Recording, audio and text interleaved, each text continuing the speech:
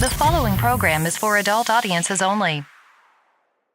Hold up, I am on my way, I'm in motion. Let's go to the ocean. Yeah, let's go outside. We can hang out on the beach without freezing. Yeah, isn't that amazing? In Christmas times, we'll be chillin' and having a good time. Doesn't matter if the snow is falling or the wind blows and the rain is pouring. It will always be Christmas in my heart. But this year I wanna hang out with my friends and family, making angels in the sand. You ready? Doesn't matter, it is Christmas in my heart. And I can promise Santa's coming to visit. No, he wouldn't miss this in Christmas times. Oh, and the sunset, it is just getting better on a blanket with the skyline painted in blue. Ooh, yeah, that's what we do. We'll be chillin' and having a good time. Doesn't matter if the snow is falling or the wind blows and the rain is pouring. It will always be Christmas in my heart. But this year I wanna hang out with my friends and family, making angels in the sand. You ready? Doesn't matter, it is Christmas in my heart. Here we go. All right. Dance, dance, now this Christmas, we're gonna dance. We're gonna dance, dance, dance, come on. Dance.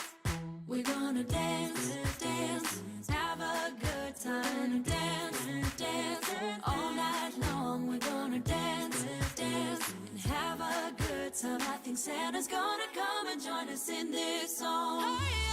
Doesn't matter if the snow is falling or the wind blows and the rain is pouring. It will always be Christmas in my heart. But this year I wanna hang out with my friends and family, making angels in the sand. You ready? Doesn't matter, it is Christmas in my heart.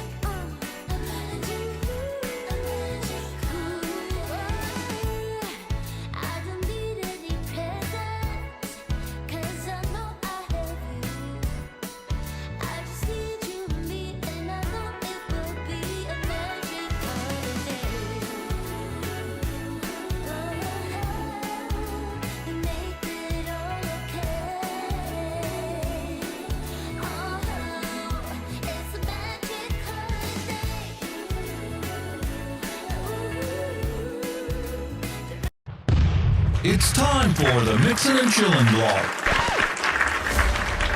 Even if they implemented some ridiculous laws, this is something that if somebody truly wants to do this, they can still do it. But it's going to take a lot of effort on the vapors' part to actually learn what it takes to make your own stuff.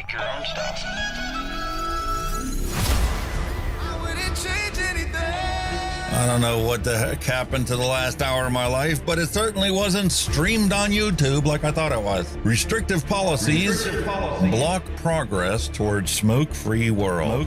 Many people incorrectly think that very little nicotine content cigarettes are less carcinogenic than current cigarettes.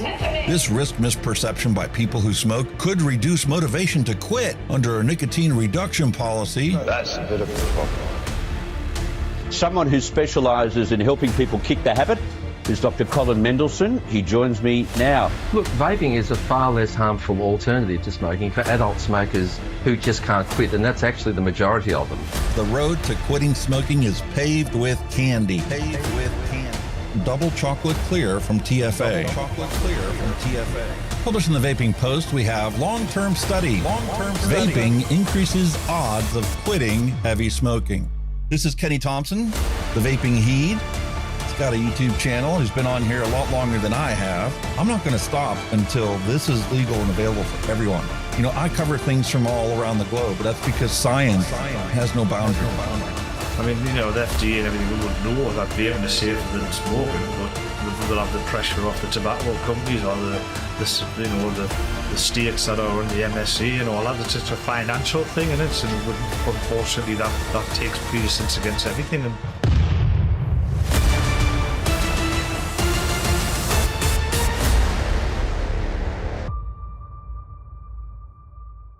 All of the things we went through. You just made my day. Just made my day. You made my day. You made my day. Grab your juice, grab your vape. It's time to get this party started. It's time for the Mixin and Chillin blog. Long-term study. vaping is safer than smoking.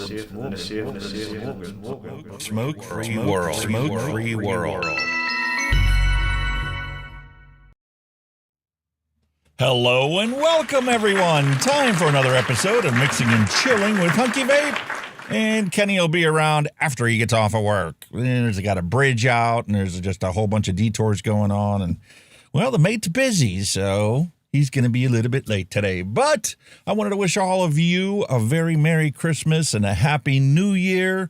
If you guys aren't going to be around for the end of the show, I'll be saying it multiple times throughout the show because this is a long, long show. I mean, people come and go. I can't expect anybody to sit here for 6 hours every single week. But anyway, hope you guys are all ready to go for the Christmas holiday. We're going to be heading out to Cleveland to spend it with my mother for the day, in the evening, in the overnight. It's kind of weird, you know. When we were young, our parents took care of us. And as we get older, well, it's our responsibility to take care of them. So, I mean, you never know when circumstances are going to call upon you to be the designated family member to take care of mom or dad, as long as they're still around. My dad passed back when I was in high school, so, I mean, it's still a hard thing to deal with, and I feel for all the people out there that have lost a family member around the holidays, and some people have a very hard time trying to celebrate the holidays because of it, because it just brings back memories that just leave you feeling sad and down, and not the way that you typically feel around the joyful holiday season like Christmas.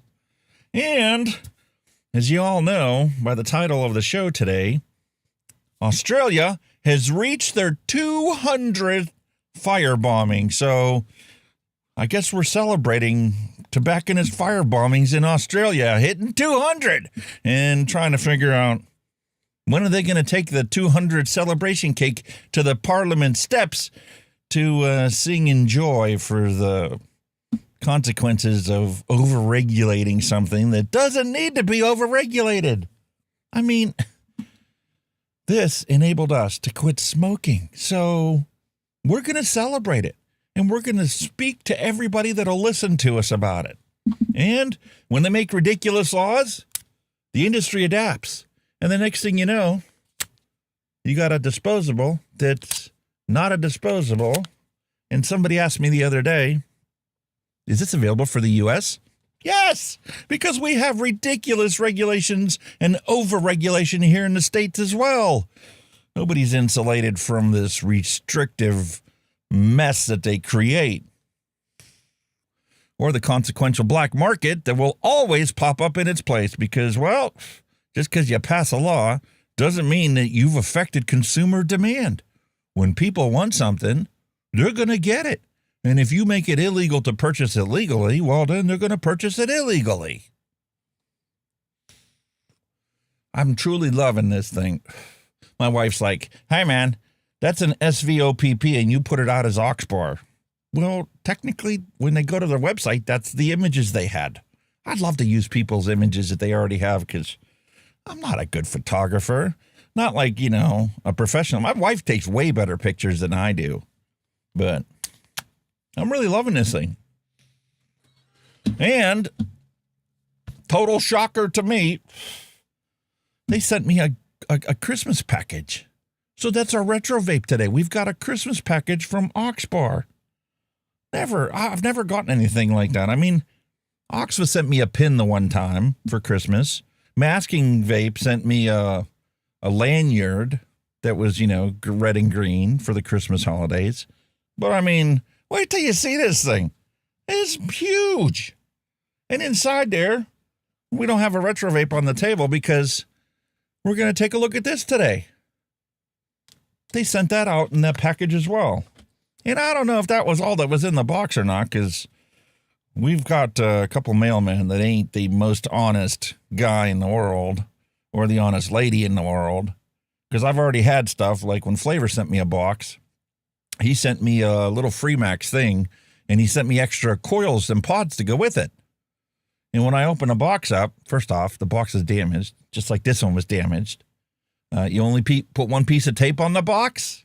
That's not very secure, and you get somebody that has less than honest scruples, they'll pop that open and see what's in there, and if there's something they can scarf, well, they'll scarf it because, well, who's to say it didn't get damaged when it was tossed into a truck somewhere and something fell out? This is the kind of sad world we live in, folks. So anyway, I am so joyous to be able to take a look at all the contents inside there today. And we're going to try out this Oxpod Elite. And I reached into my box of liquids that we purchased a while back because the wife just keeps using disposables. I've got all these pod systems and all these different tanks and rebuildables, and she just uses her disposable. She doesn't want to bother with having to carry a separate bottle of juice. Even that makes it too complicated for her. And it makes me wonder, well, why you think that most of these vape shops have 50, 60, 70, 80% of their sales are these things? People are lazy, inherently lazy. And, well, I'm just as guilty of that as too, because I'm supposed to send Kenny his Christmas package, right? And I'm still going to send it out. But I tried to put everything together, and the box I normally send it in is too small. So I got another box. And then I'm like, okay, well, I got 2 boxes I'm going to send him this year. So, I mean, that's what it's going to be. Well, I never kept up on the price of inflation. And those 2 boxes to send them to him is going to be like 200 quid. Well, that's a little excessive. So let's see if we can find a way to, cut the price of this down without having to cut out the stuff that I've already got for him to send to him. And here it turns out, a long time ago, I was doing a bunch of eBay selling. And I had a bunch of boxes, and they had a bunch of stuff that was sent to me, like UPS, Express Worldwide. And I got a bunch of these 25-kilogram boxes. They're, like, pretty big. But the whole point is it's super heavy-duty cardboard, and it's fantastic. But when I put all the stuff in there, it's like, I'm going to have to use 10 pounds of bubble padding and stuff to keep stuff from flying around.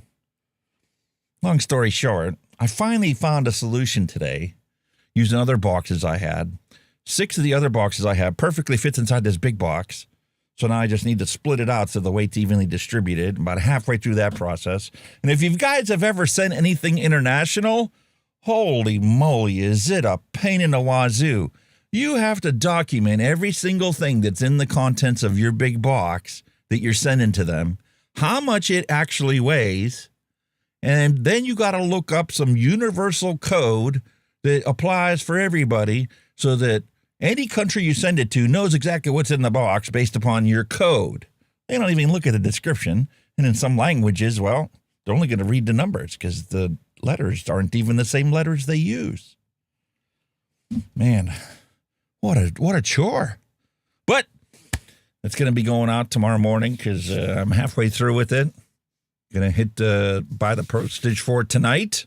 And one big massive box, because it's not two separate boxes, is only going to cost me like $130.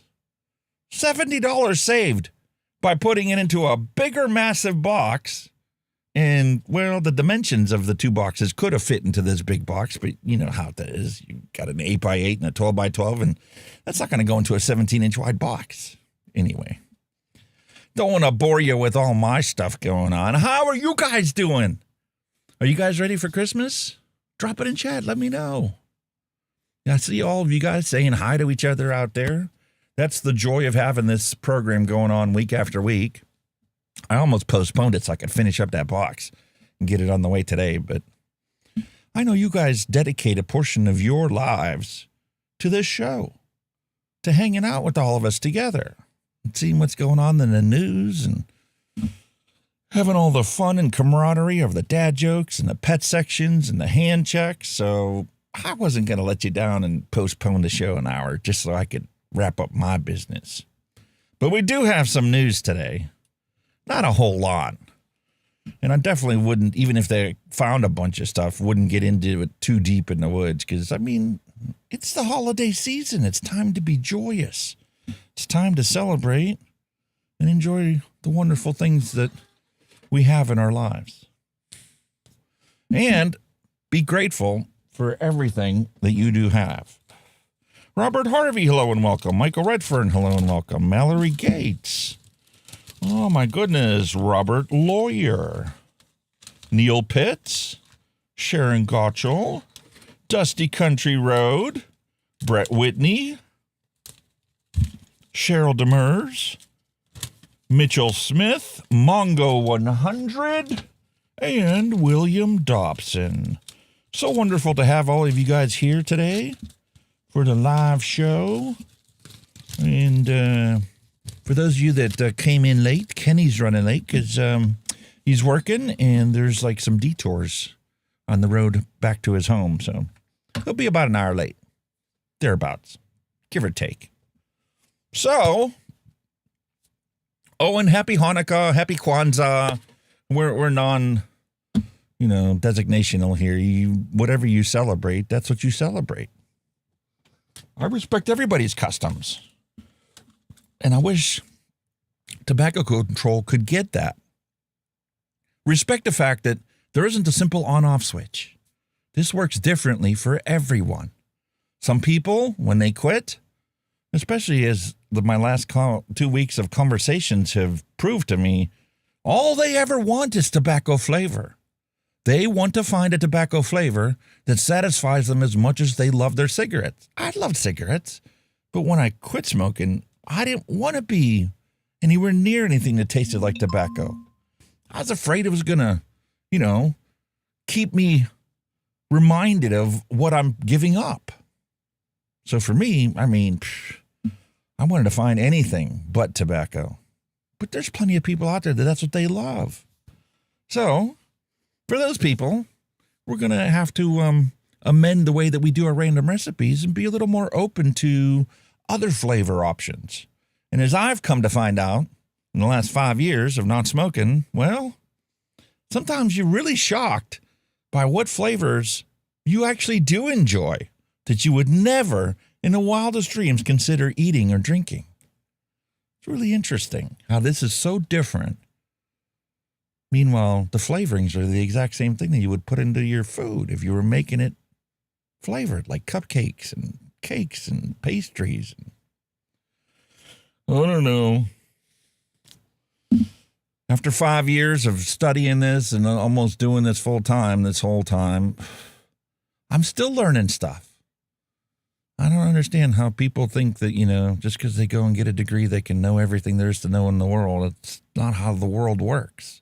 And just when you think when you know something for sure, somebody comes out and proves you wrong and changes your whole opinion of a bunch of stuff. So, with that introduction, as a segue, I think it's time for us to hit the news bumper.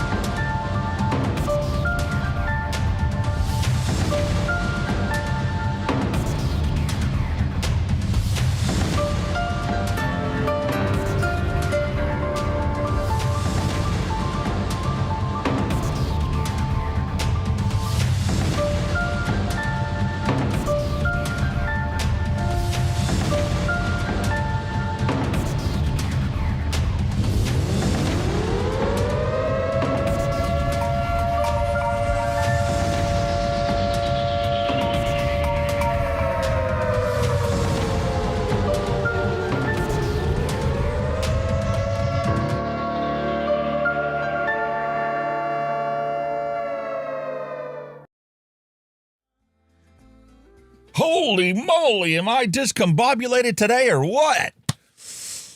I rearranged the order of the scenes, so it's just like logical. Like, you have a bumper, then you have the scene that you always go to. So why have it listed 50 scenes later?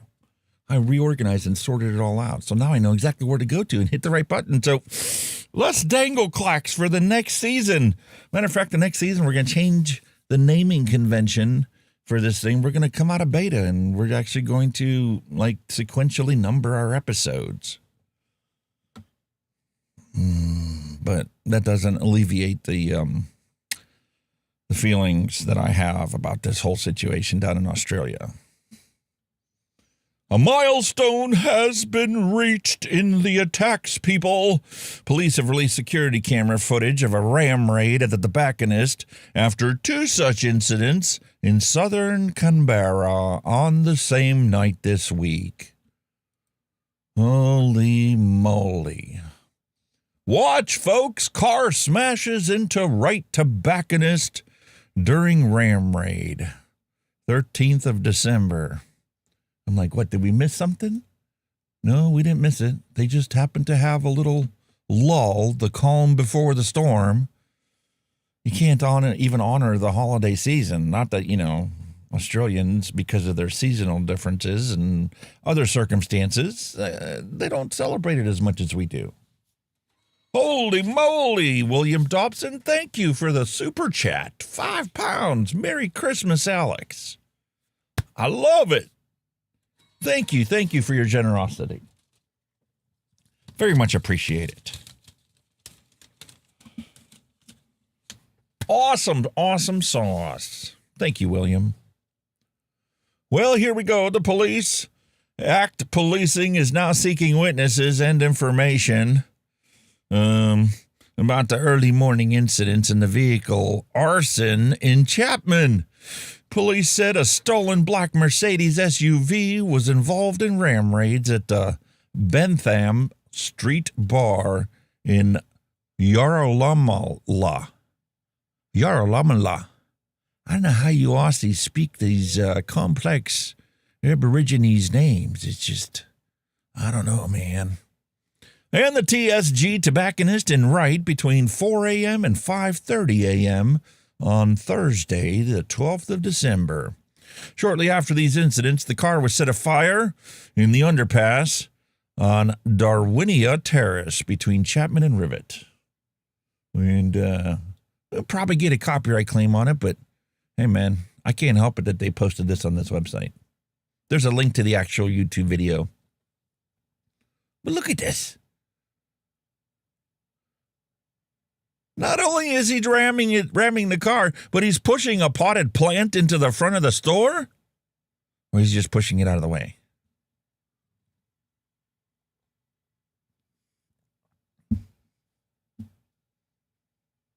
Are we playing potted plant bowling? Trying to knock it out, not front of the store out with the potted plant? Who will? Messed up the car? Who cares? I stole it. Not my fault. And this stuff isn't just limited to Australia, folks, because when these cities pass these ridiculous restrictions here in the States, the kids are doing the same thing here. Utterly atrocious. And these regulators need to be held accountable for the damage that their regulations are now causing. This stuff didn't exist before they put all these crazy laws on the books. I don't understand. Oh, my goodness. If I see the actual celebratory birthday cake on Parliament steps, I'll save it for the show. Here you go. Happy 200th firebombing, Mr. Butler. It's ironically occurred in the very city where legislative overreach has caused another rogue firebombing. Unbelievable. This is the world we live in. And there's what that car looked like after they got done with it. Wow.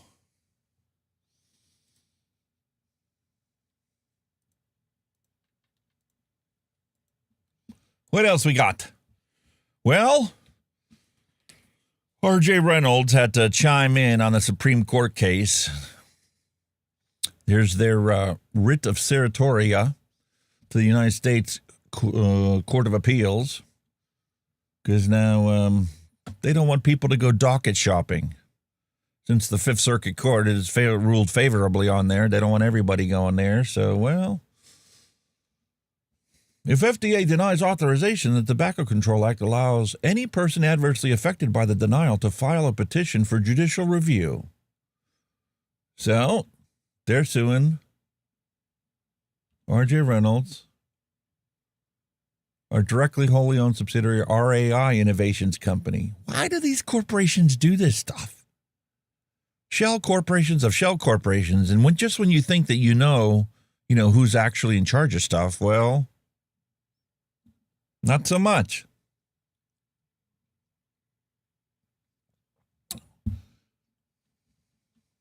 Avail Vapor. Man, I remember when Avail Vapor was massive everywhere.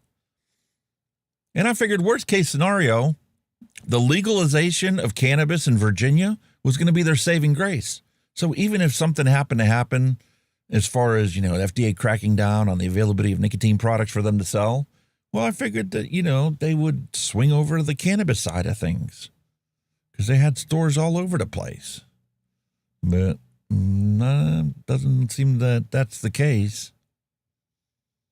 But here's what my pleasure reading is going to be over the Christmas break. This in addition to the 4 books I got sitting out there I haven't finished yet. And we'll report on this the first episode of next year.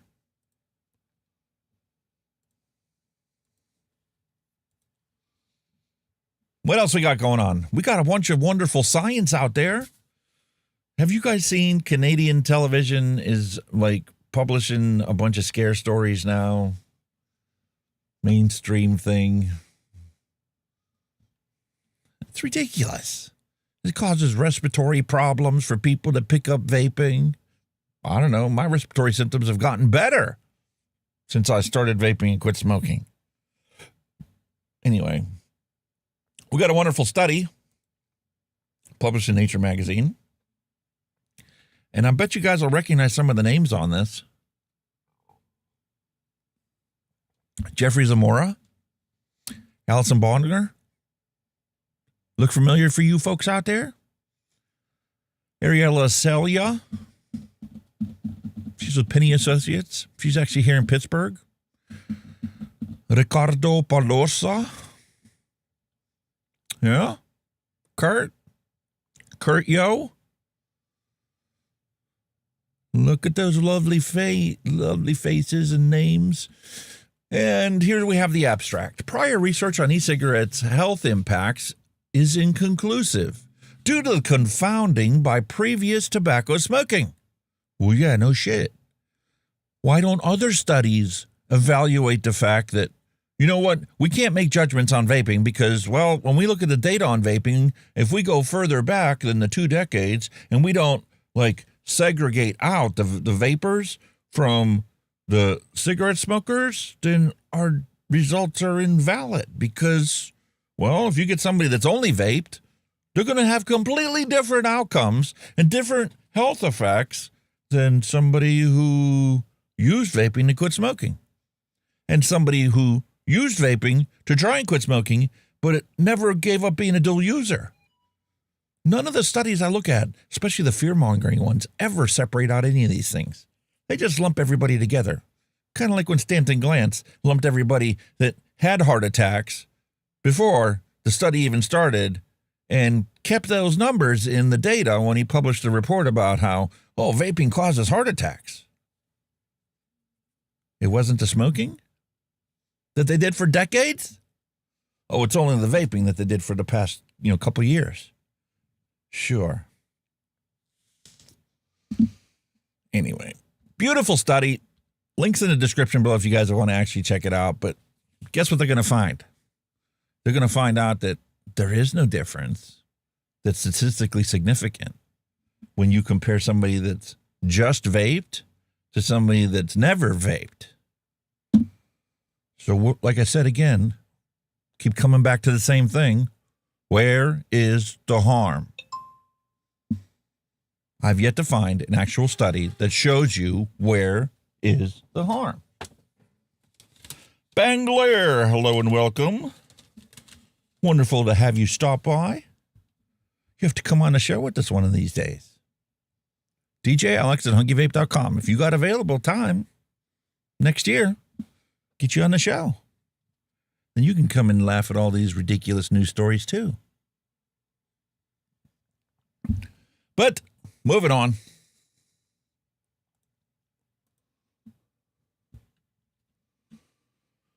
CTV News. Let's see if this one actually is linked to the original. No, it's not. And I didn't save it because it was just really irritated the heck out of me. But when you actually compare the results of people that didn't smoke and only vaped, well, they're no different than the people that never vaped and never smoked. Is this the same study? No, this isn't. This is from 2017. Health impacts of e-cigarettes, a prospective 3.5-year study of regular daily users who have never smoked. I have to add this to like an Excel sheet and keep track of all this stuff. There's so many ones I come across. I'm like, oh, that would be a nice one to cite, as a rebuttal to some of these ridiculous stories that we see. But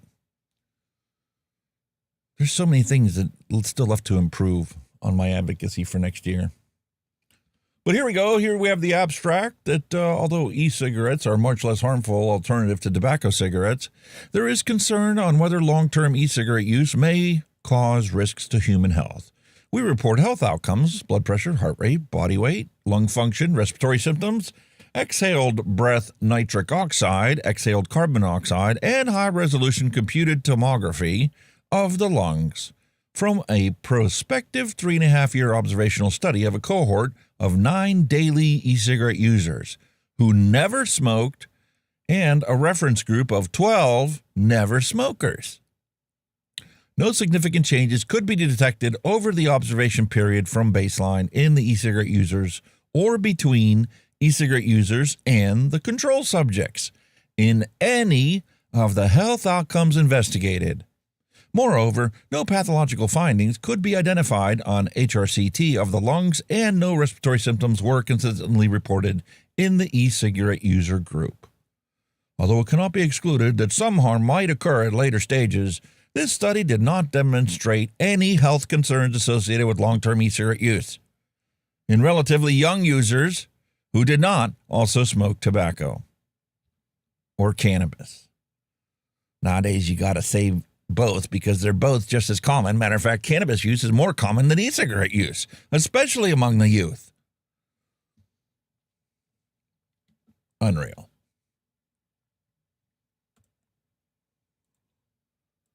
What else we got? Oh, yes, this is what tobacco control zealotry thinks that quitting smoking should be like. No, thank you. I enjoy my flavors. I enjoy my nicotine. I enjoy being able to self-titrate the nicotine to the cravings I have that vary throughout the course of the day and from day to day throughout the course of the week. It's not going to be a one-size-fits-all solution. You all need to give up this ridiculous zealotry, accept reality, and we're here. We're going to keep telling you we're not going away. I'd be willing to bet there's a good number of us that are going to outlive all these tobacco zealots.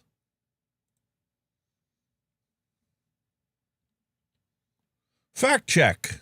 True, in 2022, 14.1% of teens vaped at least one time in the past 30 days. 1 in 4 of those vape daily, aka 3.5%. But see, folks, it's 2024 now, and they keep quoting data that's 3, 5, 10 years old.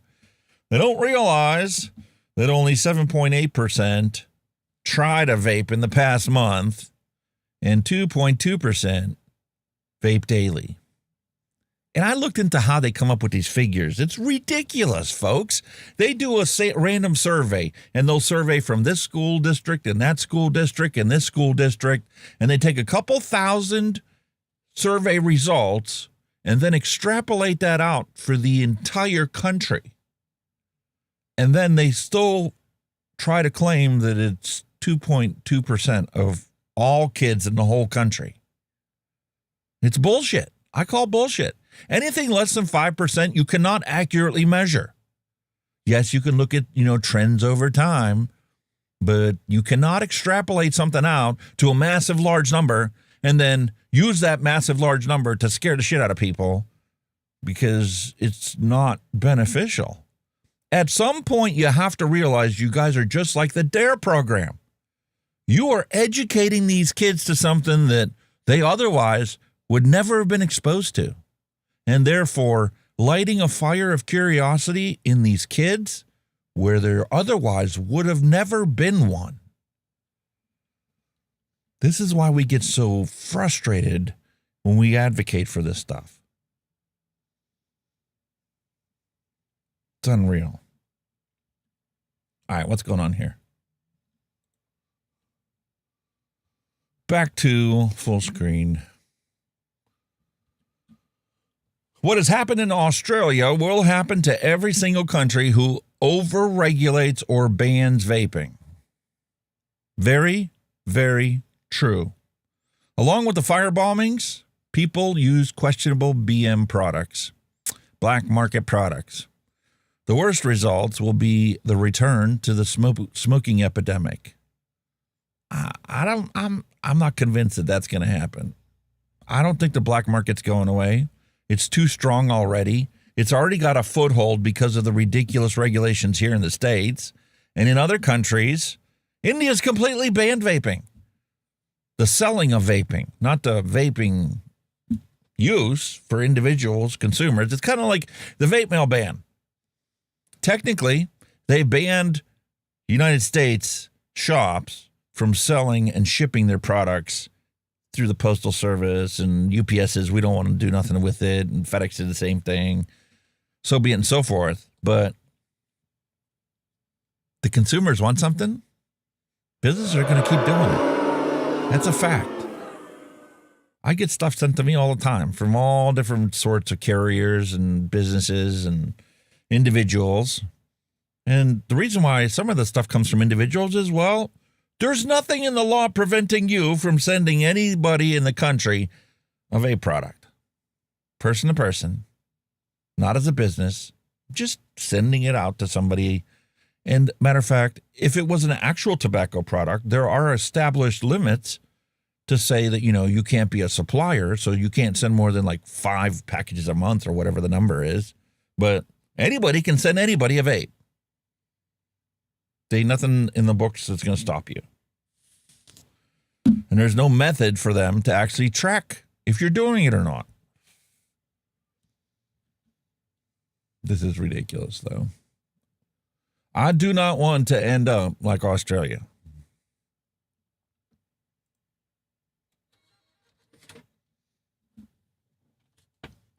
Michelle Elliott, hello and welcome. In the moral panic over vaping, we forget that cigarettes kill. Bans and taxes on the most popular and effective aid for giving up smoking could lead to a major health crisis. Yeah, it could. If you disregard the fact that the black market ain't going anywhere. We got way more serious problems in this country and in every country around the globe to worry about than whether or not somebody's buying and selling vapes. Let's be realistic. Can we put things into perspective? Anyway, imagine we'd found a way to get millions of people to switch from alcohol, which is this country kills 10,000 people a year, to another kind of substance. Still addictive, still not risk-free, but when compared with the booze, pretty harmless. Coffee, let's say. The public health miracle is hailed. Liver units are empty. Heart surgeons spend more time on the golf course, and costly government prevention programs close. Aww. Millions chink into NHS coffers.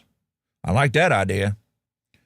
But now imagine a hitch. Imagine, amid all of this, a coffee fad has taken hold of schools. Every chance they get, these kids are slipping off to sip on a latte in a range of disgustingly sweet flavors. And parents worry. Caffeine is bad for the developing brain. And then some evidence emerges that a couple of chemicals produced in the roasting process are possibly carcinogens.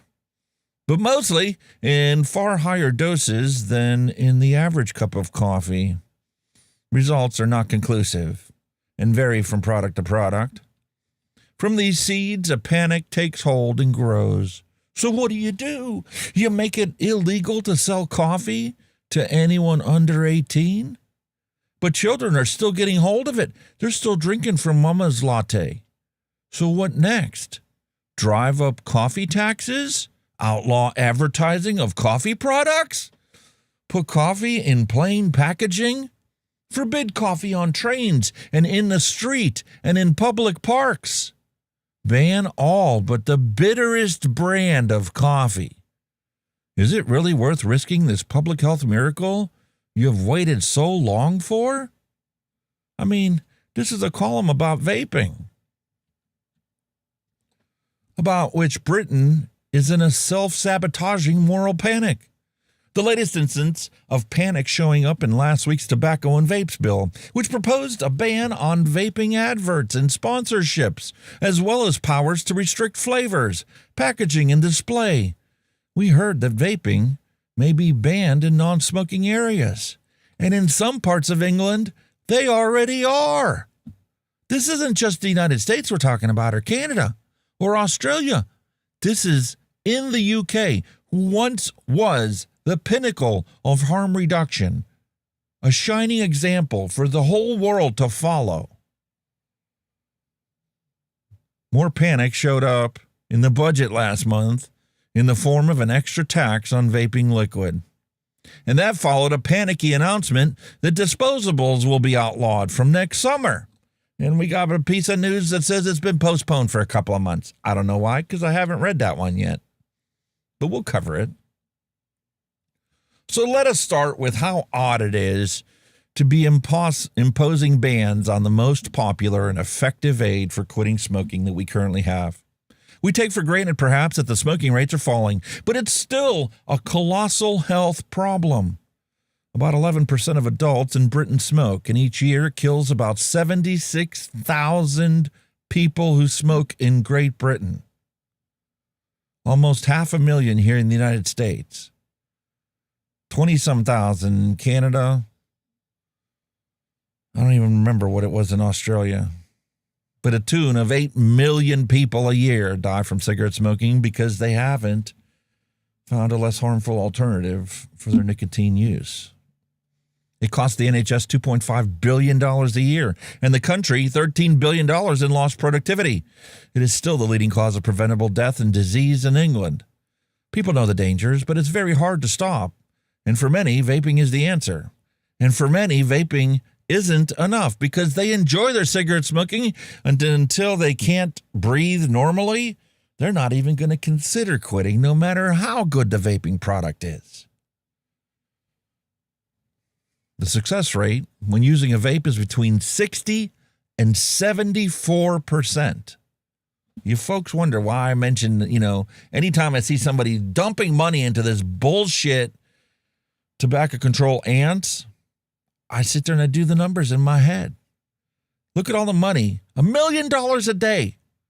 $1 million a day FDA CTP spends to misinform the public about the harms of vaping, right?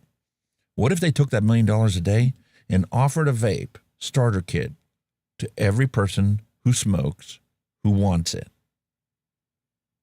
Just think about it. How many lives would be saved? And how quickly would cigarette combustion fall into the relics of the hobbyist, where you don't even really track it or measure it? Because some people enjoy doing weird stuff, no matter what society calls it. When we were growing up, there was glue sniffers. There was a rash of it in England. There was a rash of it here in the States. And now when I go to the hobby store to buy a model, I need to verify that I'm of age to buy the glue to put the model together because of kids that were glue sniffing. Our entire lives, we've been subject to this ridiculous zealotry. And what good has it ever done? In short, vapes have achieved what decades of government initiatives struggled to do. They are getting us to give up the cigarettes. But now this marvel is at risk. Worries about e-cigarettes have infected government departments and the population at large, and smokers are viewing them with suspicion. There are so many people that I talk to about vaping, and they go, you know what? Nah, I can't believe you. Why not? Well, I mean, just look at all the different places where they're telling me it's bad. You get told on the news. You get these big things from World Health Organization. I mean, you can't be wrong about the World Health Organization. Can't be wrong about it. That's the whole idea of a World Health Organization, which, by the way, if you guys happen to watch Vaping with Vic's What's Up, apparently Mr. Farage is starting up an alternative to the World Health Organization. And we'll take a look at that later on when we get to the end of the news. Because people cannot just believe something, no matter how many scientific studies you put in their face or whatever, and they're like, those were probably paid for by big tobacco. What about my personal firsthand experience? After 5 years of not smoking a cigarette, do you hear me coughing and hacking? You know? Am I short-winded when I go up a flight of stairs? Anyway, link is going to be in the description if you want to check this out. Matter of fact, I can even drop it in the chat, because it's definitely worth reading the whole thing. I read a lot more than I originally planned on doing, but so be it. And last day of vaping in the Maldives, depending on how you pronounce it. They're forcing us back to the habit of cigarettes just because the relevant authorities cannot perform their job properly. This is atrocious. Little by little, day after day, one country falls.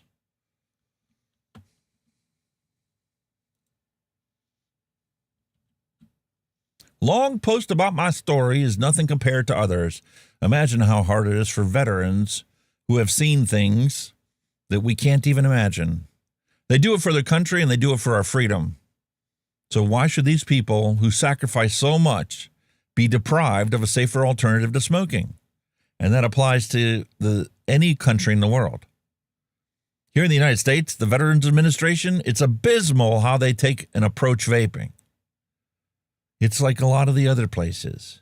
If you're lucky and find somebody that's up with the current data and scientific evidence, and if you find somebody who's got an open mind, well, they'll acknowledge that this is a less harmful option, and if all the other shit didn't work, then you should do this instead, because this is always going to end up being better than continuing to smoke cigarettes. But they don't even recommend it.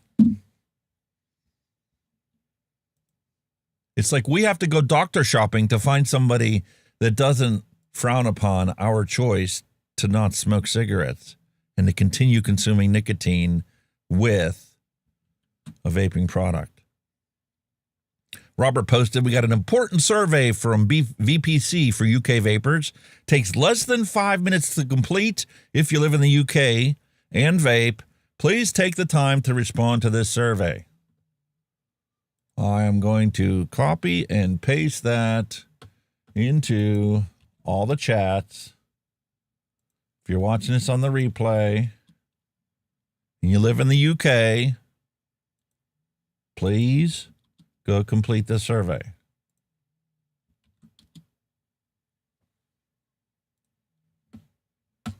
Only takes a couple minutes, and the information is valuable to the advocacy groups and the organizations that sit there and have to fight for our right to have access to these products.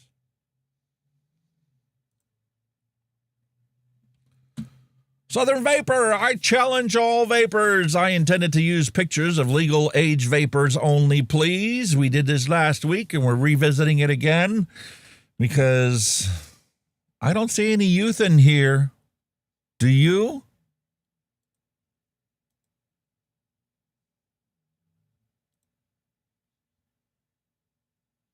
There's James R.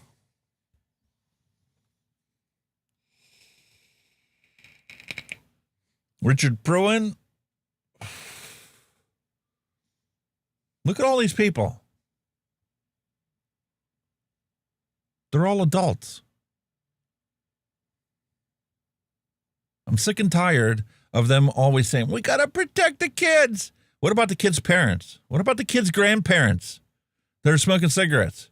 What about the fact that kids who live in a home with a smoker are 76% more likely to smoke themselves at some point in time in their lives, no matter what kind of fear-mongering propaganda you tell them? Because it's a learned behavior. People use nicotine to cope with the situations they have in their life.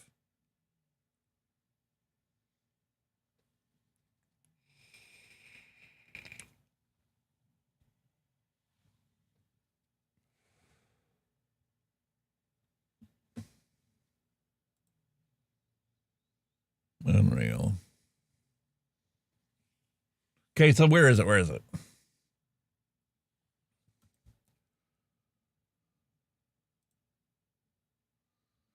How does a vapor not feel anger, sadness, and lack of worth when your government and public health don't care about you? My father died from a heart attack when I was 12. Mom had to work more to put food on the table. I started smoking at 14, and I went into my rebellious years. By my mid-20s, I was smoking daily. By the time I got to 40, I was a 30-plus, 16-milligram-a-day smoker. I tried everything to quit. I knew they'd kill me eventually. Nothing worked for me. The head shakers say, well, you're weak. You can't. You didn't want to quit. You didn't want enough. Well, that's not true. My personality, my DNA, whatever it is, I enjoyed smoking. Like many other smokers out there, I watched and cared for my mom for 5 years as she fought 3 smoking-caused cancers before one killed her. I still miss my mom now more than ever because the government is making me feel like my life is not worth saving. Finally at 50, I found vaping. I had smoked approximately 260,000 cigarettes, and since I started vaping, I smoke 0. Why is my life, your life, not important to our government, to our health officials? Many of us, for whatever reason, want or need nicotine. Why should we be ignored and not worth listening to? My only sibling disavowed me because I vape. Do you guys realize how pathetic it is that the government has molested people's opinion of vaping so badly that somebody would disavow their sibling because they chose to not die from cigarette smoking? I don't understand why our governments don't care. I know, money, big tobacco, etc., whatever. But that is little comfort to the millions of us with similar stories. We just want to live. And we want the freedom to choose what we put inside of our bodies. It's that simple. And they should have no business telling us what to do with ourselves. I think everybody here today watching this feels exactly the same way.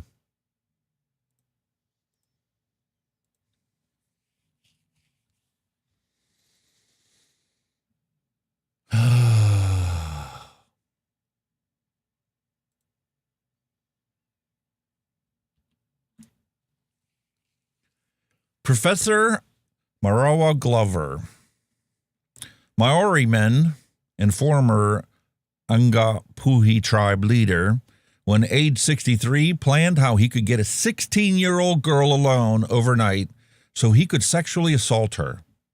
This was in January 2017. Initially, got name suppression.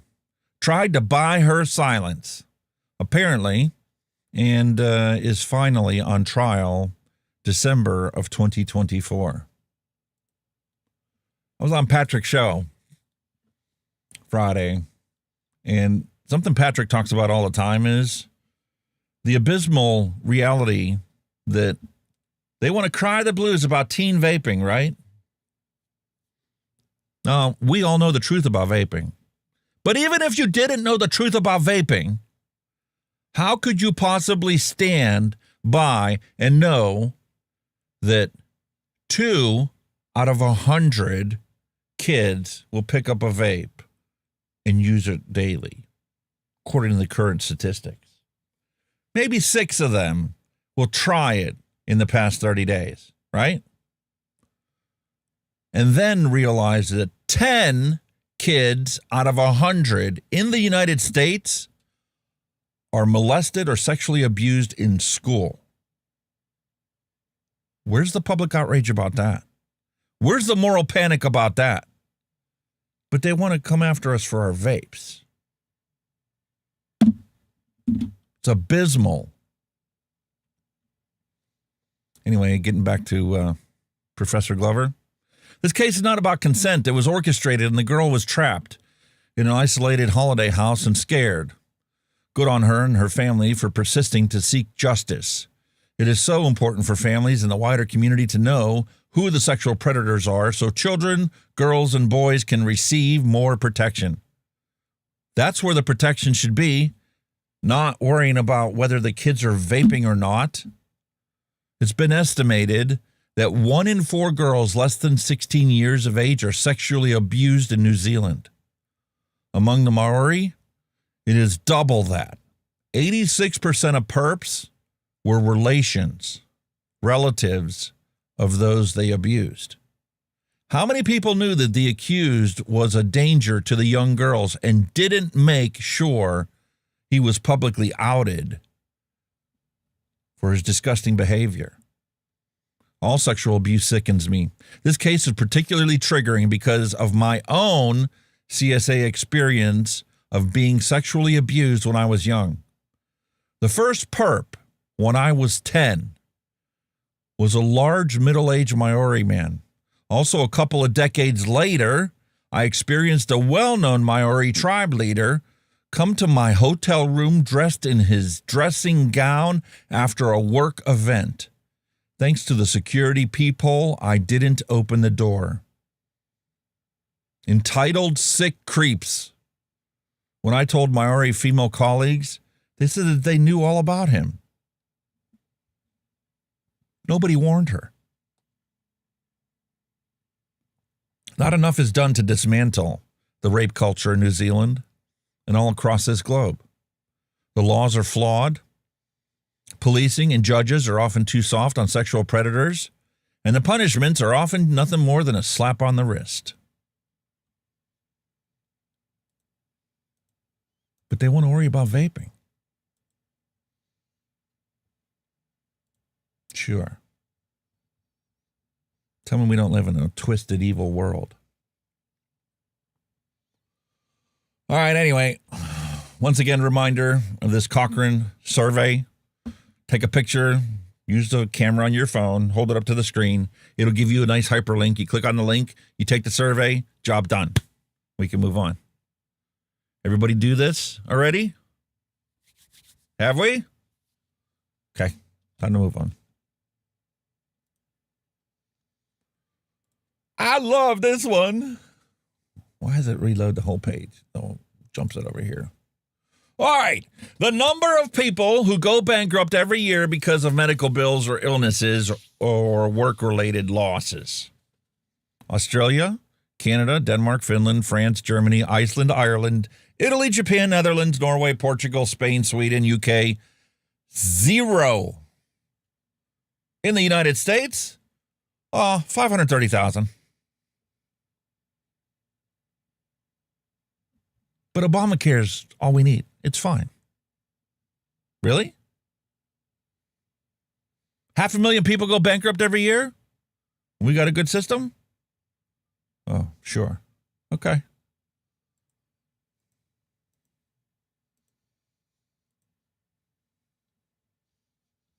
If we don't fight for the disadvantaged, who's going to do it? Who's going to stand up and call out the outrage that needs to be there? Just to be clear, folks, nicotine vaping has a 63% success rate compared to self-help, which is around 9 to 12%. Counseling by itself is 13 to 17%. Nicotine replacement therapy is 19 to 26%, which I call bullshit on. Short term, maybe. Bupropion, a.k.a. Zyban, 24%. Bullshit. That's short-term success.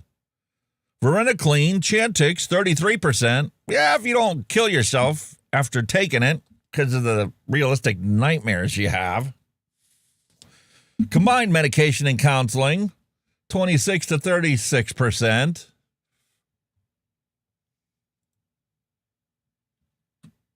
But sure, let's ban the most successful way to quit smoking. Because that doesn't make a bit of fucking sense.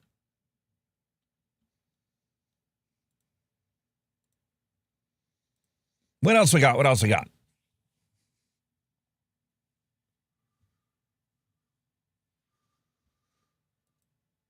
How vaping flavors are revolutionizing harm reduction. We have the Vaping IT. Kevin decided to publish an article. I'm sorry, I can't commit that much money to Twitter every single month.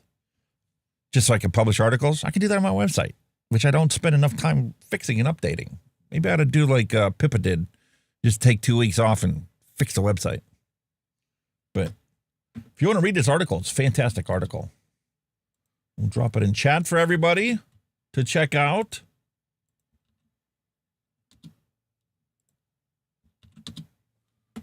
Because we're going to move on to other news. Actual news, which I should have done first. Supreme Court vaping case is about the regulatory process. Some people still don't get this. This whole Supreme Court case isn't about whether vaping is better than smoking or how many people can be saved or how many teens are at risk.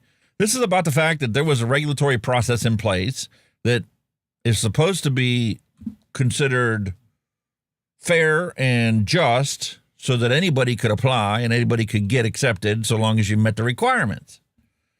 And the fact of the matter is, and this is what people don't understand, when you go back and rewatch this thing, You look at what questions the judges are asking, and a lot of people are interpreting that as, well, we really didn't, do a good job arguing this case. But if you pay attention to what the judges ask, they know for a fact that the regulatory process was not adhered to. They're struggling with what is the remedy that's going to be appropriate because the FDA did not follow their own regulatory process that they themselves implemented. Grumpy old soldiers, hello and welcome. So that's what this decision is going to be about. And you have to factor in that when the Supreme Court listens to a case, it isn't just about that case and the facts of that case. They are trying to lay out a judgment that other courts, district courts, can follow when they're confronted by similar situations. And it doesn't have to be the FDA. It just needs to be some guy that was trying to do a business and the government overreach and changing the regulations along the pathway to acceptance. And this is going to be used in law schools to teach people what is the proper way for regulatory authority to control economic activity and regulate the safety of products in the long term. But here's a wonderful summary of the whole court case if you guys are interested in checking it out. It's linked in the description below. Not going to go into it because I think you guys need to realize that Kentucky has passed a new law. I think there's like 20 states that have done this year. And people are going to be shocked by it. But it essentially forces vape shops to only sell authorized products. So if it's not in the FDA's database as an authorized product because we have their PMTA application and are still working our way through it, or we denied them, they sued us, and they're still allowed to keep selling because the court decided FDA didn't bother to actually do appropriate job regulating these products and look at the entirety of the person's application for their product. If it's not in that database, it is going to become illegal for sale in Kentucky vape shops. Who's going to police it? Who's going to enforce it? Is the black market going to go like ballistic in Kentucky? Probably. And there probably isn't going to be enough people to actually like chase it down because they're going to go after the vape shops and they're going to close the vape shops. Where are you actually going to be able to talk to somebody who's used this to quit smoking themselves? But they're not going to realize when they stop for their coffee and donuts that Habib is selling disposables on his counter. They're going to bust him for the little 7-Eleven that's selling vapes? Who's going to bother to go to all these stores throughout the whole state? Or are they just going to go after a bigger name vape shop and make an example out of them? Experience reliable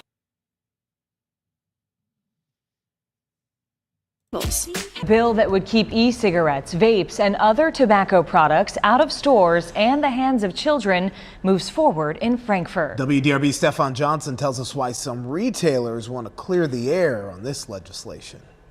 House Bill 11 targets e-cigarettes and vape products that do not have authorization from the FDA. But as you're about to hear, some retailers say lawmakers are blowing smoke in the wrong direction. These vapes are really not even supposed to be offered for sale per the FDA. Thursday afternoon, House Bill 11 took center stage at a committee hearing in Frankfurt. I'm an electronic retailer, wholesaler, and distributor in the U.S. We as a state have an obligation to offer some public protection to our citizens. Republican State Representative Rebecca Raymer co-sponsored the bill. Now, what you're going to hear from the people that are in opposition of this bill is that it's going to take everything off the shelf. That is just simply not true. There's other states that have used the same definitions that we are using. House Bill 11 limits the sale of products How do they know? to those authorized by.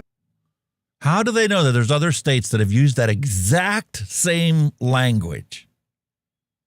Think about that for a moment. How would they know that there's other states that are using the exact same language? Where did they get this language from? There's a coordinated effort going on in the background. Puppets pulling the strings. It is quite obvious when its verbiage is identical. Could it possibly be the R.J. Reynolds that we talked about earlier in the beginning of the show? And their lawyers looking out for their shareholders instead of looking out for people's lives? The FDA and would punish retailers who sell unauthorized products or to anyone under 21 years old. It will ban about 98% of my products as well. Troy LeBlanc is a local retailer and distributor and says the bill would devastate Kentucky vape dealers. Over 450 companies. LeBlanc and other retailers say the bill would also create a monopoly. Because all it's going to do is going to make sure that Altria is the main seller in every convenience store in the entire city, which is Juul. Retailers want lawmakers to change the bill to put the products in 21 and older stores and to even increase the fines. We do not want children smoking. We've even suggested that the fines that they have, $1,000 for the first occurrence, be raised to $5,000 because we want people who are selling to minors punished. Passes with 14 yes votes, 1 no, and 3 passes. After hearing from both sides, the committee voted to move the bill forward. I'm saddened that it passed committee. However, I look forward to working with legislatures to come up with a fix that is agreeable and also effective on fighting youth vaping. The bill now goes to the full House, and if it passes there, it's on to the Senate. With photojournalist Jonathan McEmber, I'm Stefan Johnson, WDRB News. It's a load of shit. This is what they're worrying about. 10 out of 100 kids in the United States schools are molested. But we're going to worry about, the 2 kids out of 100 that want to pick up a vape every single day and want to get access to these things. Right? That's what we're worried about. What a joke. Well, too little, too late. Kentucky law limiting vape sales takes effect New Year's Day. There's our obligatory commercial. Kentucky vape sellers are bracing for the introduction to a new law. House Bill 11 was passed earlier this year, and it makes a large number of products illegal to sell. Brady Williams joins us live after talking with soon-to-be affected and I'm sure nervous business owners. Yeah, I'll tell you what though, Rob, we called around 20 different businesses trying to set this story up, and a lot of them had no idea what I was talking about, and that's what the folks who do know about this kind of are worried about at this point. They're folks who are in favor of this bill, and they say that it's going to protect the people of Kentucky, particularly children. Those who are opposed worry that they may end up following this law, while those who don't comply end up profiting. Huge waste of time, and all it's going to do is hurt the legitimate businesses who are doing things right. Jay Armstrong with Dripwell Vapor says he has a reason for his strong stance against Kentucky House Bill 11. The black market is going to be very real, and people are going to go where they can get what they want. When the bill, now an act, takes effect on January 1st, it'll ban all disposable vaping devices and create a registry of allowable vaping products. But basically it'll be a list for state inspectors to be able to say this product is okay and this one isn't. Proponents of the new law say that it's going to protect kids. Ben Chandler with the Foundation for a Healthier Kentucky says the bill didn't go far enough. Well, it's a start. It's a small step in the right direction, but it's got lots of holes in it that need to be closed. His big problem is that he and many health experts believe that flavored vapes cause kids to use nicotine. He'd like to see flavored vapes banned entirely. Certainly across Kentucky, our vaping numbers, youth vaping numbers, are much higher than the national average, but it's a national epidemic. And something needs to be done. Armstrong says he doesn't sell to minors. That's illegal. He also says his non-disposable products are highly curated. We're not going to lose a lot. We're pretty picky about what we'll put on the shelf, right? So everything is on the up and up as it is now. His business will take... Is it really? Have you looked at the FDA's list of authorized products? How many of those are for sale in your shop, and what percentage of your sales are the products that are authorized? Yeah, he's full of shit and he doesn't even know it. That's the best part. A hit when they have to get rid of disposable products. I'd say the disposables now is probably about 50%. Armstrong says business only takes a hit if they comply with the law. He believes a business like his that goes out of its way to do the right thing will lose that business while others don't. The stores that are already breaking the law and selling to underage people are still going to continue breaking the law and selling disposables. He says they basically never have anyone check their store to see if they're following regulations. Chandler also mentioned that there's very little enforcement, stating that they want to see this bill have more, quote, teeth. Essentially, as long as the harmful product is being sold less and being kept away from kids, he says that's a positive change. It ought to be self-explanatory, frankly. I don't understand why in this country people ought to be allowed to sell products that they know target young people and No, it doesn't target young people. If it's against the fucking law for somebody that's younger than 21 from purchasing or accessing or using these products, why aren't you going after the people that are breaking the law? Why are you going after shops and businesses that are doing as much as they possibly can to keep it out of the kids' hands? He refuses to answer that fucking question. Hey, matey. At last. What a faculty fook. Grumpy old soldier, hello and welcome. Kari Vahamaki, hello and welcome. Had the same old shit with Firefox, mate. No camera, this not working, that not working. Yeah, I had the same issue myself. You know what you've got to do? You've got to literally go into permissions, disallow them all again, and then start again, and then start allowing them again. What a feck on. I know I'm getting zapped. I'm still in my work clothes. I've literally just run in and sat down. Merry Christmas, Dusty Country Road says to you. Merry Christmas. Sean Lynch, hello and welcome. Raw Chuck, hello and welcome.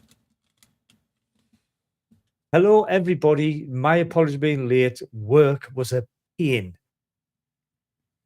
And I don't know if anybody who in the UK knows my area, but they've shut a major bridge into the city centre of Newcastle because the concrete is crumbling. It's got what they call a concrete cancer. Basically, it's just crumbling away, and all the reinforcement rods inside it are rusting away. So it's closed indefinitely. So it's just causing traffic chaos. Well, bedlam, whatever you want to call it. So I do apologize, but just stuck in the shit. You're here. That's all. But that I'm counts. here. But I'm here. And you come for the best part. Kentucky is going to wake up for a rude awakening New Year's Day when all of the vape products that are on vape shop shelves are technically illegal. No longer authorized. And now the state has a law on the books that says if it's not on FDA's authorized list, you're breaking the law for selling it, and we're going to fine you. Oh, shit. How do I sound? I thought my mic was turned down there. Am I nice now? Am I nice volume? I must have thought it was quiet. No, you were good. Don't forget that Ninja automatically boosts you up. Yeah, I've just, well, I was low, like, so I've just punched it back a bit. There you go. There you go. No, I'd like to, like, just correct you on that one. When it says I'm here for the best bit. The best bit is that I'm here. That's the best bit. I'm here. I was explaining to the folks about your Christmas package and the dilemma I had trying to find a box to send it in. Have you checked yours out yet, by the way? We're going to get to that today. That's the second vape Christmas package I got. I also got one from Oxbar. Oh, very nice. I am shocked, mate.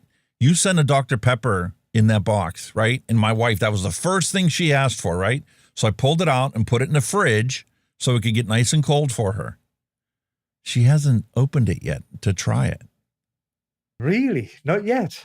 Well, she's been battling some colder flu that's going around and whatnot. So she's had some days where she wasn't feeling the best. And she's like, listen, I want to be able to savor it.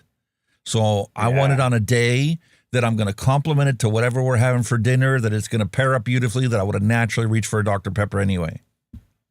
Yes, man. Yeah. I know it was a bit bright there, a bit shiny. So listen to the schmuck. Are you ready? Come on, then let's get it. I'm sure she will. You're going to make us angry. Are you going to piss us off? Like, is that what it is? The law and selling to underage people are still going to continue breaking the law and selling disposables. He says they basically never have anyone check their store to see if they're following regulations.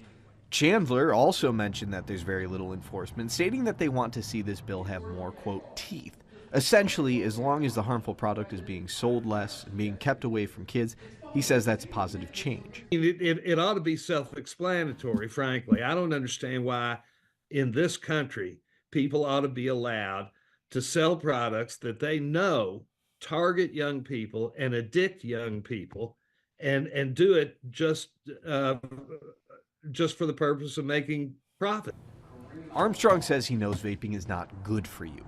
He points out that research shows, however, that vaping is less harmful than cigarettes. We are not in the business of creating new nicotine addicts. The people that come into this store are people who are cigarette smokers, who have made that fatal choice, the choice that kills 50% of the people that start, to come in for a reduced harm option. So we're not going to know how exactly this will look until that law does take effect. Again, that will be January 1st. Live in Fort Wright with photojournalist Jared Darwish, Brady Williams, Fox 19 Now. Tonight's good news. Experience reliable. How come none of the news people ever talk about the fact that cigarette smoking will kill half of those people who choose to do it? Yep.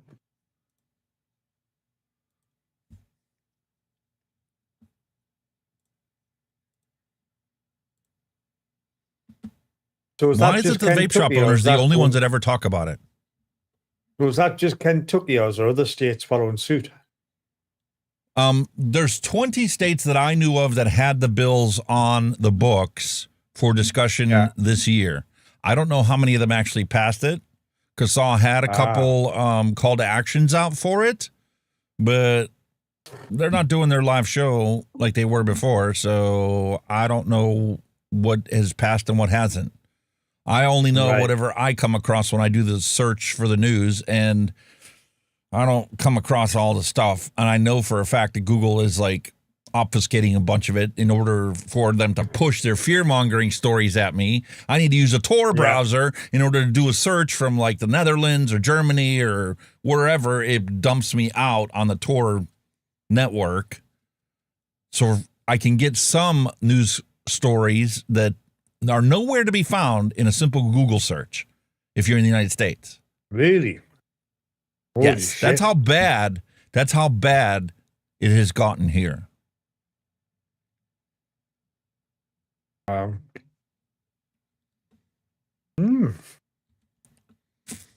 So you're going to love this one. Remember last week we talked about, or was it the week before, we talked about how there was this operation that they were going around and checking all these vape shops, and a bunch of them got busted for selling cannabis, right? Oh, yes, you did. Yes, yes. The owner of the 53 Mini Mart and Tobacco at 3458 Berghaw Highway in Jacksonville is part of a lawsuit filed against the Onslow County Sheriff and 2 officers following an April crackdown on the sale of products in the county. The Onslow County Sheriff, Chris Thomas, and 2 of his deputies are being sued by a couple of the business owners and local residents who claim that their rights were violated by actions taken during Operation Vapor Trail in April. Operation Vapor Trail was a multi-agency investigation that focused on the illicit trade of controlled substances, including vaping paraphernalia and tobacco products emanating from local vape shops, specifically the impact of them on local children who aren't allowed in the fucking shops anyway because it's against the law for anybody to sell to them. In total, 71 stores were raided on April 3rd as part of this effort, leading to the arrest of 17 people, including the operator of a warehouse in New Hanover County, where many products were seized, including a large amount of marijuana. The city of Jacksonville has also been working to protect children from the businesses and products during the past year. Okay. Wow.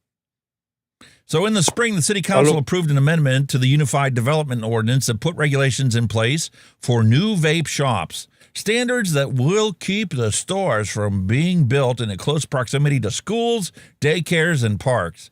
But now, 8 months after the April 3rd raids, 2 Yemeni store owners and 2 corporations that previously sold hemp at their stores have joined forces to file a lawsuit against Thomas, OCSO, Lieutenant J. Floyd, and Sergeant Rumen Jimenez. In the email to Daily News, Abraham Rupert Schewel, a civil rights attorney with the Tim Fulton Walker and Owen law firm in Durham, said that the large amount of eastern North Carolina hemp stores are Yemeni-owned. The lawsuit plaintiffs include Oslo County resident Muammar Salan, Onslow County resident Tariq Asaladeh, Hubert Tobacco, located on Hubert Boulevard and 53 Mini Mart, and Tobacco on Burgaw Highway in Jacksonville. They're basically claiming that the only reason they got busted is because they're of Yemen origin. They're saying this is a racial profiled assault on their hard-earned work to sell less harmful products to people that choose to consume them. It was a matter of time before the racist card come in, like, innit? We get loads of it over here, mate, honestly. The racist card gets thrown in. They're literally using a gas chromatograph, burning the hemp, and turning the hemp into its constituent components where they end up finding THC, which is illegal in their state. Oh, my God almighty. So now, vape shop owners that choose to sell hemp because the Farm Bill legalized it now need to buy a gas chromatograph and test their products before they sell them, or they may end up being arrested by the sheriff. Get the fuck out of here. Hang on, just before I sell this product, I need to test it. Oh, shit, you can't have that one. Hemp is not a controlled substance in North Carolina, and products that contain at or below 0.3% Delta-9 THC may be lawfully bought and sold without restriction. Each product was also individually labeled and identified as being legally compliant. But because these guys are using high-tech testing equipment, they come to find out, oh, the labeling on the package was wrong. And we're going after the vape shop owners, not the manufacturers. Unbelievable. Holy moly carrioli.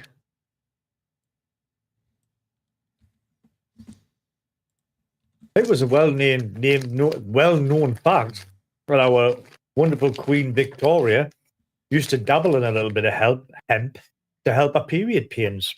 There you go. If it's good enough for royalty, what can I say? All drugs should be legalized as far as I'm concerned. Yeah. Legalize, reasonable regulations in place, and you should have a safe consumption site for anything that might kill you. Job done. Tree is a health condition. Move on. Al Ben, hello and welcome. Oh, Al. Can you tell I was on Patrick's show on Friday night? Doors to restrooms removed at Bourne High School due to increase in vaping incidents. All restroom stall doors are still in place. That's just But the door to the restroom itself has now been removed, and we've placed a nice, beautiful security camera right outside the door looking into the bathroom. Holy shit. And a video of me having a dump, like. To protect the 2 out of 100 kids that are going to be caught with a vape. Because they do it every day. Wow. Wow. Meanwhile, we have no problem fueling the child molesters that molest 10 out of 100 kids in American schools every fucking day, all year long. Hi, Sherelle. Hello, Sherelle. Wow.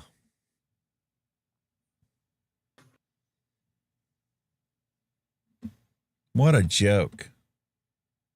That's my daughter, by the way, mate. Oh, yeah? I wonder if she's going to like the Fruit Loops that's going in your box. No, not the daughter of me ex, I should say. Is this the one that loves the Reese's candy bars? Probably does, but not the ones that she's not one of the ones that live with us. She's living with her boyfriend, just in her 20s now, so Well, bless her All for grown picking a up, vape sir. instead of cigarette smoking. So, 6-month Springboro extends 6-month ban on vaping businesses for a second time. What? Holy man. Why? Are you banning cigarette Second. sales? No, but you're banning vaping sales. This almost makes sense. Springboro has extended a 6-month temporary ban on vaping businesses for the second time this year. A 270-day moratorium was initially approved in September 2023 before being renewed in June, according to city records. And here we are in December, just now finding out about it. Wow. You believe this shit? It's moved to June 2025. Holy moly. Meanwhile, down in Australia, nobody predicted this, mate. Nobody. Big Tobacco and Chemist Warehouse are battling to gain market share in Australia's pharmacy vape market. Huh? What? According to Australia, there isn't a vape market because they banned them.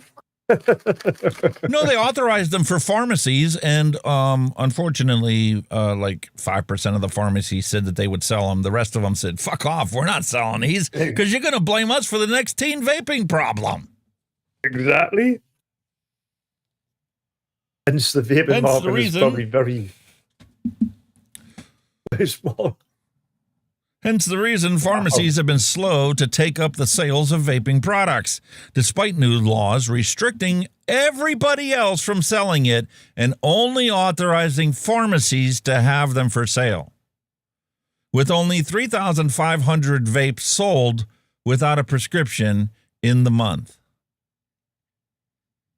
Yeah, because it's all black market, that's why. 1.7 million vapors in Australia, and the pharmacies only sold 3,500. Happy Hippie, hello and welcome. Sherelle, hello and welcome. Al Ben, hello and welcome. And they said the black market ain't doing much. Really? The Well, numbers they stack have up. to be getting it from someplace. If it's not the pharmacy. Hey, mate, did you hear about the disposable vape ban in the UK being pushed back 2 months? I've heard a little whisper about that. I think, Why? I'm not sure. I don't know if it's a you, Tim, but I think there's a lot of business complained about the case of clearing stock. I don't think they'll clear the stock in time. They just need to get this. I could be wrong. I could be wrong. Right? Disposable, not disposable. Disposable, not disposable. Disposable? Delicious. Strawberry banana. It's a fucking There's delight. also this, but on the other side of the coin, there's also this bill that I'm fanning about because, like it says in there, there's laws, for Scottish, Welsh, and UK governments. So they're pissed smart about the bill, basically. Environment Minister Andrew Muir had previously said he intended to ban them from April 2025, but on Wednesday said that the ban would not come into effect until the 1st of June.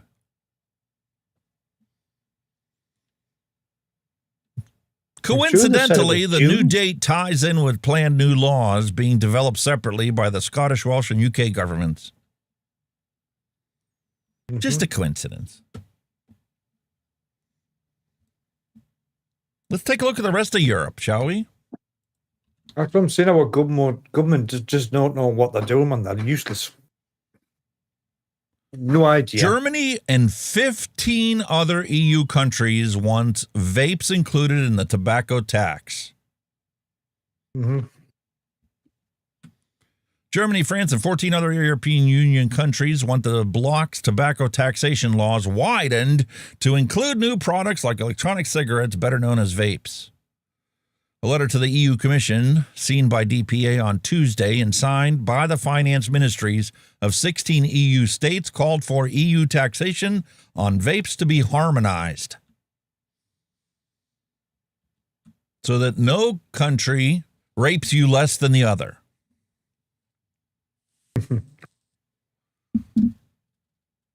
Unbelievable, isn't it? Oh. Never thought when I quit smoking that I would find myself in this situation. Crazy, mate. Meanwhile, despite all this bullshit crap that we're dealing with, e-cigarette and vape market surges to USD $182.87 billion by 2030. Forecasted by a 15.2% adjusted growth rate. Wow. So Kentucky and all these other laws going on the books to ban it because it's not been authorized by the FDA ain't going to do a damn thing. There's going to be a massive black market, and it's still going to be for sale everywhere.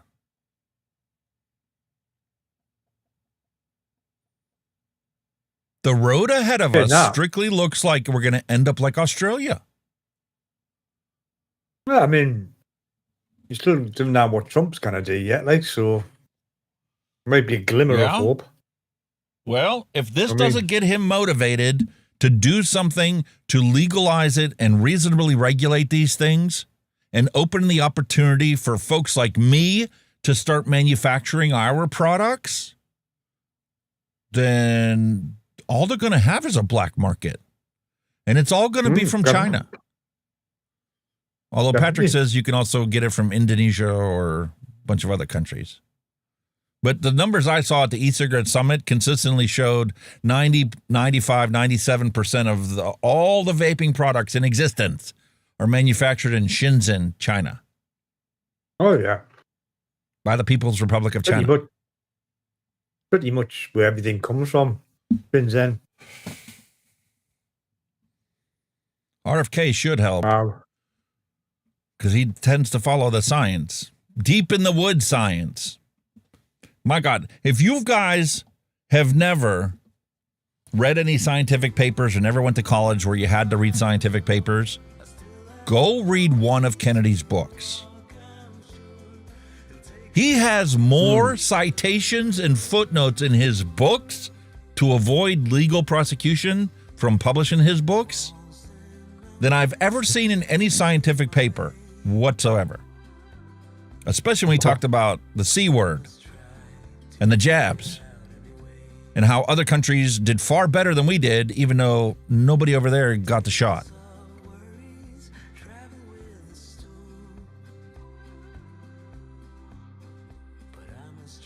Wow. Oh, dear. So it's still doom and gloom and there's no happy news.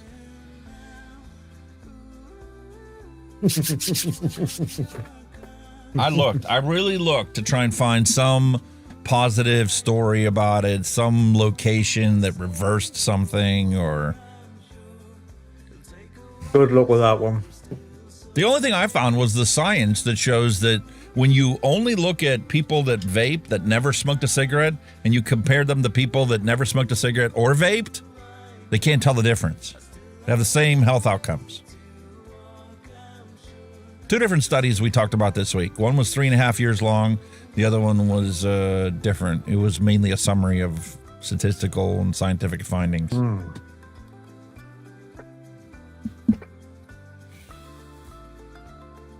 How about one of these again for the bus? Nice. See, even my wife was. I'm just telling everybody about this. I'll tell you what else is getting in on the act, right? I've got one of these today as well. I'm going to open it later on. For them. Booze. 2,000 puff product. Everybody's getting on the act now, aren't they? Yeah, really, they are, aren't they? Everybody. I'm jealous though, because you at least got flavors from Views. The only Views products we can buy here are tobacco and menthol. And the menthol is a tobacco menthol. It's not just menthol. Yeah. I mean, they weren't the best here anyway, because, I mean, even look at flavors. The flavors weren't the greatest, though. Nah. They weren't brilliant. Nothing like the regular disposables, though. The flavors in these, even compared to our own DIY liquids, are just like, this is like cranked up to 10 or 11. The flavors, even on the really good recipes that we have, it's only about an 8 or 9. But I heard a rumor, though, that they're sticking like 35% flavor in these. Now, you're like, it's a big volume, isn't it? Wow, let's mix them at 35% a day and see what happens. You could probably do, 20 or 30%. And if you did it, especially as a 50-50, and you put it into something that makes only a tiny bit of vapor.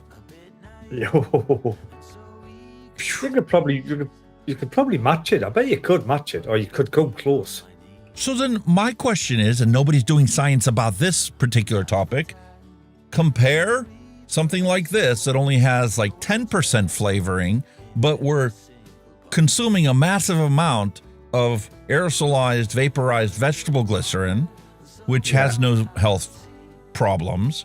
And we're only using 10% flavoring in this compared to something, like this, where they're like 30% flavoring, but there's hardly any vapor made.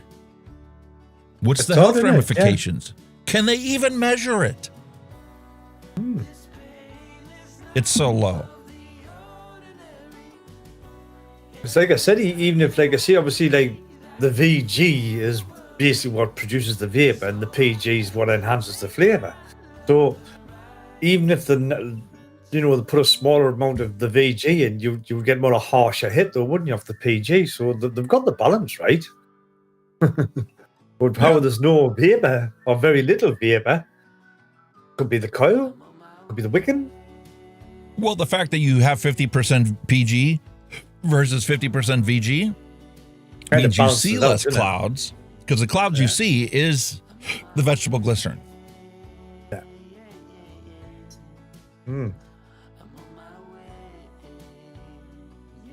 I mean, there's a little bit, but not a great deal.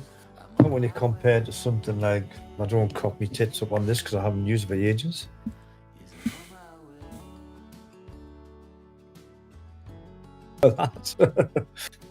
That's my point. My wife, I got a package, surprise package from Oxbar. They included this, so this is what we're doing instead of the retro vape today. And I reached into the box of e-liquids I bought for my wife. She still hasn't touched. So I scarfed this one for us to try, a peachy mango. Ooh. 20 milligram. It's a salt-based peachy mango by Hydra to fill this pod up. It should be nice if it's a salt. But she is like you. When you're at work, you don't want to have to carry 2 things. It's Yeah. even simpler than when we were smoking, because when we were smoking, you had the pack of fags and you had a lighter. But she doesn't even want to do that now. She just wants her disposable. And now that she's got this thing, she's in love. She's got a couple of these in her purse. Job done. She doesn't even need to swap the batteries because, well, we got 5 batteries when we ordered 10 of these flavor pods for Black Friday. Yeah. Ah, see. I can't believe my review of this only got 150 views. Weird, isn't it? I even took some creative justice on the audio for that. I'm like, listen, if I'm going to be a DJ, I want to sound like a DJ. So I fully processed my audio to like have the same type of reverb that the music has. But yeah. I'm just looking at that shit. I've left it in the car. I've left the other bit of this in the car. Damn. Never mind. Another day. You got a Never drink, or you have to mind. go find one? No, I've got my beverages. Yes. They were bought in advance. They were bought in advance. I'm going to roll the bumper and put you up first today. Yeah, go for it.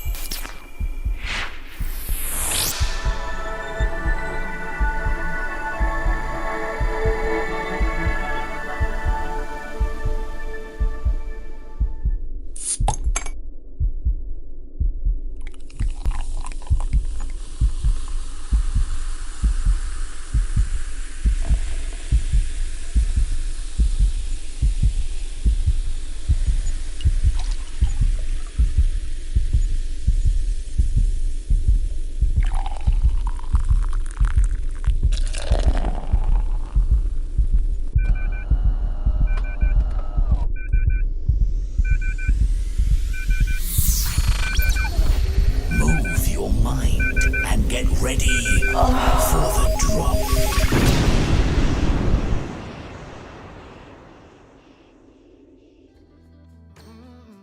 And for your entertainment today, it's a bit of a revisit. I've gone back to some Stella Artois. It is a Belgium lager. It is 4.6% by I can't speak. 4%, 4.6% alcohol by volume. Do apologize. It is 2.6 UK units.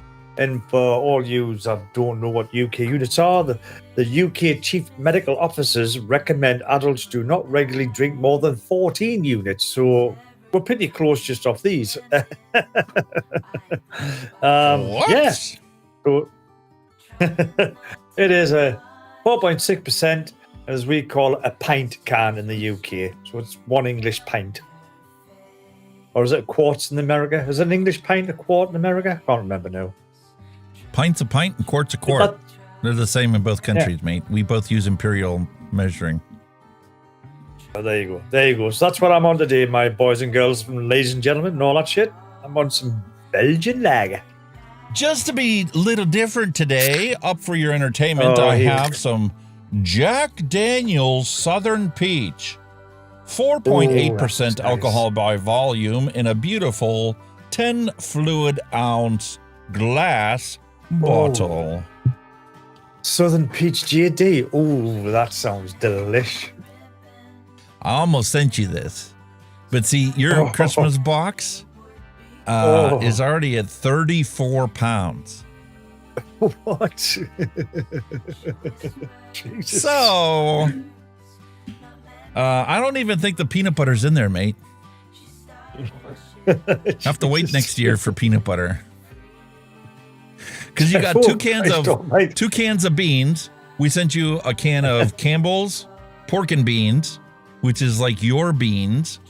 And then I send you baked beans that we love to have way more than pork and beans. Right. And then obviously you've got your 4 sodas that are in there. You got 2 rawhides. You got a bunch of candy bars that the wife picked up. I got you some nuts and an assorted nut thing my wife picked up, and just a whole bunch of stuff. I bought something the day that I should have sent you as well, but it's too big. That'll probably wait till next year. It's proper old English sweets, the English candies, or they're like old English sweets. You love them, but it's in a tub, like something like that. You know, it's huge. You know, it's massive. It'll probably be a box on its own. Listen, my wife talked about, what is it? What can we send him? Something that he asked for that he didn't actually ask for recently. And I says, well, he and the old lady were talking about wanting to do pancakes. He wanted to do some American pancakes. She loves American pancakes. So when she was out shopping for the rest of your stuff for your box, she picked up a box of pancake mix. So it's like ready to go. All you got to do is add a little bit of water to it, whip it up, and then put it on your pan and make your pancakes. And then she got you some syrup, some artificial pancake syrup from Aldi's. That's about the size of the tub I was talking about. You know, it's pretty big. So I'll have to get one of them out here next time. Because they're quite full and heavy. But it's not that sweet. It was a different sweet. It was like English sweet. So, So we got you some nuts, and I got you some other snacks, and I got you a box of Fruit Loops to throw in there. So hell yeah. Now you see why I was telling you I had a hard time trying to fit it into the box, because some of the stuff is really heavy and some of the stuff is really light. Like a box of Fruit Loops weighs nothing. It's big. And then we obviously got you some ketchup and mustard and something you've never tried, because I don't think you guys have Chick-fil-A over there. Oh, no. I've never heard of that. What's that? You never heard of Chick-fil-A? It's a chicken restaurant where you can go get chicken strips and chicken sandwiches, and they just do all kinds of different chicken, right? So they have their own dipping sauce for you to, put on your chicken sandwich or to dip your chips in, right? Chicken nuggets, get in. So anytime the wife makes chips for me, slice the potato up and fries them up, fries, we call them here, chips you guys call them. She always gives me a little container of that Chick-fil-A sauce to dip my chips in. Oh, very nice. So you got something to try like this. I look forward to that, definitely. Yeah, William Dobson's like, Fruit Loops, sugar shapes. Pretty much. Wait till you try them, man. They're going to be totally different than what you guys have. So, cheers to your health. It's like... And then we're going to dig into your box you sent me. Sir. To you, sir. Happy days.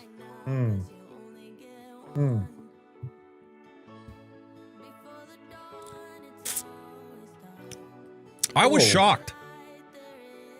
3 bottles of soda. One's a Pepsi. One's a Coke. One's a Fanta. And then we also got Dr. Pepper going your way. But 3 bottles of soda, 16-ounce soda, weighs 5 pounds. What were we talking about last week about webpage? What were we talking about? Just out of curiosity, what did we talk about? About the Chrome browser. What did we talk about? Can you remember? Yeah. Can you remember?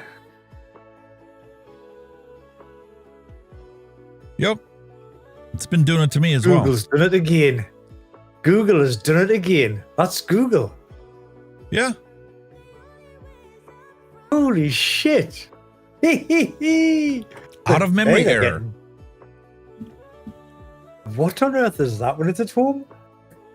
That's because they've incorporated AI into their browser. And even though we don't have commands to access it readily available, it is running in the background. And it's become a memory hog. And Chrome has a limit of like 75 megabytes or some ridiculously low number, 100 megabytes or whatever, that if Chrome reaches that memory limit, it disables that browser. Cheeky swines. All right, so we're going to dig into your box that you sent over here to show the folks, the good old folks, what you sent. I'm going to be embarrassed now. Why? You know, sometimes, you know, like compared to what I get and what he gets. It's not about that. You know it's not about that. Look at this. Ooh. Here's my beautiful. Look at that. I can't believe he found a way to get this in here without it getting all messed up. Look at that, genius. 2 pieces of cardboard. What a genius idea. That's what got me to the idea of boxing inside of a box. So now your package is coming with 6 boxes inside the box. You lovely better half just bring us a copy. Oh, nice. So you sent over Heinz beans in a rich tomato sauce. I think that this is going to taste like our pork and beans that I'm sending you. Possibly. Best, okay. The wife has give you special instructions to have that on toast with lashings of butter on. Beans on toast. That is how we eat it. Look at this.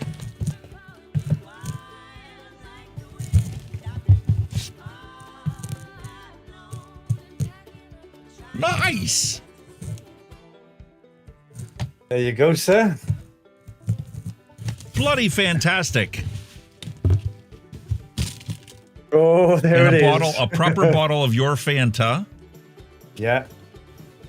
That does taste like orange.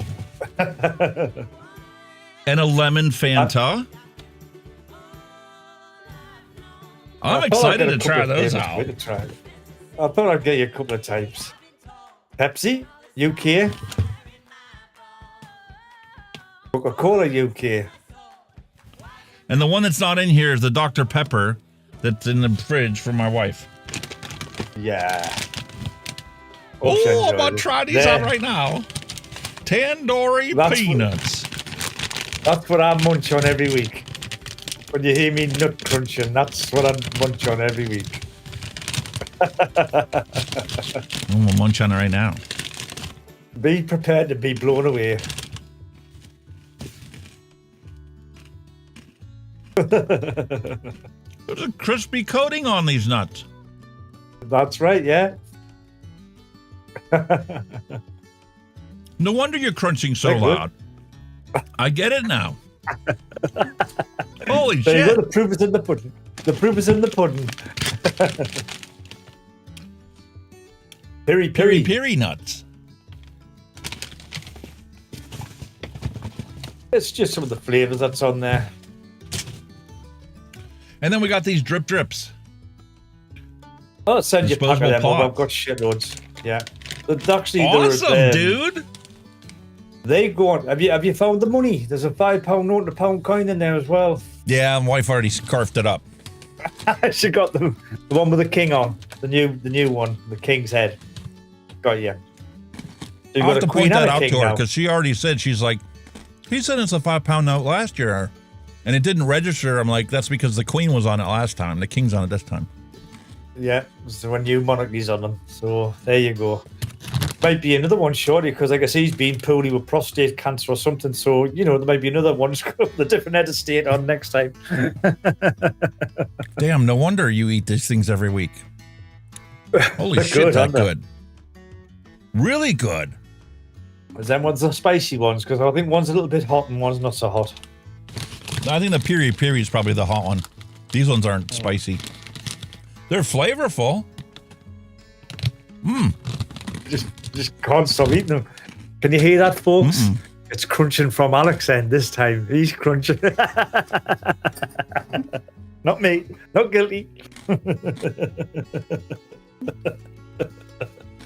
I'm glad you like them, sir. I love them. Glad you like them. There was loads of stuff, like I said, that we could have popped in, but you like you say, the weight of it. You know what I mean? It's like weight, isn't it, for your parcels? The weight and the volume. What killed us this year was sending each other the sodas. Yeah. Because like I was saying, 3 bottles of soda that are going your way are 5.2 pounds. 5 pounds, like 3 ounces or something. Just 3 That's sodas. right, yeah. That's exactly it. It's surprising how much weight it is, because I mean, I think that was nearly like 4 or 5 kilos. That just, there wasn't that much in, you know, so.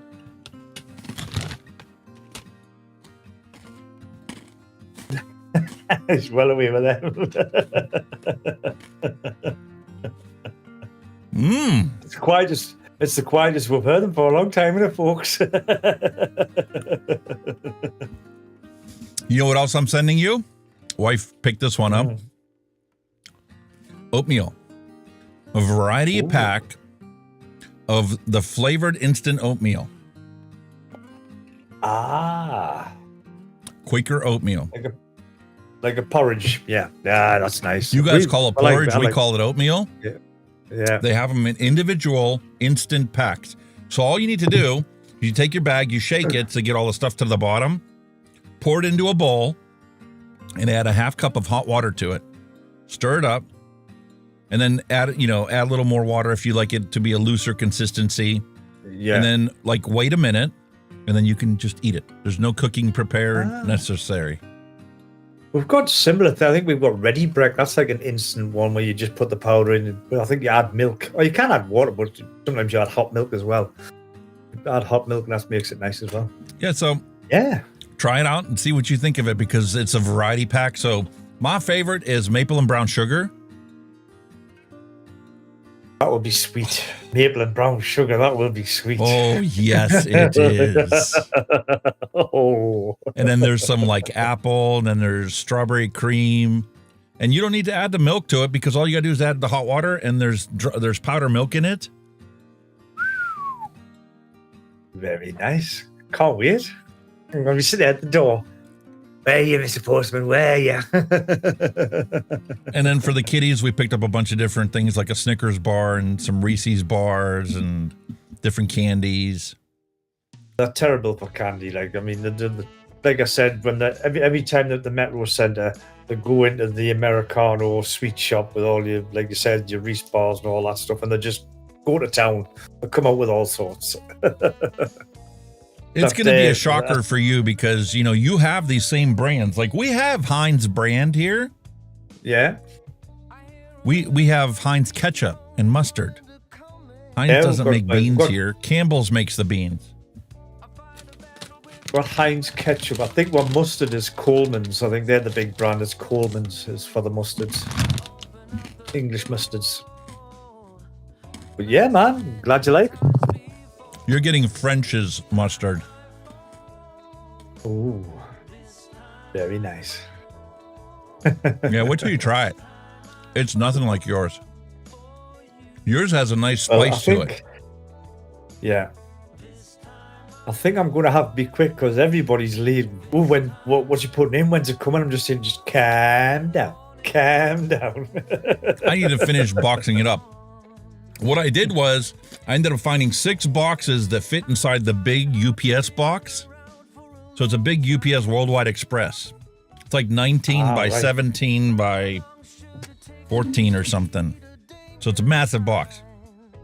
It's a 25 kilogram box. That's what it's rated for, that you could put in it and ship. Right? 25. Yeah, so the box is definitely sturdy enough, but the problem why I had at that point is things are going to be flopping around. I'm like, oh, no, I can't be putting this in there and flopping around. She also got you a box of fucking Christmas cakes. They're in the shape of a Christmas tree. Oh my God. It's a vanilla cake with an icing layer, and the whole thing is covered in like a white glaze, like a white royal icing, and then decorated with, little sprinkles. Oh, God. My mouth's watering already. If you were a diabetic, that would put you in a hospital. Good job. Or Would it turn you into a diabetic as well? Brett Whitney's like, those Christmas trees are fire, dude. Oh, good. But yeah, glad you're happy with that, mate. Glad you're happy with that. The thing is, folks, I don't know if he said nothing, right? When I went and bought him a Blaze Max, right? And somebody went and sent him one out. That was funny. I couldn't believe it, but there you go. It is what Thunderhead it is. Creations have been emailing me back and forth for a couple months now, right? They're like, we want to know if you're interested in reviewing our products, and I sent them my normal reply back saying, yeah, sure, there's no charge. Here's my address. Send it to me. Then they emailed me back, and they're like, well, here's the things that we'd like you to do, blah, blah, blah. And then I had to reply back to them. I'm like, no, you're not going to see it ahead of time. No, I can't put links in the video, Yeah, blah, blah, blah. all that stuff, yeah. Then they emailed me back, and I said, well, listen, if you want me to do it, I'll be happy to do it. But these are the things I can't do, and this is why. Okay, that's fine. We accept your terms. That's not my terms. That's YouTube's terms. That's what I'm saying. They've sent it to hundreds of other reviewers who will tell them the same thing. Can't put links in the description, and you're going to get an independent review. I'm not going to jazz it up for you. End of. We went back and forth like half a dozen times, and then they're like, okay, well, here's the tracking information. We sent it to you. Okay. I didn't know what they were sending. Kenny's box got here, or was on his way. He sent me his tracking information, told me what was in it, and I got the fucking package from them the next day. I opened it up, and it was the Blaze Max. What a bummer. You think, oh, well. Nah, you'll enjoy. You'll probably keep them both, actually. If it's like what you did with your other ones, you'll probably keep them. Oh yeah, They're I'm nice definitely gonna food. love it because the Blaze is delicious, and it's just the fact that their 4mm coil went the first time I went to dry burn it. That was my only complaint about it. I think Mike's just done another promotion video. I think he's got an RDA out now, a Blaze RDA, another one. I think he's just done a promotion video. Cool. Got a new RDA coming out, so that might be worth a look. Yeah, so I legit had to take everything that you had and evenly distribute among 6 boxes so that the box wasn't lopsided. You know what I mean? Had to do some math, and I'm like, okay, let me split it up here. Let me put the scale on it. The whole thing weighs like 34 pounds. I'm like, all right, let me distribute that 6 ways. 6 times 6 is 36, so I need like 5 pounds a box there, give or take. All I'm going to say to you is I'm glad you don't pack the suitcase for the holidays. That's all I'm going to say. Oh, just wait till you see this, mate. So each box had to be inventoried separately, weighed so that I could have what is in the box, how much it weighs, and how many of them are there, like your e-liquids, your fog juice that I'm sending you. And then there's like 7 bottles of 60 ml bottles of flavoring. Like your one shot from your cookies and cream, your custard. Holy moly, man. Dragon fruit. There's like 7 bottles of flavoring in there. Plus all the e-liquid we made. There's like 8 bottles of e-liquid we made. 820 ml bottles of e-liquid. Plus there's 400 ml bottles of e-liquid, like the Purple Rain. There's 2 of those in there. He's going to have guys on freight cargo plane for this at this rate. Nah, mate. I originally had everything set up in the one box, and then the wife went shopping, and then I'm like, oh, this won't fit in there. Because then I'm like, okay, I'm going to just put the sodas that she bought at home and put it in the box. And I'm like, okay, I got 2 boxes. So let's figure out how much is it going to send it to you. The 2 boxes to send to you, the exact same contents, was going to be like $200. Whoa, really? I'm like, Jesus, no. Let's figure this out. And then I was like, okay, let me find a bigger box to put it in. And let me just start playing with the numbers. So I found this big, massive UPS box. And I'm like, okay, let me see how much that is. That's only $130 to send it your way. I'm like, cool. What if I were to cut the size of the box down? Let me go buy a box at Staples. Same price. Because they're going based on the weight at that point. 33 pounds is 33 pounds. Doesn't matter how big the box is, it's still 33 pounds. Exactly. Wow. So I'm like, you know what? At this point, I'm going to stick with that big, massive box. And now that I figured out exactly how to do it, priority mail boxes I've got, you know, like when I send Dusty something or whatever. Yeah. I'm like, wait a minute. 6 of these perfectly fits inside this big, massive box. So let me just take everything that's here, split it up 6 ways, and the only thing that's a problem are those freaking Christmas trees. Because they're in a box that's an inch taller than the post office box. But it fits standing up inside the big, massive box. So I'm like, okay, here's what I'm going to do. 1, 2, 3, 4, 5 boxes are going to be sealed up, and they're going to be around the perimeter. The 6th box, I'm going to have to cut a slit in the side of the box for the cakes to fit into. All right, so they're going to stick up out of there. And everything else, that's where all the miscellaneous candy and stuff goes. And my wife says, you sent me money, we're sending you money. So you've got a silver dollar. You've got a dollar coin. Wow. You've got a $5 bill and a $10 bill and a $2 bill. Holy moly. See, I remember the days when we had like pound notes and this pound note. They've all gone now. It's all rounded off to a round number. That's awesome.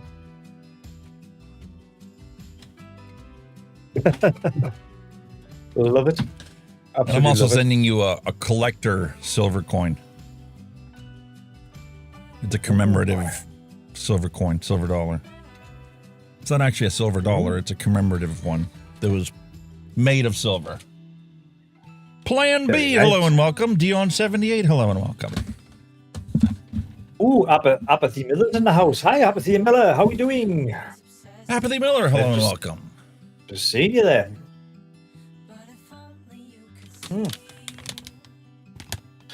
This is what the mate chews on every week. I get it now.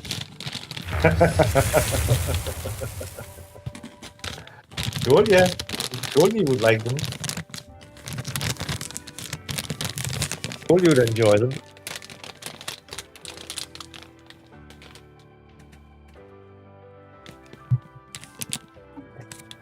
That's the only way my wife's going to try this. If I take this and put this off to the side.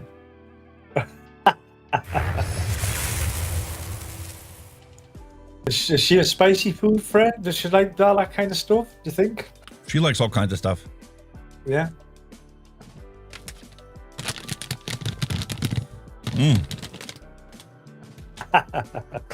Love it, mate. Thanks. More than welcome, sir. More than welcome. I can't wait to try all these things out. Oh, you notice the difference, like. I'm sure I will, because I was reading the ingredients on here. You guys have artificial sweetener in there in addition to sugar. Oh, yep. I'm Not us. out. Hello. All of our sweetener is high fructose corn syrup, and you'll know it. You like that? Whoa!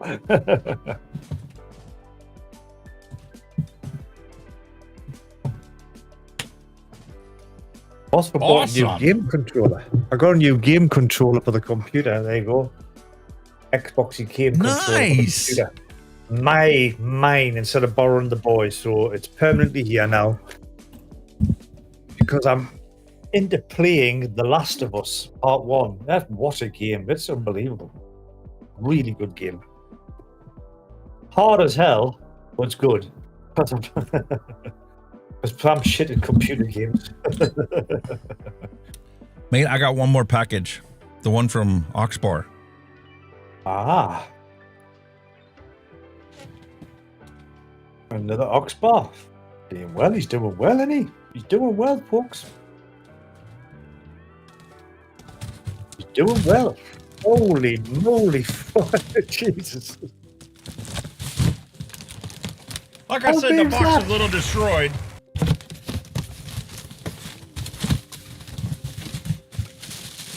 It's huge. Holy moly.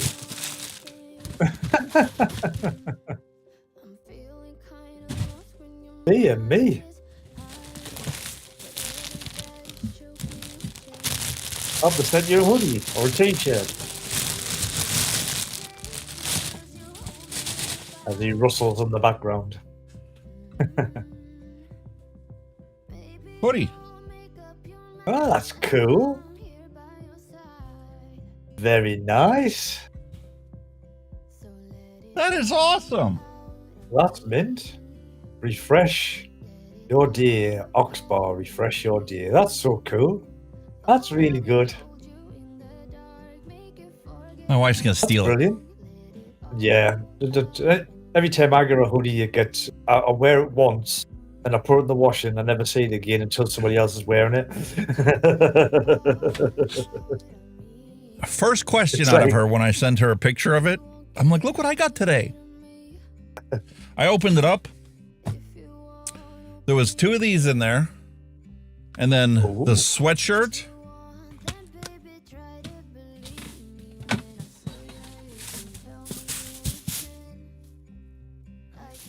Merry Christmas by Oxbar. Oh, that's so cool. That's really nice of them. I'm going to have to put this on the overhead. It's the first time I've ever had something massive like that before. Like I said, Masking Vape sent me a lanyard that was a Christmas themed one. Oxbar sent me a pin for like their 10th anniversary or something. But this is the first time I've ever got something from the vape manufacturers. Wow. From the products that I review. Must be doing something right. Holy moly. Oh, you got that. Dear me. Merry Christmas, Oxbar. That's awesome. Whatever is beautiful, whatever is meaningful, whatever brings you happiness, may it be yours this Christmas holidays and throughout the coming year. Oxbar team. That's nice. class. That's awesome. You've got nice hats and all. Look at the hat. Look at that. Big woolly hat. Oh, look! The Christmas mint! Oh! This right here makes the whole thing, like, I'm so excited for this. I gotta try this. Candy cane was the flavor that got me to quit smoking. I want to see what this is. Is that the candy cane Christmas one, is it? mint. No way. How ironic, eh? Christmas mint.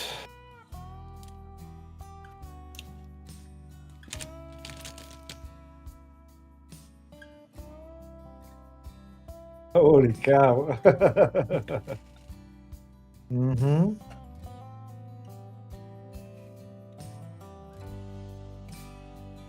Wow. It's a Christmas mint. It isn't candy cane. You know what it's like? It's like those mints that you have in a bowl. You go to grandma's house and they're like these little white Peppermints. mints.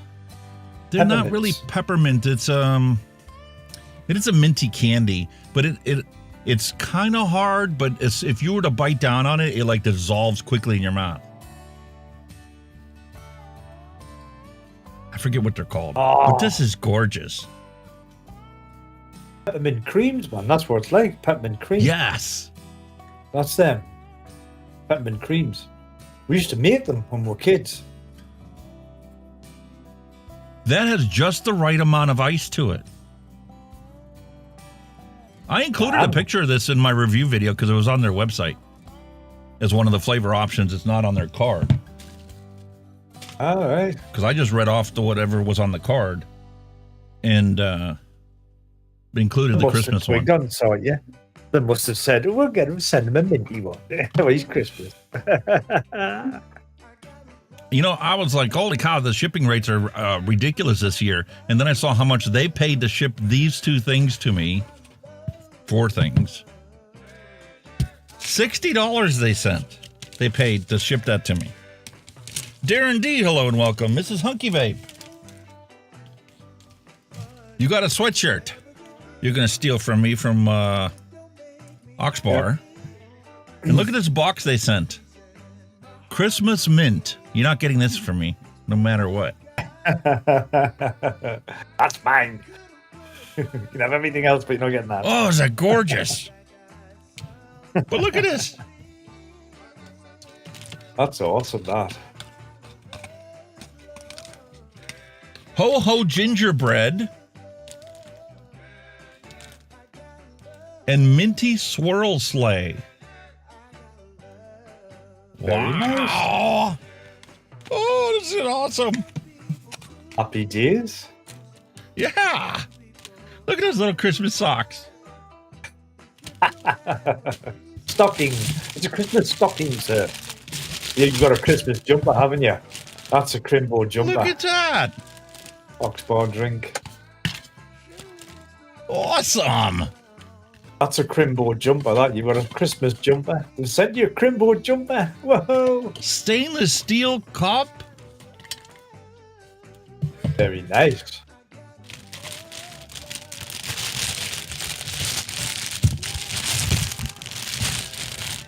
Oh, is the wife going to steal that as well? As long as the dogs don't take it, I don't care.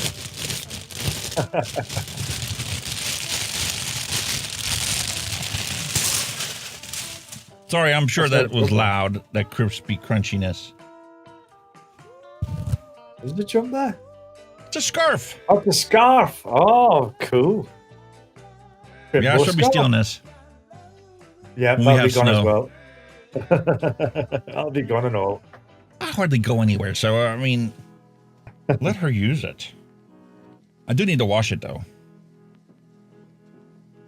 That looks nice. Nice. Very nice. Very nice. They've done very well. And look at that.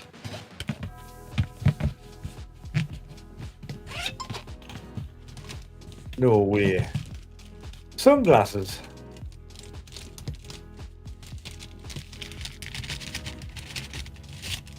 No way. Oh, fucking hell, how many bits of rams on it? Oxbar shades. Love it.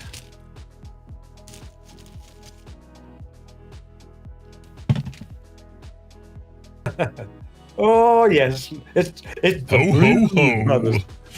Time It's for a the little Blues Jolly Brothers. Rancher. Yeah. You just need your spliff in your mouth now and your, what do you call it?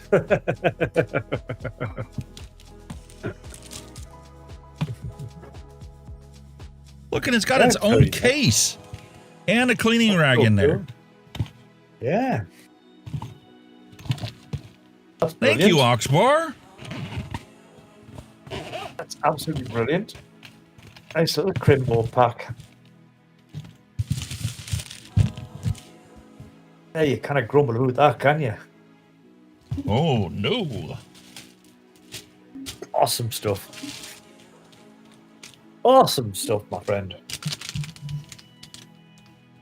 Merry Christmas from Oxbar. Thank you very much, Love it. Oxbar. Yeah. Thank Love you. It. Yeah. Very nice, sir. Very nice.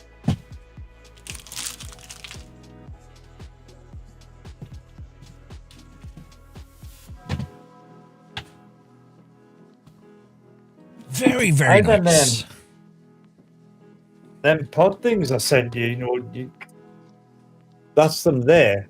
But you can put them on any mod because what you do, you unscrew it, and there's a metal ring. This ring is in the kit, so you can put on any mod. And then you just change the actual pod itself when it's done. But it's got That is awesome. It's got the ring and everything, and so you can put that bottom piece on any mod you like, and you just unscrew them when they're done, and you just keep it on your mod. It's like a 510er, like a little adapter thing inside there. See, I don't know what you see that there, but that's what it is. Screws on your mod. It's in the pack, so I thought, yeah, you might hand it. They're only 50 watts, right? But they're all right with 50 watts. No, I'm not going to complain about it. Airflow on the side as well. Happy days. What's your vapor production? 50 watts. So they're all right. They're not too bad.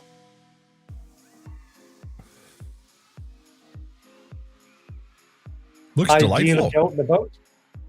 All right. Honestly, very nice. I was pleasantly surprised by them. I'll have to pair it up with a nice e-liquid. I mean, I've got this Vapetasia pineapple, but so far it's just been like, it's okay. It's a pineapple. Go nice and that, honestly, but they're very nice. They're all right. They're just handy, I really, you know, really like this Christmas mint. You can tell. I can't wait to try out that gingerbread. Oh God! That was one Flavor sent me the 60 ml bottle of the one shot gingerbread. That's it was right. Gone. It did, didn't it? That was the only thing I vaped. I loved it. Well, that one's not going to last you long then.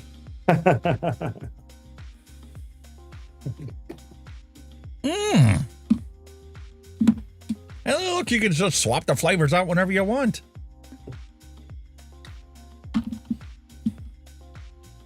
We haven't got nothing like that yet in the UK. I mean, that one there, it's a similar thing. You just slide that in, this bit here, when you get it. Like oh no, man, these are going to be on your shelves very soon. I hope so. They look nice. And the thing is, they're refillable. There's a little bung right on the top. You can open that up and you can fill it up yourself. So if you can access their e-liquid, the pod juice e-liquid, you could keep filling it up until the coil goes bad. Well, it's technically no longer a disposable. Aha! That's the whole point. Now, my question is, realistically speaking, though, look at how much more plastic is involved because it's two separate pieces. Yes, technically, this can get reused with multiple different ones. But you've got a separate plastic piece here, a separate plastic piece here. You've got the metal contacts that are now involved. Are they really saving the environment? I just watched John Stossel do a thing about recycling programs. The majority of the content that we put into our recycling programs in the cities that have them end up in a landfill. They actually went to the plants that process it. I actually worked part-time the one summer because they were overloaded. So we went in as a scab crew on the weekend to try and get them caught up. And you'd be surprised how much of the plastic stuff ends up in the trash truck because it can't be recycled. It's a big scam on society when they put the little recycling thing on there. And you got, you know, the 1 or the 2 or 3 or 4 or 5. Only 3 of those are actually recyclable. The rest of them end up going to the landfill. They're not actually recyclable plastics. I've just done a thing on the morning breakfast show not so long about like the environmental thing of disposable vapes. You know, the told you like the sales increase. I think it was about something like, so like 2 million in 2023. It's now up to like 5.3 million sales and all that stuff, right? Well, the sales alone are telling you something that people do enjoy using them, but they're picking up on the environmental issue, how like they're disposed of, you know, like irresponsibly. And they're saying they're finding something like 1.5 or 2 million a day are literally getting thrown away in the streets. But and this is something I never knew myself. Do you know any vendor, any shop that sells these? By law, they've got to take back your empties. Nobody tells you that. No, we talked about that the one week in the news. Yeah. Any They're vendor subject to what, a £5,000 fine if they're caught not recycling the products they sell. Yeah. It's already on the books. It's kind of like all these, you know, kiddie laws that they're putting out, banning vapes because to protect the kids. No, why don't you just enforce the laws you already have on the books? On the other side of the coin, you know, I think, you know, some of these little corner shops, would they take them back? I don't know. They've got to. Yeah, Plan B, Sir Jason said he's seen it. It was something, I mean, I'm not specific on the numbers. I can't remember the numbers. I was just like roughly, but they were saying that the actual shops who sell these, whether it be a garage, petrol station, corner shop, are obliged to take your empties back. Nobody knows that. Again, misinformation or lack of information, and yet they're blaming us for causing the environment. Tell us how to dispose of them, and we'll dispose of them properly. Stop just, saying we are the bad boys hiding stuff away. People don't know where to take them. That's the problem. This is out. Mate, have you looked at that website you sent me from Nigel Farad? I had a quick browse over it. Yeah, he's checking them on, isn't he? Six Pack Kid, hello and welcome. Yeah, let's take a look at it. I just popped it up right now. They want to totally reform the World Health Organization. They just want to totally reform them because they're not. So Nigel Farad has got some serious issues with the World Health Organization the same way Trump does, right? So he said, you know what? Yeah. Fuck these assholes. We're going to create our own Action on World Health. And the World Health Organization can go pound salt because we have our own experts here with our own recommendations. Because we think that the World Health Organization needs to revert back to their original purpose to give recommendations and provide help where help is needed the most, and not just dish out money like there's an lasting supply of it. Countries that don't need help don't need money. Let them institute their policies and procedures and do their own thing. That's always the foundation of freedom. Like I said, when I was watching Vic do his thing on it, he says that Keir Starmer's supposed to be in their pocket, so that might be their little backdoor entrance into the UK, because for the past 14 years, we've told them to go and get stuff. Do you know what I mean? Yeah. There are some top-notch people in there, very professional people.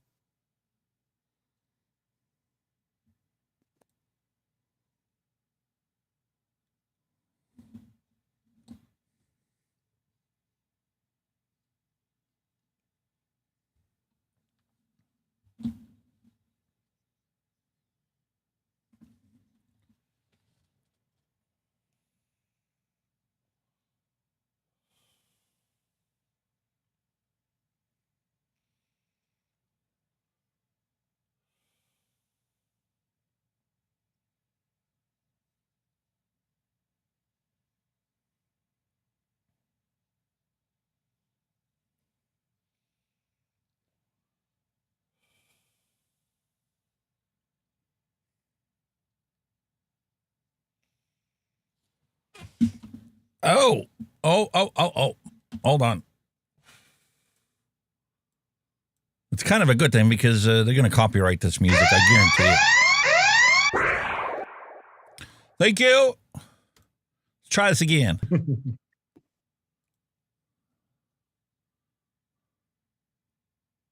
Sign up to us, tell us who they are, and that's why, I'm fronting Action on World Health. I want people to sign up to us, tell us who they are, join the campaign.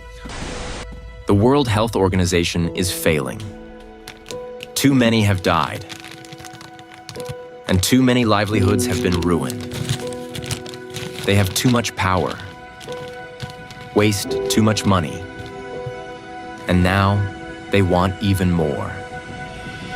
Something has to change, and change is on the way. Action on World Health has assembled a team of 9 experts who've lost faith in the direction of the WHO, but now want to save public health.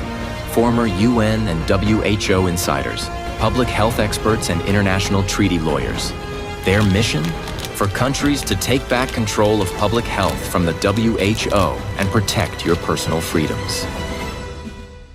We've launched the Bell Review, led by Dr. David Bell, to tell us how the World Health Organization should be reformed or replaced. With Donald Trump now in the White House, we've got the right moment, the right imperative to do this. So please join, donate to Action on World Health. Let's get this thing changed. I noticed I mentioned Trump.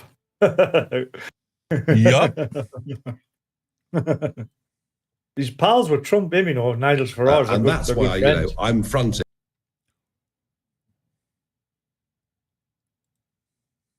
That's amazing. He went over to the US and done a speech on his campaign for his election. I didn't realize that. Yeah, I know the Labour Party he sent went to over America. like 100 or 150 people on staff to promote and campaign for Kamala.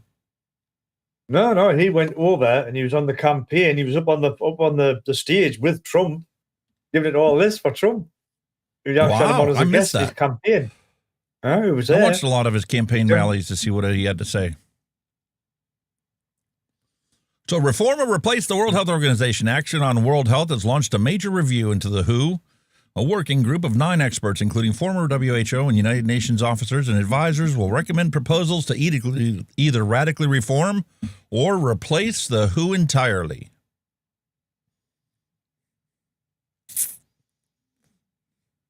You see it, Dr. David Bell, he's a former WHO medical officer. He used to work for them. That tells you something, doesn't it? Kind of like when you talk to the other experts out there, like Clive Bates, who's worked in public health, and Dr. Charles Gardner, who's worked in all these different areas of public health, and now his former comrades disavow him because he's pro-vaping.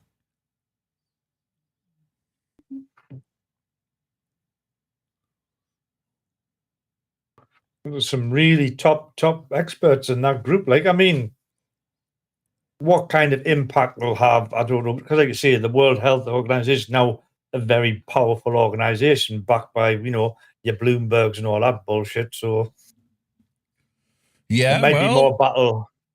It's time for the pendulum to swing the other way. There might be more battle about who can put the most money in rather than, you know, actual facts and science. But we've definitely got some, you know, leading people on the board already. UN Assistant Secretary General, Australian National University, Australia. PhD, International Law, former UN ODC, OHCHR, UN Human Rights. Look at all these people. Top people in that field, like, top people. There you go. Thanks to Vic for that link. Cheers, Vic.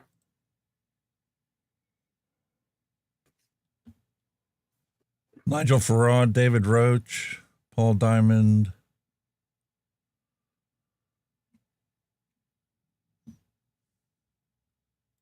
Some clever people in there, mate. See how much money they get flowing into the coffers.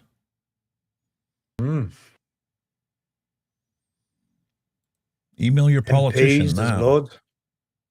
Yeah.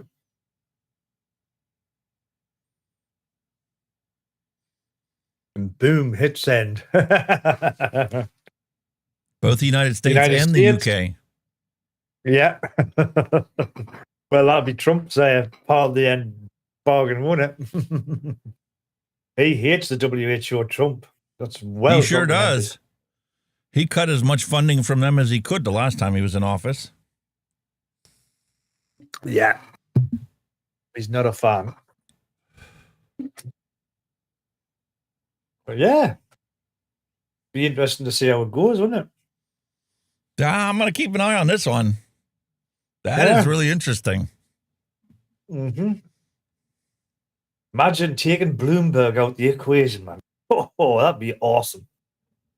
You'd see massive shifts. Uh-huh. Wouldn't it? It'd be nice to bring him down a peg or two. That's all I can say. Hell yeah. Tired of seeing his misinformation out there. Exactly.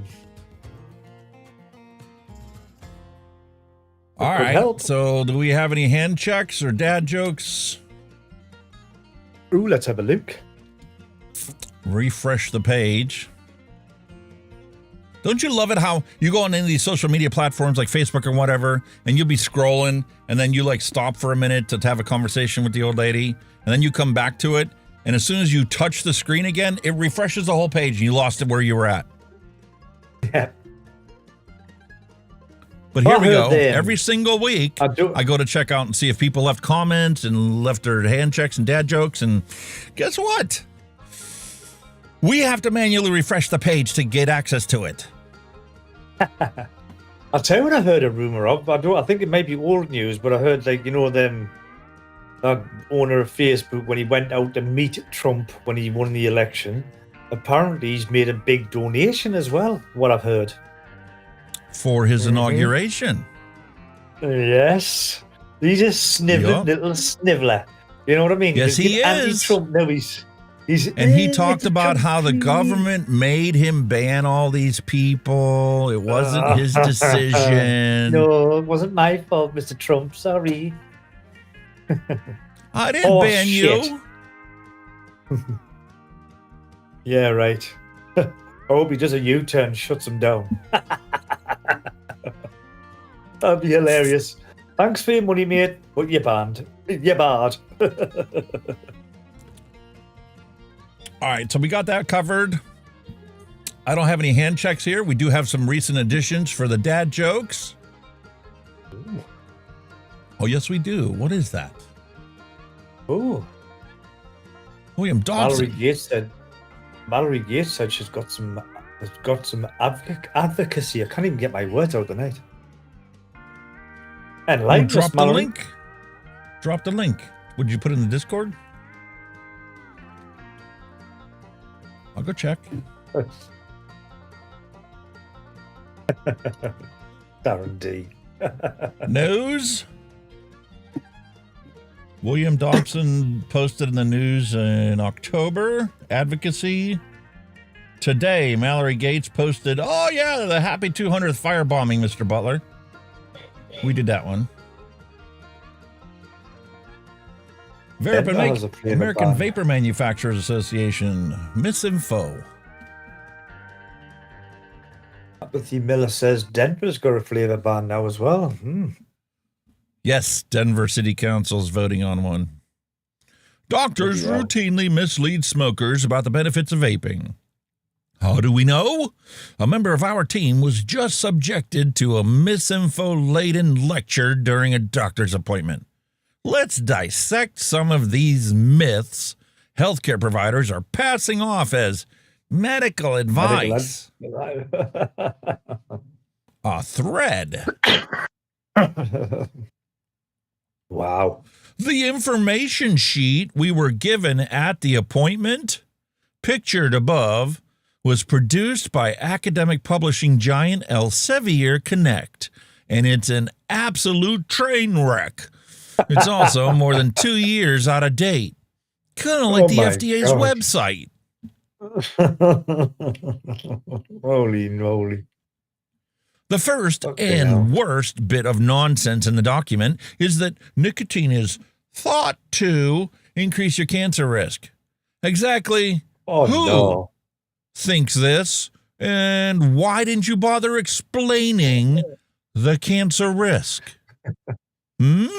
Holy moly. It's thought to increase your risk for certain types of cancer.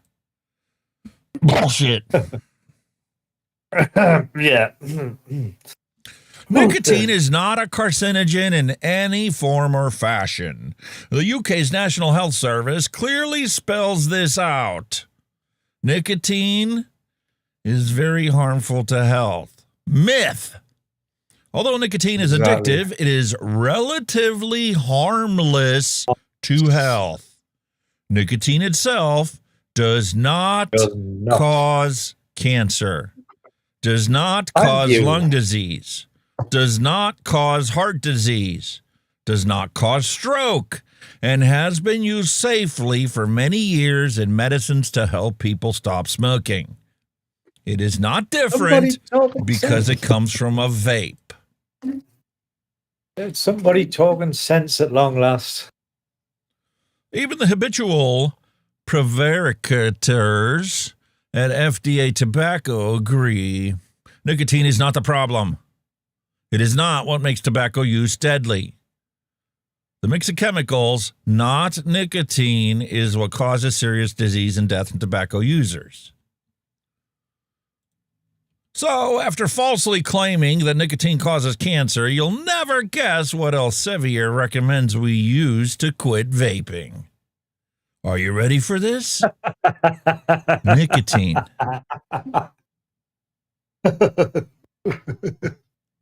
Use a nicotine gum or nicotine patch. Really? Fuck it. It blocks your craving for nicotine. Hey, dumbass, that's not why we choose to do this. Yes, that's a part of the picture, but without the rest of it, you might as well throw it out the window for all the good it'll do you. You need the hand-to-mouth action. You need the act of taking a break from what you're doing to remove yourself from the stressful environment that you were in that caused you to think about the fact that you wanted nicotine so that you could calm down and relax. That's why it's called the Mixing and Chilling vlog. That's fucking class, that. That's just brilliant, that. Nicotine causes cancer, but to help you stop smoking, take nicotine. Yeah. That makes sense. Lots of sense. I love that thing. Where have you been my whole life? Sad reality is it's only a Christmas flavor. I'd buy that year round. Yeah. Does any healthcare provider realize how nonsensical this is? Nicotine is double plus bad for your health. Also, feel free to use nicotine to break your nicotine addiction. Huh? It's the same thing.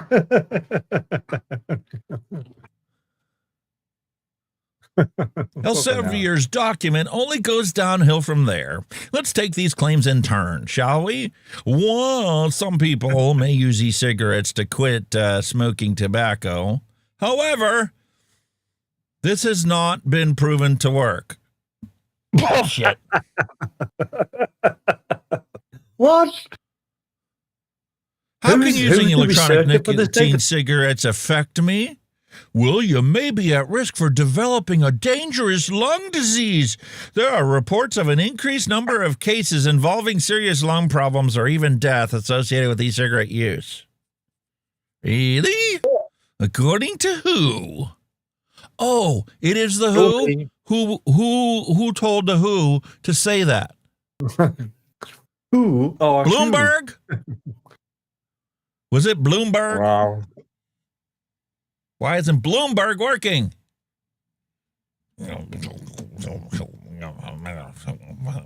Holy fucking moly. Honest to God.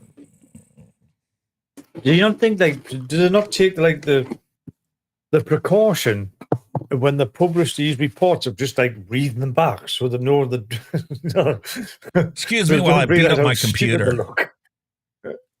Yeah, you know what I mean? Like, who fucking wrote this?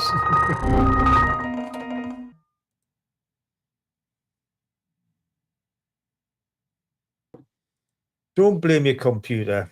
It's not your computer's fault. Show it some love. Anti-vaping propaganda is brain poison. Yeah, it really is. Thanks, Nick. Remember to like, folks. Look. Like.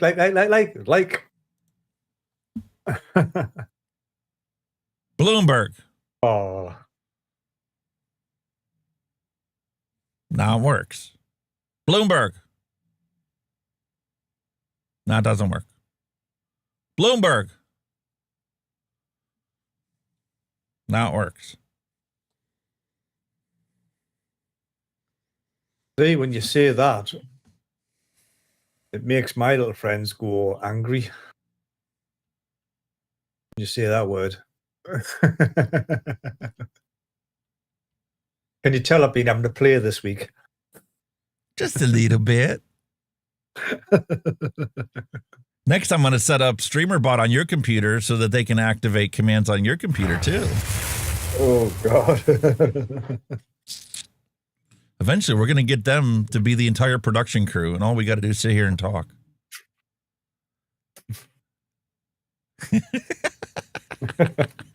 You could have some fun with that, like.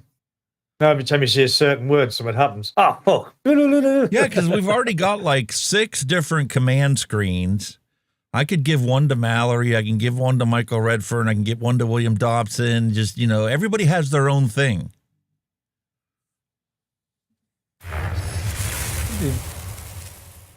This can be fun next year. Oh, no. See, the cogs are wearing. The cogs are wearing. I'm getting zapped to death Vaping here. is, in fact, the most effective cessation tool in existence on the planet. We could cite dozens of studies to prove the point, and here's 16 of them. Can you fuck off already with your misinformation? Vaping causes popcorn lungs. Bullshit. Nope.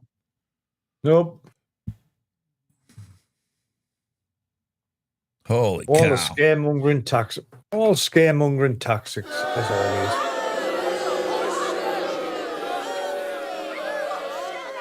Bullshit. Horseshit. It's ridiculous. Absolutely and then crazy. she also posted Pippa's status about the 200th fire and tobacconist vape shop bombings. Jesus, Yep. we wanted to didn't take long for that, did it? So now that we got all of this crap out of the way, I think it's time for us to do a little hand checks. Yeah. Ooh, what's that?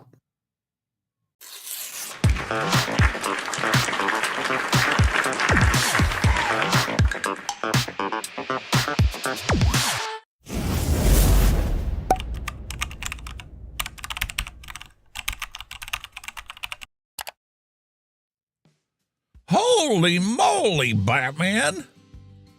That looks nice. William Dobson, what What is is- that?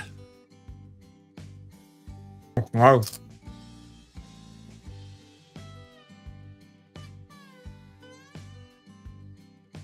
Holy moly. Oh, that's nice and all. Very smart. Wow. Damn.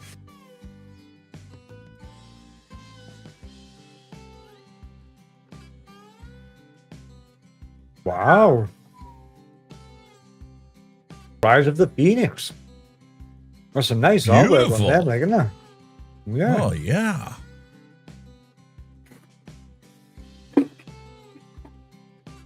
Love it. Awesome. Well, looks like a dad joke there, so time for the dad joke bumper.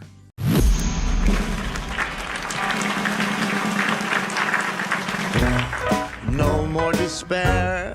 I have paid more than I owe.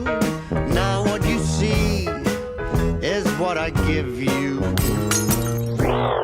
If a vapor's been robbed, which detectives are assigned to the case? Sherlock Holmes and Dr. Watson.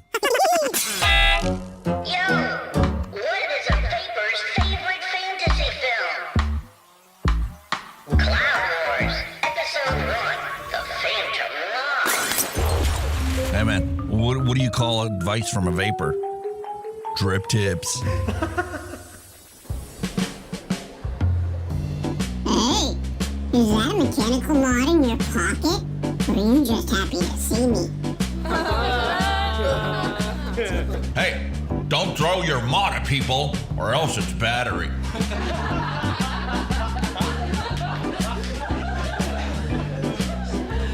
Hey, why did a vapor cross the road? To chase them clouds. And they told me vaping was cheaper than smoking. Nope, I don't care. What are you talking about? Did you hear about the guy who doesn't pay more than 1 cent per mil for juice? Shut that baby up! Yeah, we get it. You DIY or die. Gotcha. What are you waiting for? Let's do this. It's go time!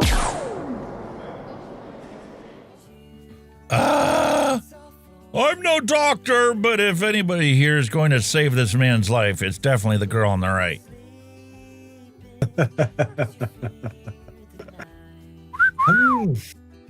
Possibility.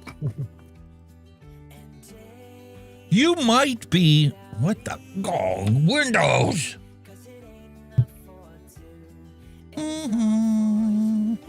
Windows does it again.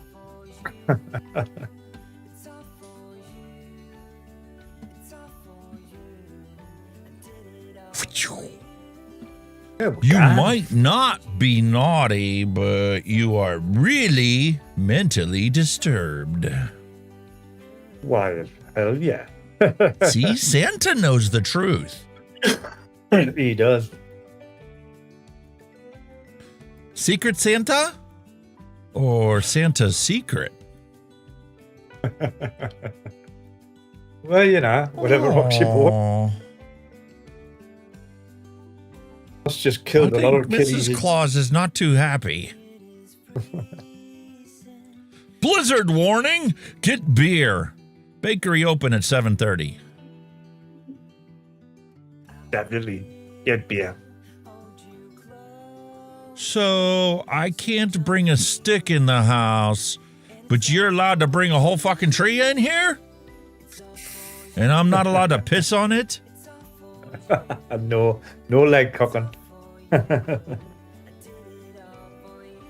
1 minute you're young and fun, and next you're predicting the weather with your bad knee and your bad shoulder and all your aches and pains.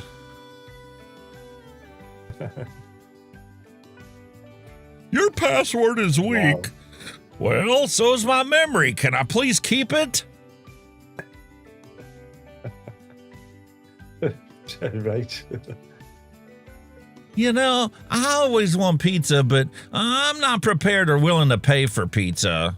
I needs me a pizza daddy. Papa John, if you will. If you will. Oh, God. Okay. Hey, I know what I'm doing the next time it snows. That looks fun. That's a good idea, that. I would do that.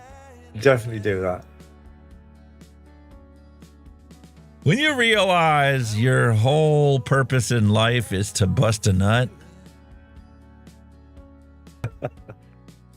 Well, yeah.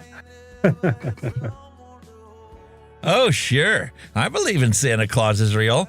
Now, his helper's boobs? That's a different story. Those definitely ain't real.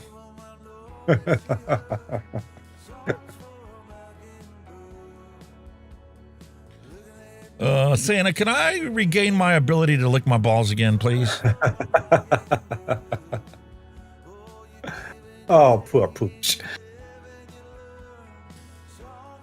Mrs. Claus, make sure she gets what she wants for Christmas.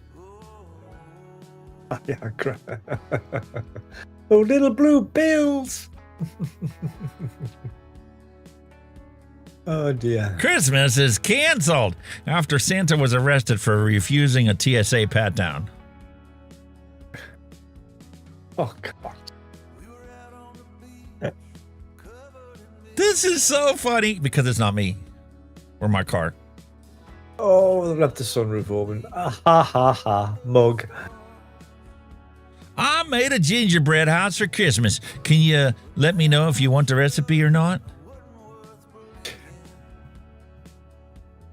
Oh, God. Yes, sir. Stop scratching.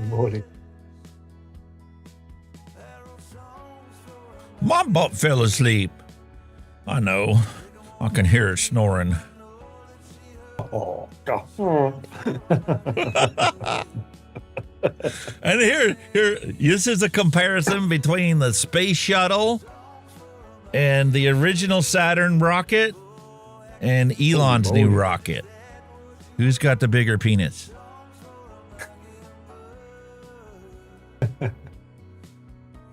X marks the spot. Well, there is a saying over here: if you drive a big car, you've got a small dick. So, You know, the bloke actually admitted that it doesn't need to be rounded and cone shaped at the top, but it just looks better. Oh, it's for aesthetic purposes. Yeah. Congratulations! You've scrolled so far, you found the Aussies. Hello, good day, mate. It seems that Agent 6373 has accomplished her mission. Chicago burns. Damn. You know, if you work overtime at McDonald's, are you working a McDouble? Oh, God. Jeez. Hey, When you man, get I your think we paycheck- stumbled upon a nudist colony.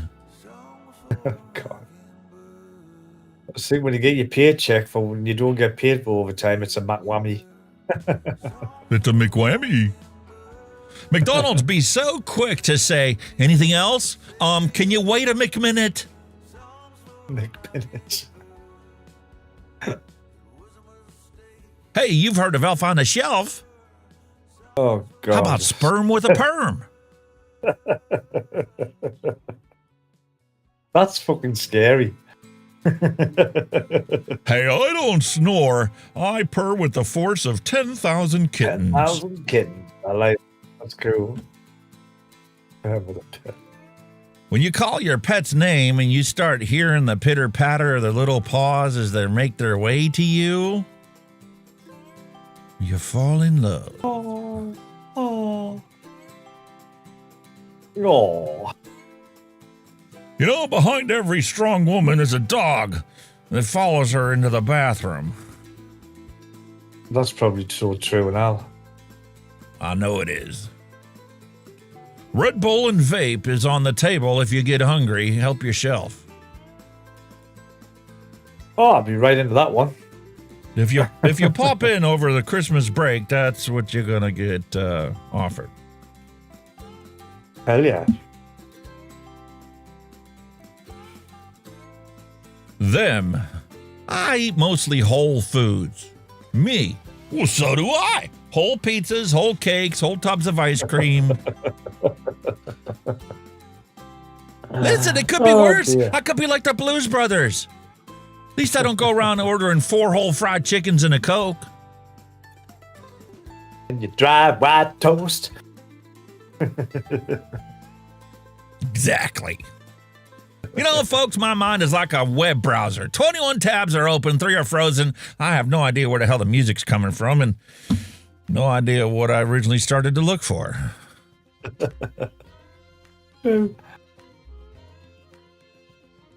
Sometimes you have to admit it's time for you to retire. Nancy Pelosi, you need to quit what you're doing because you're hurting people. Oh, gee, oh, the bed's screaming. She's got hang on. Take the broken hip as a suggestion from God. Get lost.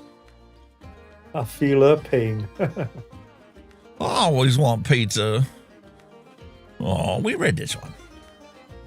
You've done that one. You've done that one. There we go. What days are the strongest? Saturday and Sunday. Because the rest are weekdays. Oh. Careful. Warning. Yeah, me. This is Mallory Gates' proof that she has the patience to stab something 1,000 times. You want to keep posting your stupid shit on Twitter? She ain't gonna stop. Hell no. And what doesn't kill you mutates and tries again. We like to always present both sides of the coin here. Yes, that's probably a true statement. And here's the last thing the Christmas ornament saw before it died. Fucking cat. Get out. Holy Oh, shit! Mom must be on Santa's naughty list this year. I can't believe Santa is wearing her underwear. Get ass crack. I love it. Christmas cookies? No, I ain't seen no Christmas cookies. I don't know what you're talking about. No, Wouldn't me. it's them. No, not guilty. I am the owner of multiple dogs. Therefore, my hobbies include neglecting my appearance, dreaming of clean floors, constantly asking what's in your mouth, and never peeing by myself. Yeah. But I do frequently make about 50 trips a day to the back door to either let the dog in or let the dog out. Or let the dog out. Yeah. And then my wife wonders, how come you ain't got nothing done during the day? You spend it all in your studio, don't you? No, Nope. I really don't. If only. I swear, honey, I scratched it going down the chimney. It wasn't anything else. Oops. Busted. After this, wife is required to let him put it anywhere he wants for the rest of his life. I don't make the rules. Canada man jumps on polar bear to defend wife from attack. Okay. Now the top makes sense. After this, his wife is required to let him put it anywhere he wants for the rest of his life. Of his life. Yeah. Because he saved hers. Mate, you want me to send you some of those? Because I know sometimes the stress of being a kid can really get to you and you might have to eat a whole pack of these.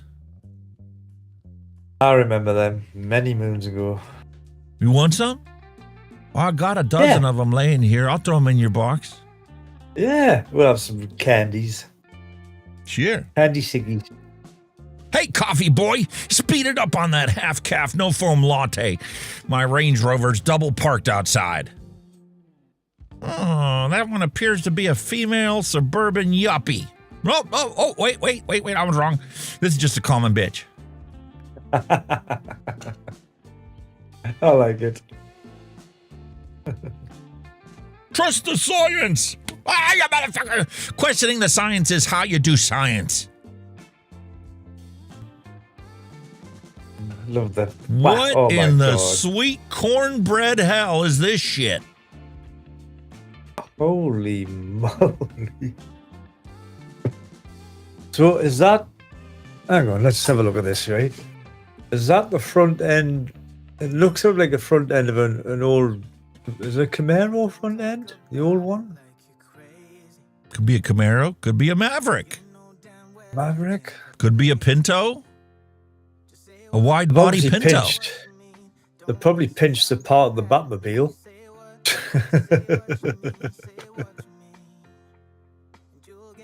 I personally like the Look chain at the- gun. That's what I'm saying. Look at the fucking gun on it. Jesus Christ, what are you hunting with that? Apathy Miller. No, that's Oh. definitely a Pinto. Oh. I wonder if it blows up if you had the turn signal on and it gets rear-ended, like the real Yeah. ones. I don't know, that gun on the front, and nobody's going to mess with you either. Jesus. And what are the scoops for? Is that your air conditioning? It's odd. It's so odd. I mean, wow. Holy shit, that Gatling gun on the front. Oh, Jesus. And what are those?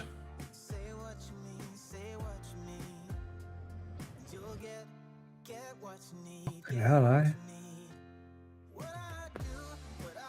That's a fucking oddball, isn't it? Creative. I'll give him that much. Oh, I'll give him that, like. Hey, mate, the existence of a subwoofer implies the existence of a dom woofer. Oh, well. Okay. Why are you stupid? Wrong cat. Why are you stupid? Wrong cat. Why am I stupid? I still have no fucking clue. Oh, God. Hey, I bought a new 2 terabyte solid state drive, but it only shows up as 1.8 terabyte. I want my 0.2 terabytes. Where is it? It's true, though, isn't it? Get a 2 terabyte and it's not.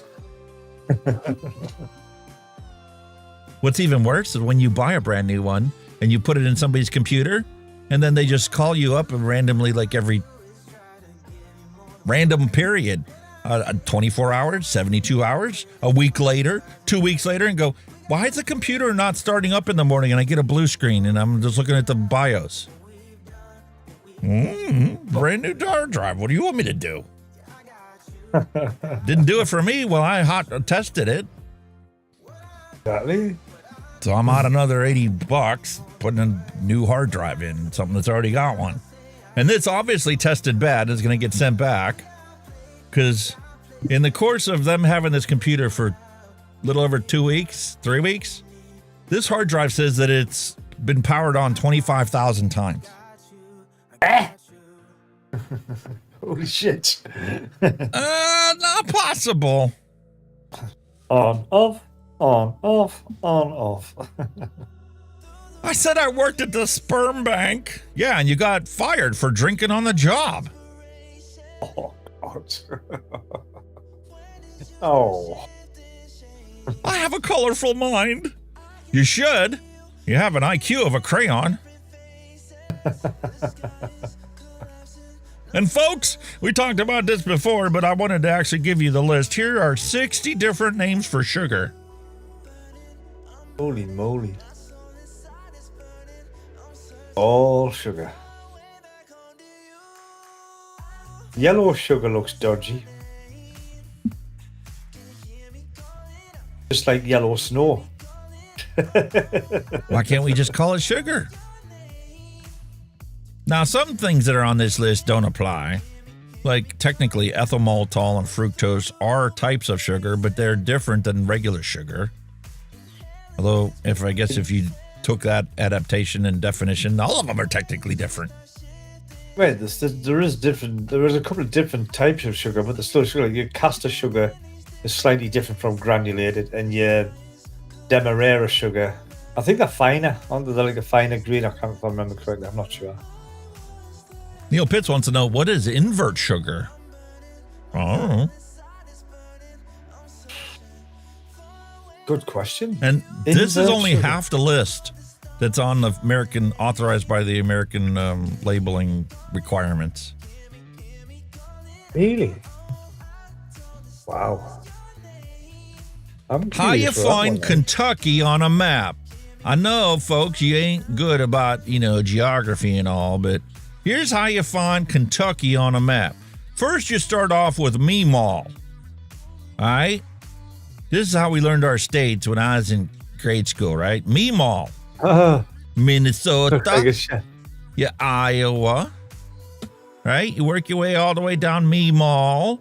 And here you have a pan. Tennessee's the pan. That's not a dick.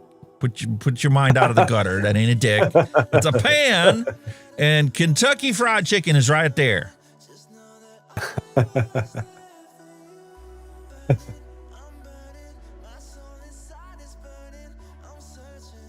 Hey, Karen, I baked you some cute Brontosaurus cookies. That's your ass. I know it. Who you trying to fool? That ain't no Brontosaurus. Chocolate starfish. That's a rear end view of your ass.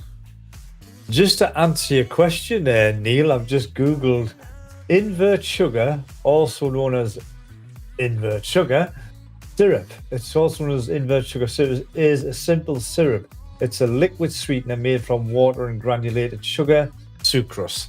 Liquid sugar. Just mix it with fucking water. Liquid sugar. Well, we have a name in the bar industry. It's called simple syrup. Yeah. It's invert sugar. There you go. Liquid sugar. Despite the old saying, don't take your troubles to bed, many men are still sleeping with their wives. Oh, God. Ooh. And here you go, folks. If they decided to regulate tools like they do other things, this would be a ratchet. This would be a tactical ratchet. And this right here is an assault ratchet. Assault ratchet. I want the assault one. It looks mint. And if it ran on electricity instead of air, it would be known as an E-ratchet. Oh, God. All right. Piers Morgan denied being Home Alone 2 Pigeon Lady. What do you think?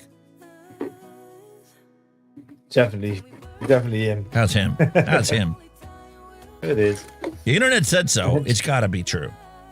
Yep, it's true. The internet says it's true. You know, a burglar broke into the house last night. I didn't shoot him. Why waste the ammo? I just put the red laser dot on his forehead and let the 3 cats take care of the rest. That's brilliant, yeah. A study said that cats eat more bananas than monkeys. It's true. I can't even remember the last time I ate a monkey. Karen, I got you a present. Aw, that's so sweet. Where is it? It's in the litter box. I hate you. Let's class that cat one. Holy moly. And you wonder why all the vehicles nowadays look about the same, no matter who makes it. Whether you spend 30 grand on it or 130 grand, they all look about the same. It's so that they could all achieve a 5-star crash test rating. Look at the cars back in 1975. This was a 1975 MG Midget sitting next to a 1975 Continental Mark IV. Holy fuck. There ain't no way that midget can fucking stand up to a head-on collision with that tank. Drove like an ocean liner, not even a boat. There was a guy selling one in the UK and we went to look at one. And it was on his drive. And it was still overhanging his drive onto the main road. I think the car's about 20 feet long, and it 20 feet, 22 feet long, something like that. It was huge.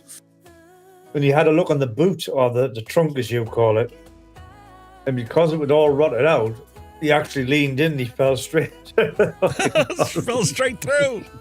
It was just these 2 legs hanging out the trunk. Hey, Karen. What? I was going to give you a nasty look, but I see you already got one. A hibernating turtle can breathe through its ass. You know, wide awake, you can talk through yours, too. What do you call mixing coffee with hard liquor? Getting ready for work? What do you call it? PMS 24/7. Well, Karen, I see the police found your car. Oops. What a day. First, Karen gets hit by a bus, and then I lose my job as the bus driver. Listen, if you're going to ride shotgun, you can't be screaming every time I drive off the road. You're making me nervous. Holy shit. I do not know who Holly is, but the desire of her enemies to deck the halls with her bowels indicates she must be a fierce warrior indeed. Deck the hall with Deck the halls with boughs of holly. La la la la la la la.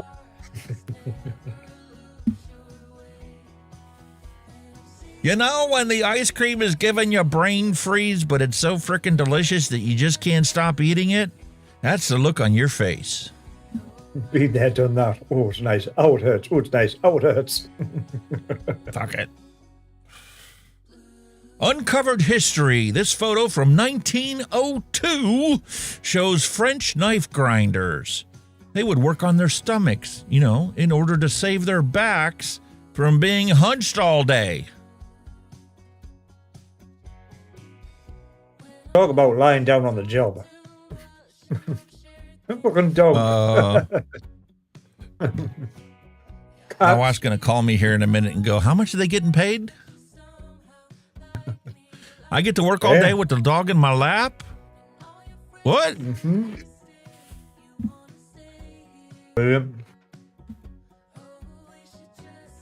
You know, folks, the average human walks 900 miles per year, if you ain't a lazy fart like me, and drinks 22 gallons of coffee in that same time period. So doing a little bit of math, this means that the average human gets 41 miles per gallon. That's pretty efficient. Clever. Very clever. You know, cotton accounts for 1/4 of all pesticide use in the United States. Hemp could do everything cotton does and can be grown without any pesticides because, well, it has natural defenses against pests and weeds. Really? And the buds can be picked separate from the rest of the plant. You want to recycle? That's how you recycle. Oh, yeah. Announcement! Announcement! Christmas is around the corner. Accidents take seconds to happen, but the suffering lasts a lifetime.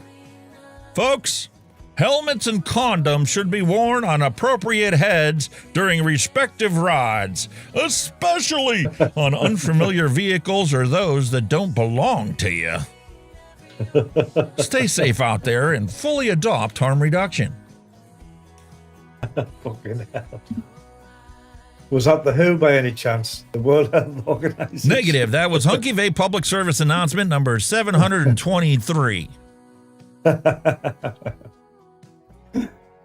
Be sure to stay tuned for the next iteration shortly. Because the elf was simply delicious. Had the cookies for dessert. Thanks. Sincerely, Santa. Oh, God. That's quite gross. No, my dogs have cheered that up. Didn't matter if you threw it in the garbage can or not. As soon as you stopped looking at them, that can would be all over the kitchen. And no trace of this would ever be found again. Oh, no. Folks, we're falling behind. We talk about Chinese making vapes and everything else in the world. Oh, man, look what they're doing with all the money we send them for our vapes.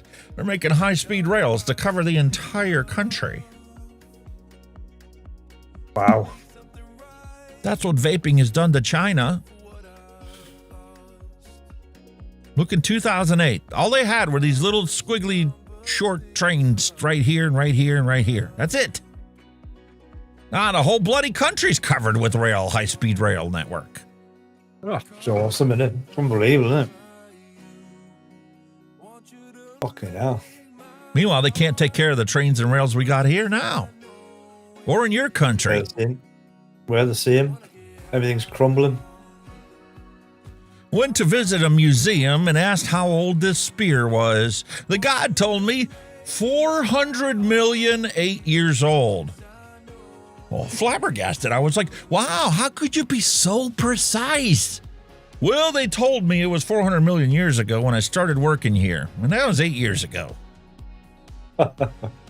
Well, I like to say he's adding the years on. Very good. What in the Mulletville hell is this monstrosity?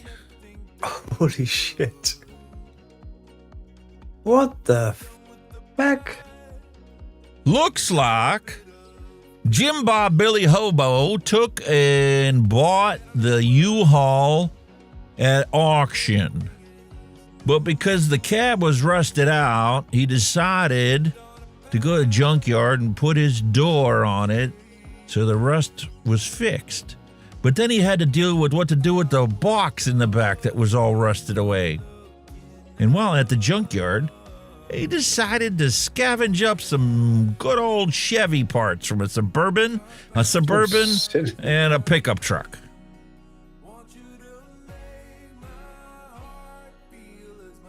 I wonder how big that actually is. It must be about fucking 50 feet long. Mate, I want to know how many kegs of beer it took to finish that project. Oh, what? The chassis probably got the empty ones. All right, folks, it's an interactive show, so I'll name a movie that had great music. Can't use Easy. Blues Brothers. Oh, where? That's not fair. Grease. Grease. Grease. Oh, hell yeah. Saturday Night Fever. Yeah. Staying alive. Staying alive. Staying alive. Grease, Saturday Night Fever. Top Gun. Hell yeah. Theme music, but didn't have like a song. Like That was the musical, first was it? piece of music I would always play whenever I upgraded my surround sound system. That was the first piece of music I played for the surround sound system I have on the TV downstairs now. Iron Eagle. Happy the Miller's like Cocoon. I'm thinking musicals. Like I'm thinking like the old Disney, like Mary Poppins. You know, a spoonful of sugar helps the medicine go down. Hills You're Are gonna Alive talk with Sound about of next thing. Music. You're going to talk about Rodgers and Hammerstein and all of their movies. Yeah, Sound of man. Music, Oklahoma. Cheryl Demers, Phantom of the Opera. What about all the Elvis Presley movies he was in? The movies with Elvis in? He sang in them. Yeah, he wasn't a bad actor, you know, despite what they said about him. I'll tell you what was. I mean, yeah, it did have music, but it was a communication. And it was a way of communicating. Close Encounters of the Third Kind. Remember? Do do do do do do do do. Remember that? They're using it to communicate with the aliens. How about Wayne's World? Oh, brilliant! Yeah, yeah. That classic scene in the car. Brilliant. Ooh, Loved it. You know, I think we have a pretty good chance this season. The average hunter seems to be getting older and older. And these millennials think meat comes from stores, so ain't gonna seen too many of them. That's pretty fucking. That's about right, isn't it? Armageddon. Hell yeah. With Liv Tyler. Armageddon. What about that Mamma Mia? The ABBA movie? Mamma Mia. Here I go again. How come none of the movies that come out nowadays have any good music with it? True. What's the difference between a hooker and a drug dealer? A hooker can wash her crack and sell it again. Oh, God. Holy shit. You know, I ain't never buying nothing ever again from Temu. What on earth? Motherfucker said I was buying a Wi-Fi extender and there ain't no Wi-Fi components in it. It's just a bunch of LEDs that light up. Shit. Fuck. Where did the cat go? I'm too tired of this meme. I'm out. Okay, good night. Ooh, look at the beautiful egg. No, you jerk. You put an orange on me while I was sleeping and then took a picture of me. Well, that looks quite good, that, like, actually. I don't get it, Smudge. Why did you call me Penny? Well, you're two-faced, worthless, and in everybody's pants. What did you want me to call you? Oh, dear. You know the difference between the mafia and government is that the mafia turns a profit all the time. Too right, they do. That's brilliant. That's brilliant philosophy. You know what else is different between the government and the mafia? The mafia take care of the disadvantaged. Yep. The government abuses them. Well, yeah. They did look after their own, didn't they? You know, I want you to meet my new pet. He's actually very kind to me, and his name is Baby Yoda. Hello, Smudge. Naughty cat you are. That's a pet? Looks like Jabba the Hutt took a dump.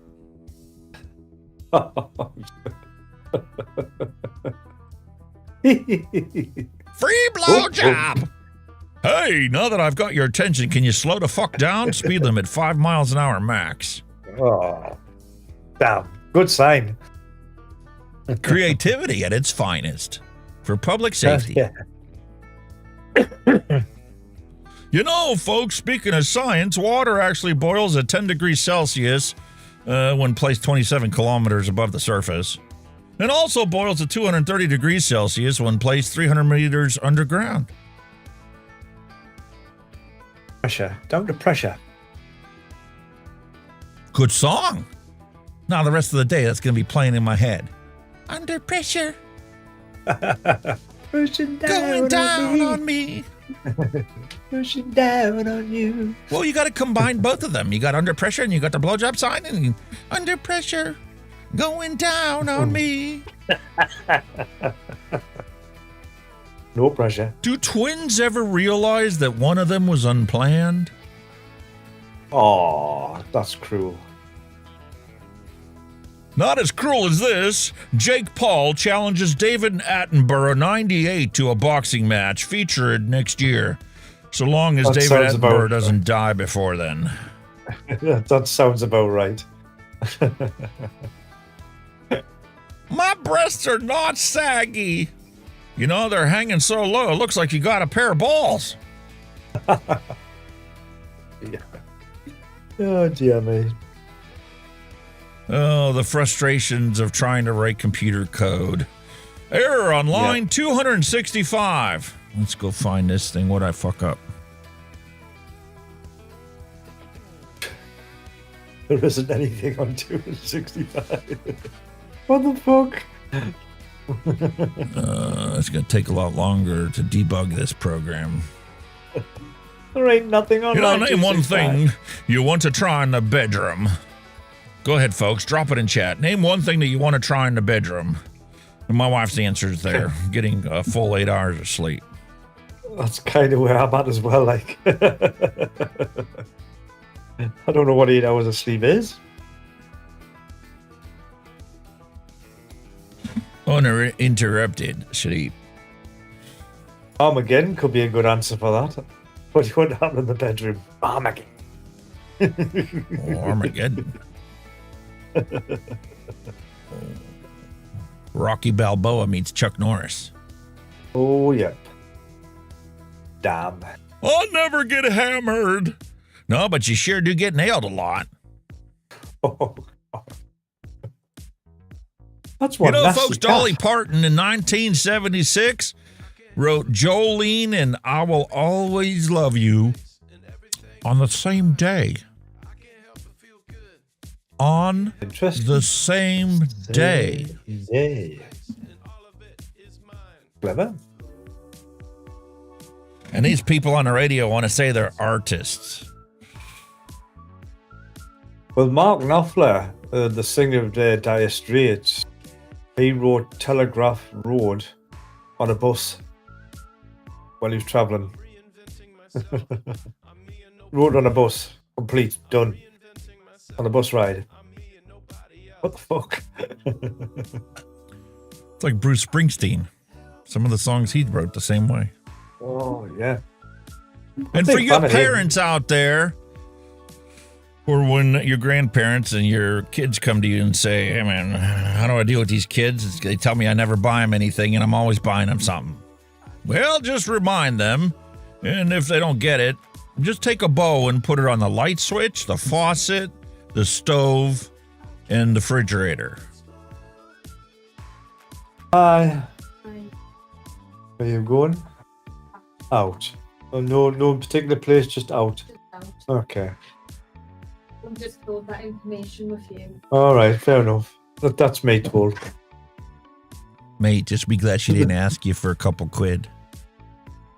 Oh, It's is it normally already the way got it goes. Oh, She's she already, already hit you got up. it. She raped you as soon as you walked through the door. Yeah. Mm. Where you going? You know, it smells like up sexy in here.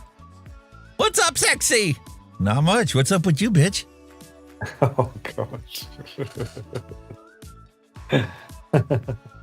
Christmas. Sometimes it's better than Halloween. It depends which way you go with that one. I only swing one way, mate. I ain't like you. You can have a naughty elf, you can have a naughty ghost. You know what I mean?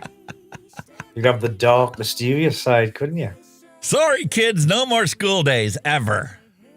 Now, that's what I'm talking about. That's a modification I can live with. Hell yeah. Cocaine.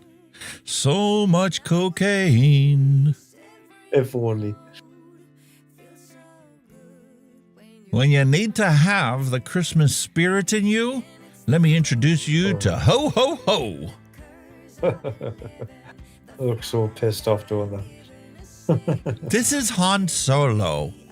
Han open carries a blaster everywhere, hates tax fees and trade regulation, and fights Imperial Overreach. Could we all be more like Han next year? Perhaps, yeah. Time for another map. U.S. state with the highest percentage of population of ancestry from European countries put on the countries they came from. Wow. All us Hungarians are in Ohio. Utah for the UK, really? All the people in We went to Utah Utah. came from the UK. And all the Irish went to Massachusetts. Massachusetts. That's a BJ song. Interesting. Yeah, very old. Here's some gray pride for you. We're old, we're tired, and we want you to get off our lawn. Yeah, get off my lawn. Honey, will you rub my knee? Sure, babe, which one? My weenie. Oh, gosh. Remember back before OnlyFans when your mom just sold Avon? God, aye. The Avon lady. Avon lady. Ding dong. Imagine the disappointment if a wolf knew his descendant would be a poodle. That's how your grandfather feels when he sees your man bun. Yeah, that's definitely it. What the hell? Think about how stupid the average person is, and then realize half of them are stupider than that. George Carlin.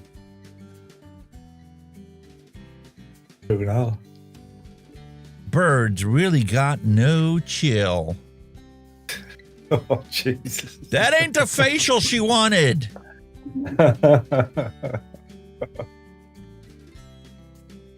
I don't always hang out with badass soldiers, but when I do, it's the cavalry. It's the cavalry. Hell yeah. People in the north checking out the night drones. People in the south checking out the night drones. Yeah, hunting season. Boom. You know, it's Hell against yeah. the law to shoot a drone out of the air. There's an FAA regulation to prevent that. Works just as good as prohibition. Yeah. So, you didn't learn your lesson the first time, Frank, did ya? Shit. That's pathetic. Dumbass, why you gotta keep swimming with the sharks? I don't like you. I've already had a taste. I've already had a taste, you mate. Want more? Breaking news! Crashed drone in Orange Beach, retrieved from water and taken to undisclosed location for further investigation. Oh, it's been that That looks thingies of the Star familiar. Wars. Yeah, it's of Star Wars. I like it. Wow. Do we have time for the other ones Mallory dropped in the Discord? Well. Holy moly. Mrs. Hunky Vape dropped a dad joke into the advocacy section of the Discord server. Oh. Someone threw a jar of mayo at me. I was like, what the hell, man? Oh, God. Tell her not to bother next time, mate. Fucking hell. Oh, damn it. That's supposed to be up here. How do I move it? One of these days I'll figure this stuff out. Move.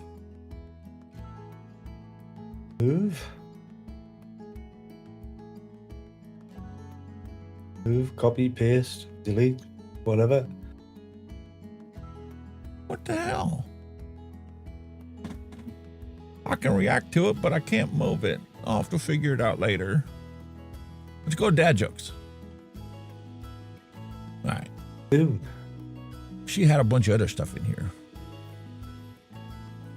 We have Bob Rivers. I came upon a roadkill deer. Copyright strike. Bob Rivers flu ride. Bob Rivers walking around a woman's underwear. We got lots of stuff on the Discord server, folks. Join and you can drop in your dad jokes as well.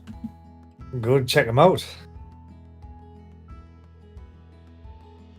Oh, I like food.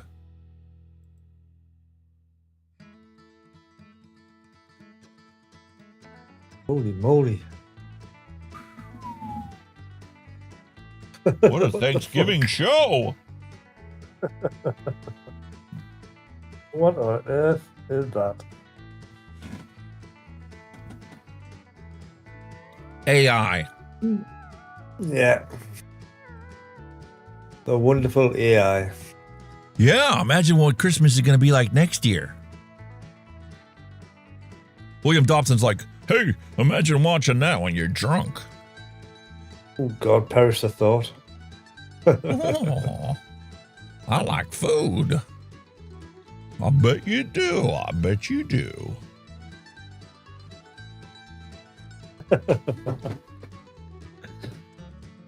Damn. Where'd you go? Where'd you go? I can't identify the Discord server. I know I didn't close it. Don't need a lasso to say how thankful I am for sick kids.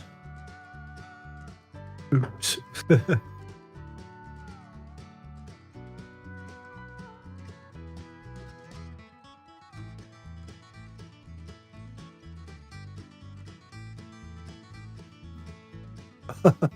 What?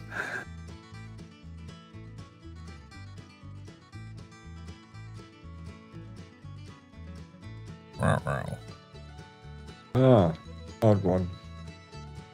The real Linda Carter. Because of copyright claim, she couldn't dress as Wonder Woman. Ah. Weird, because isn't of it? copyright claim, we can't play the audio to this. But if you have to remember, this is what she looked like. Great Wonder Woman, God. Let's go back. Sure is, man. Sure is. Well, that right there wraps up the dad jokes for the week. The dad jokes is done, buddy. Dad jokes are done. You know what it's time for? They already been pestering me. Time for the old lady to get to see her poochies while she's at work. Doggy time. Time for our little pet show.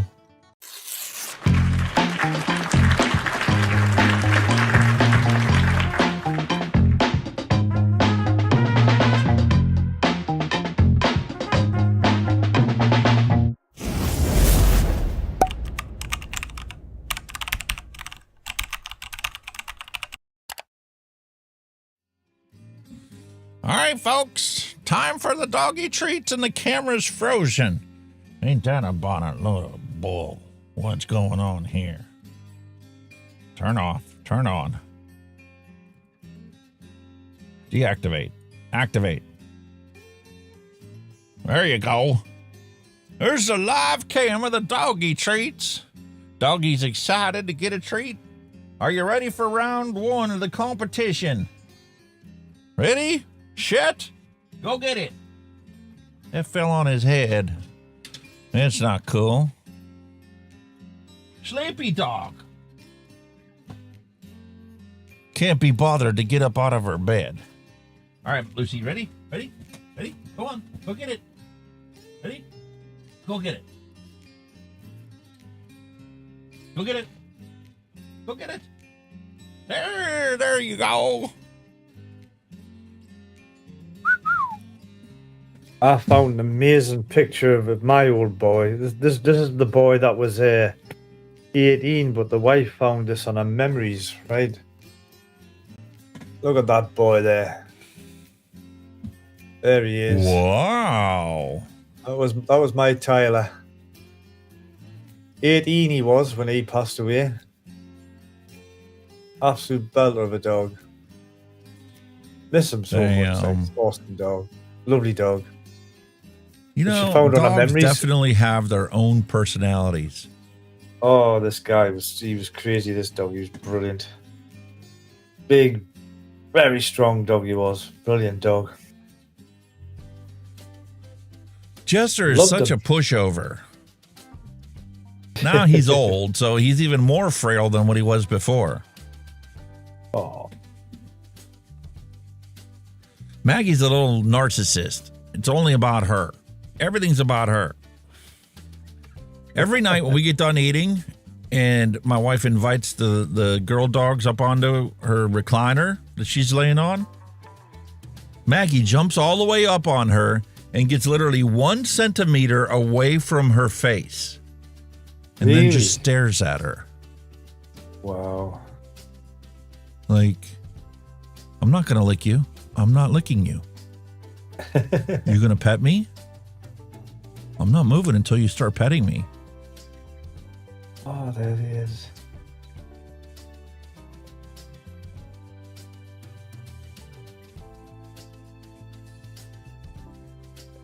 He was such a sun worshipper as well. Frozen again. He was a sun worshipper. It's a bit bright, that light, but you can't see that one. Hang on, see if I can get another one of them. There you go. He was little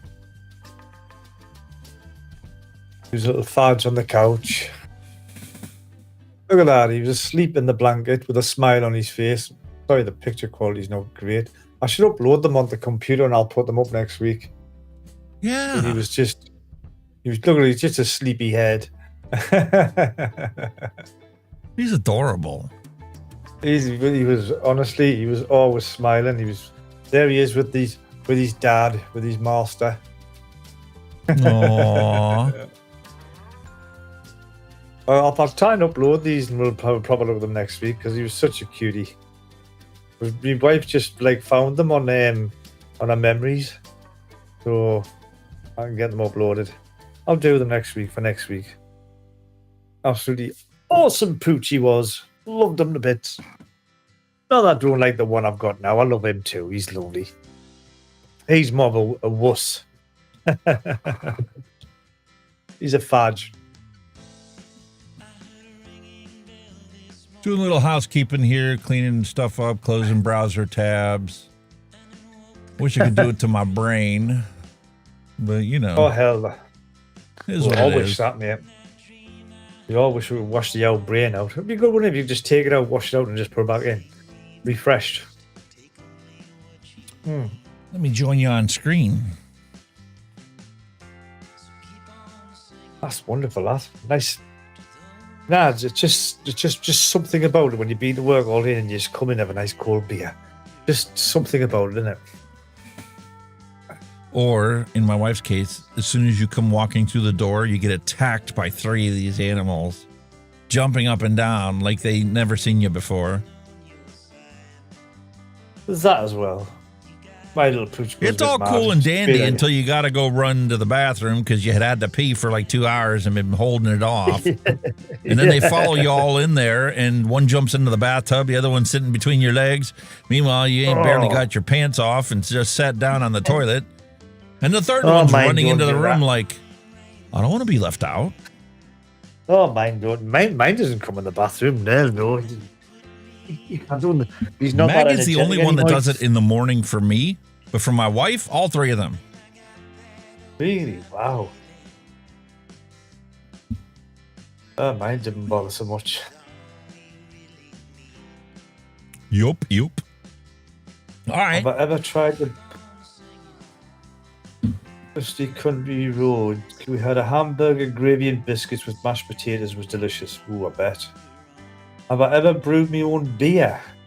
Many moons ago. A long time ago. I've done it once. The first time was a disaster because it was just sediment. It was disgusting. But then I bought a pressure barrel, and when I done it in a pressure barrel, it was tremendous. You get it in a pressure barrel, it comes out brilliant. But in a normal barrel, it was like, ugh. It was yuck. Full of sludge. Ooh. And if you were brave enough to drink it, you'd be on the toilet for a very long period the following morning. You know, you just have to change the marketing. It's not a beer, it's a constipation relief solution. Oh, it was definitely laxative. Bullshit, booker. Woo. Like a Porsche going through you. And call it flush. Oh, it was definitely that. William Dobson says you could call it turbo laxative. Put it this way, a tsunami's got nothing on that.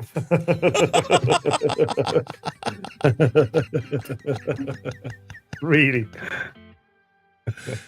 All right, time to roll the retro vape bumper, even though it's not a retro vape. It's a brand new vape. They're just coming out with it. It's a product sample. It hasn't even been released to the public yet.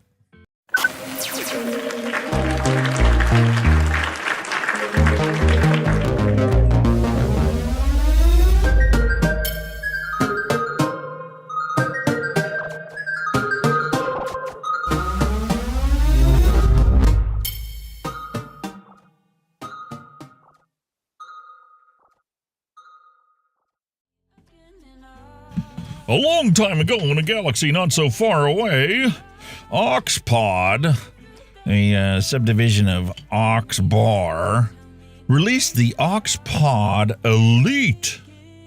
Why is this an elite device? Well, how about some genuine leather included on your pod mod?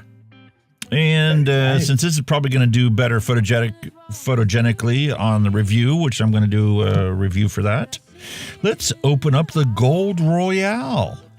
And we're going to pair that up today with High Drip Peach Mango. This is a 20. And they also have Dewberry Nectarine Lychee, Island Orange, Melon Patch Guava Lava, and Passion Fruit Lemonade. There's some ideas for us to DIY mix. Yeah. But let's take a look at this Gold Royale Oxpa. Gold, collection. Navy, Gunmetal, Pearl, Midnight Black, and Titanium Silver. Very nice. It is very nice. And unlike the typical ones from the past, look at that. Nope. There's no little tear tab.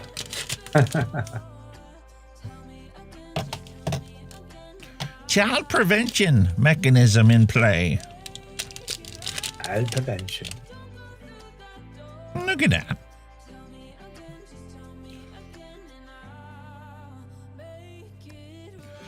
Power on off 5 times in 2 seconds. lock 2 times, adjust the output 3 clicks in 2 seconds. And don't forget not only to remove this sticker, but the bottom sticker from the pod, because it is a separate sealed pod. It's not technically sealed, it's refillable. But the coil's non-replaceable. Nice, easy to access. Soft rubber bung, which is cool. It's not like the Voopoo one where you rip the thing off and it just stays sealed. Oxbar Elite. And that's the exact same coil they use in the X Slim series. Really? Wow. Yes. So I know for a fact it's going to be definitely a flavorful coil, and it's going to last the 25K they have listed here. 0.8 ohm, 0.8 ohms. Damn. Very, very light. This thing, oh, it's the battery.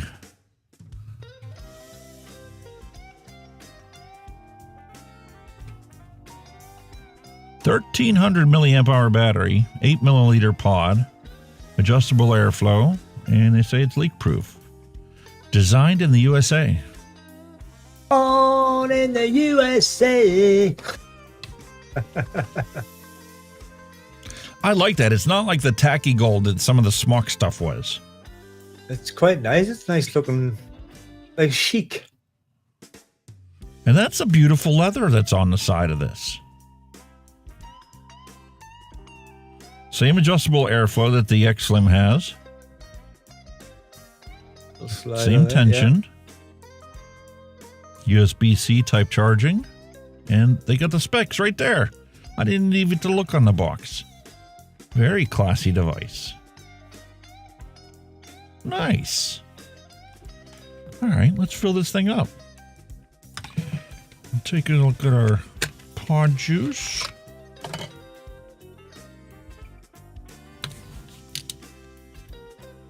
$20 milligram. That's low for you guys, isn't it? You like your 50s? Yeah. I don't like the 50s, but that's what's in the disposables you would buy. 20s. So if the disposables are too strong for you and you just want to use it and then you keep getting headaches, go to a pod system like this and fill it up with a 20. Too much Nick if you're getting headaches. And if that's too much, then you can go down to a 12 or a 6 or a 3 or a 0. Yeah. Be a great solution if you wanted to quit vaping. And there I go, squeezing stuff all over the place. Oh, you big sloppy oaf, you. You gotta leave room for the air to escape, you dumbass. Yeah. I'm making a mess of this. You are making a mess, like, I'll give you that, like. Was it just the anticipation? That's what it is, you're excited. What it is, boys and girls, he's just excited. He's excited. Hell yeah, because instead of having your typical 2 millimeter or 2 milliliter or 3 milliliter pod, you get something like this that's 8 mils. You can only fill it up once a week instead of filling it up every day. Maybe a day for me, like. At 20 milligrams? Yeah. You'd burn through that much? Yeah. All right, so here's the first problem. Despite me trying to leave room, still blowing over the top. Yeah. Let me suck it clean. Let's try it again. Still running into the same problem. Look at that. Not much room for the air to escape, is there?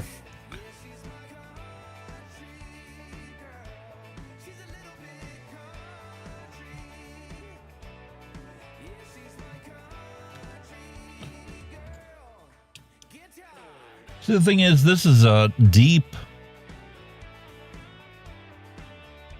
Let me go until I just barely get in there. That's how long this is open through here. Or the depth of the tank. Yeah. The depth of the place where it's dropping in.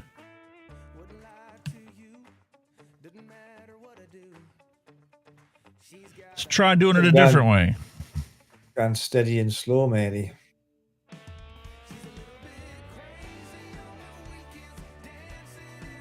Could be the way to go.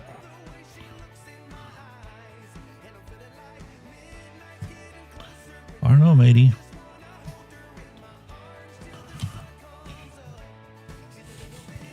It's a sloppy filling process. Maybe that's why we needed those pod filling machines we talked about on the news last week. Yeah. You might get more joy filling with a syringe, like I suppose, but not everybody carries a syringe, do they?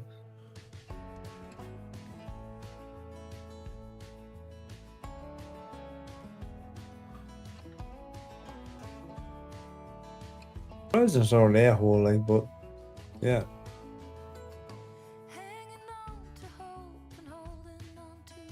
Just one big gaping hole, isn't it?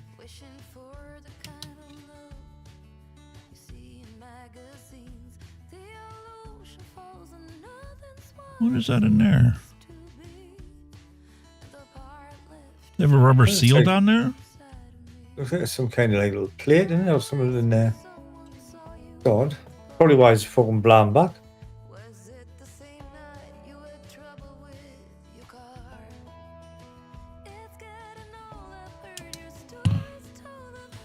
So perhaps I'm supposed to shove it the whole way in there and not try and make room for air, because maybe these holes that are here are for the air to escape. Push it all the way in. So it's another rubber seal I might have to break through it, might it?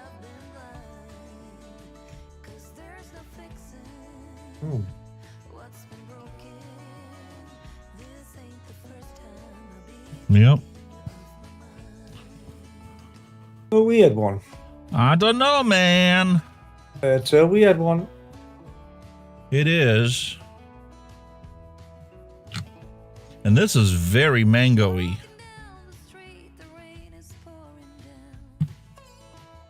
You smell it. Yep.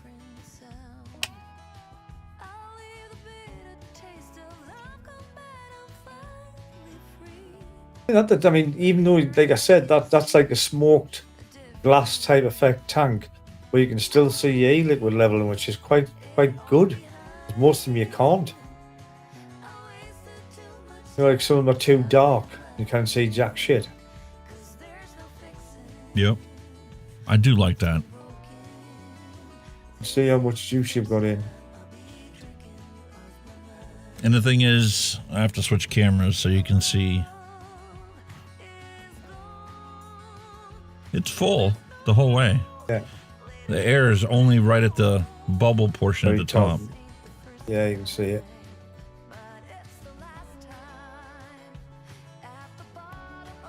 You got there.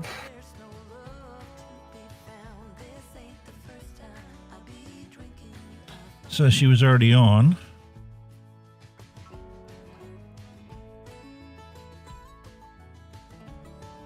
Not 22 watts or something one day. What I can do 15, 16, 90. 1, 2, 22 watts.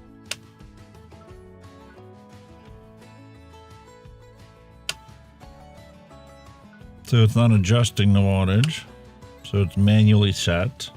I know, but if you look at when you connect your pod, you see little line guns along the bottom that shows it's connected. That's kind of cool.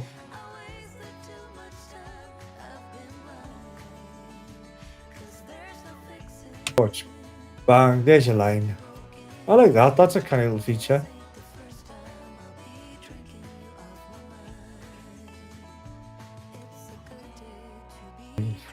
Oh, 5.0, Jesus.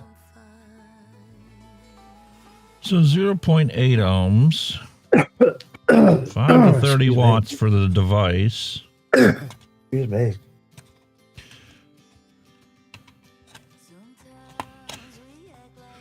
I I don't see any specified or recommended wattage for you to vape it at for that 0.8 ohm coil. Yeah, it's probably something where you're comfortable. It's probably one of them ones where you're just a bit comfortable in it. Yep, it does have a recommendation on the bottom of the pod. That's not, is it? 18 to 22 watts. 18 to 22. 0.8 ohms. And it can go in either way.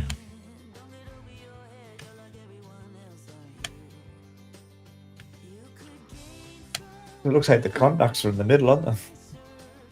Yep, that's why there's 3 of them. Yeah.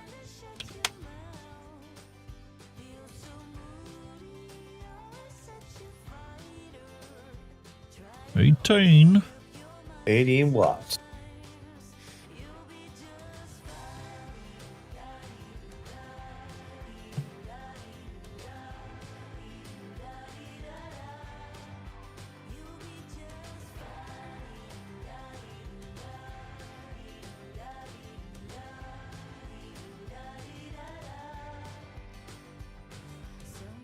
Oh, thanks, William. William's off. He's going to put his kids in the bath. Thanks for dropping by, William. Thanks for dropping by, William. Appreciate having you here. Merry Christmas. Happy New Year. Yep, have a fantastic time. Neil Pitts has said it probably only lets you go to the hugest settings for the pod, which could be right. That's a possibility. Yeah.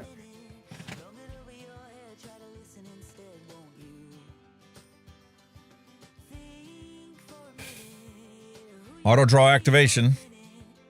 Auto draw. Very nice. That's impressive. Although it should be standard expectation for most people nowadays.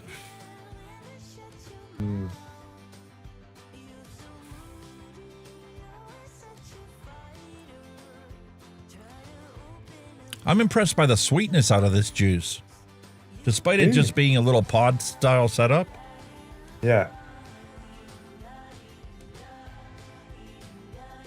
The flavor is just as good as the X-Slim.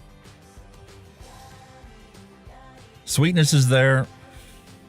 No throat hit to it whatsoever.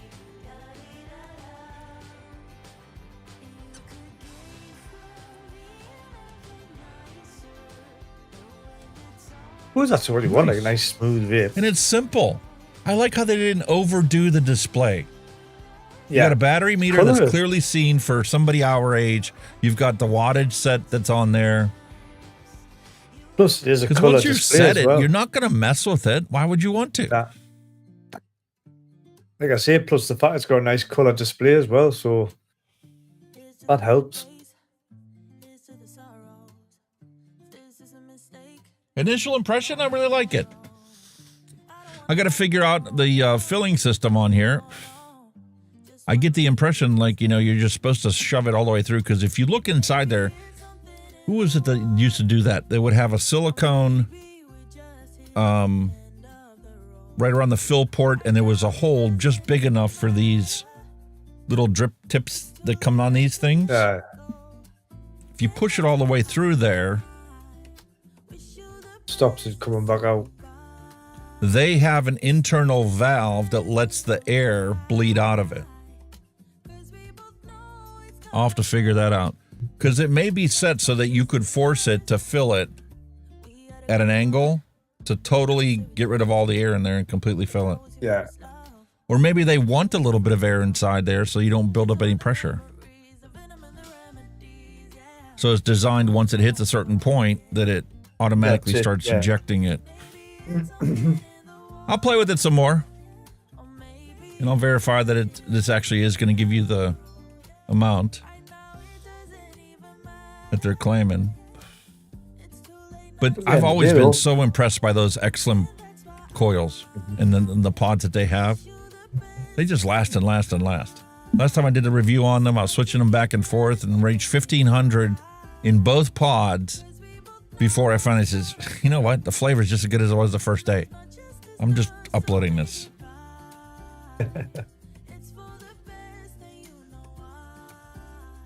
Good. First impressions are good. You can't go wrong, can you? It's not perfect because of that problem with the airflow system and the fact that I had to look for it. It picked the right wattage, or it was set at the right wattage when I did it.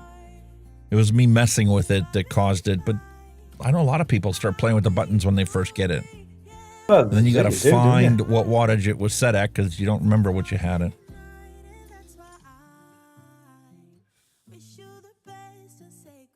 I like it. Still, first impressions, it does the job. And that's the best part about it. If you're a brand new vapor, you could literally turn this airflow all the way closed like it is now.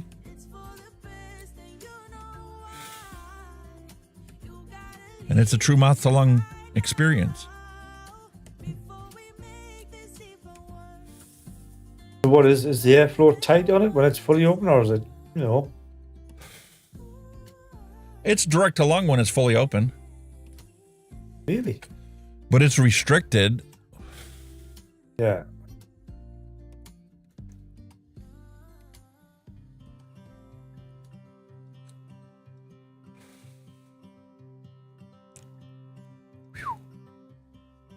Too much for 20 milligram. I could have filled it with a 6 milligram. Holy flavor. I could have filled it with a 6 milligram and direct to lung it.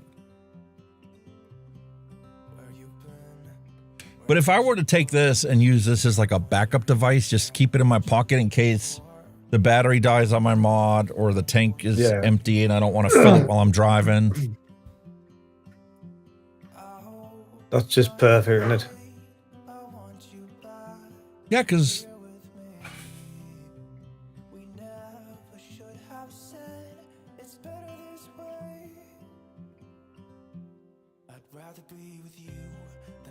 I thought hold the button and it locks it. Ah.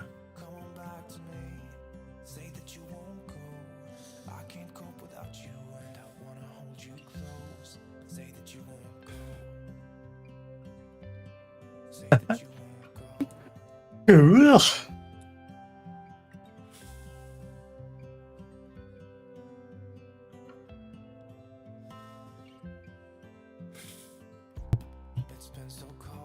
So if you hold the button in, it doesn't actually do anything. It just locks it. So if you had it in your pocket and you sat down on it and it pushed against your thigh, it would just lock the device. It wouldn't burn the coil out. Oh, really? Now that I like. That's good. I can't tell you how many times I've done a disposable review on something and I just shove it in my pocket because I'm running into this grocery store or something and the coil's toast by the time I get home and I never touched it. Oh.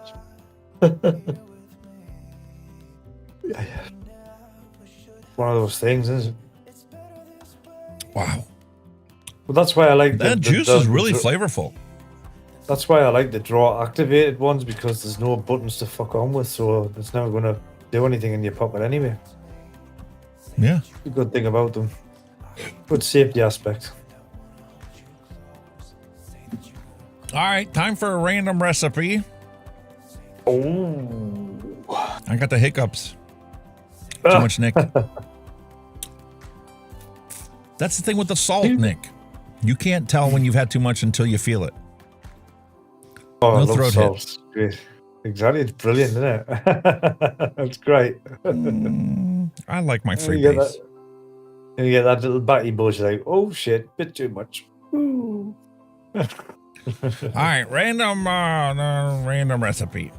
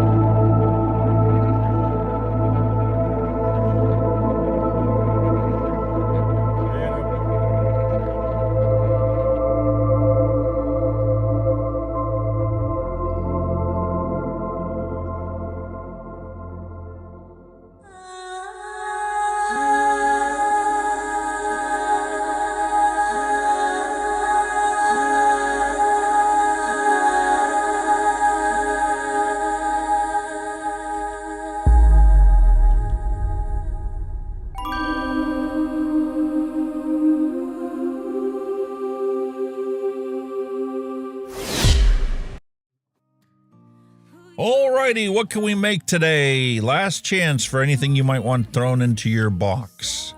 Ooh. There's a thought. We did General Custard Secret Cheesecake already. Yes.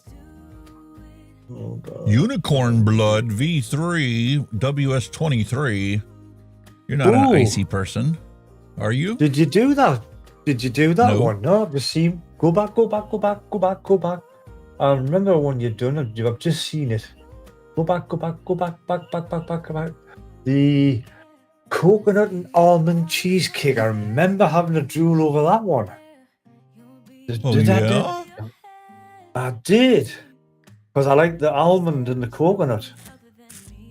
Coconut almond cheesecake. I did. TPA with extra coconut. Capella's Juicy Lemon. Capella's New York Cheesecake. 0.5% of super sweet. Toasted almond and vanilla bean ice cream. Yes. I remember that. Just a question there. When you done me Bakewell, did you do a cherry one as well, or did you not get around to doing that? Yes. You Yes, did? you got a cherry Bakewell with the extra maraschino cherry, and you got a cherry Bakewell, the original formulation. Although Yes. technically it's not the original formulation because the first time I sent it to you was freebase, and now this time it's salt. That not make a difference, man. Not make a great difference. Nah. Yeah, it would for me. Yeah, I know. Alright. Cherry on that. If you pardon the punt, that could be the cherry on the top for the recipe. Might be. All right, 120 mils. You want a 3 milligram. This is a 50-50 for the salt. And job done. Love it. Here's the adapted recipe.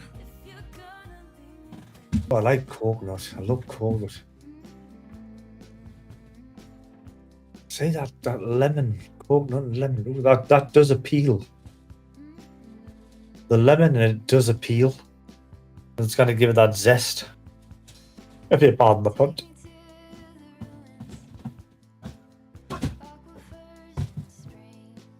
It's going to That's give it just that me, dog. I'll be right back. I need to get a 120 ml bottle for you. Oh my god, he's buggered up. He's lost a bottle. Lost a bottle. I'm going to change my angry emoji. Hang on, where is it?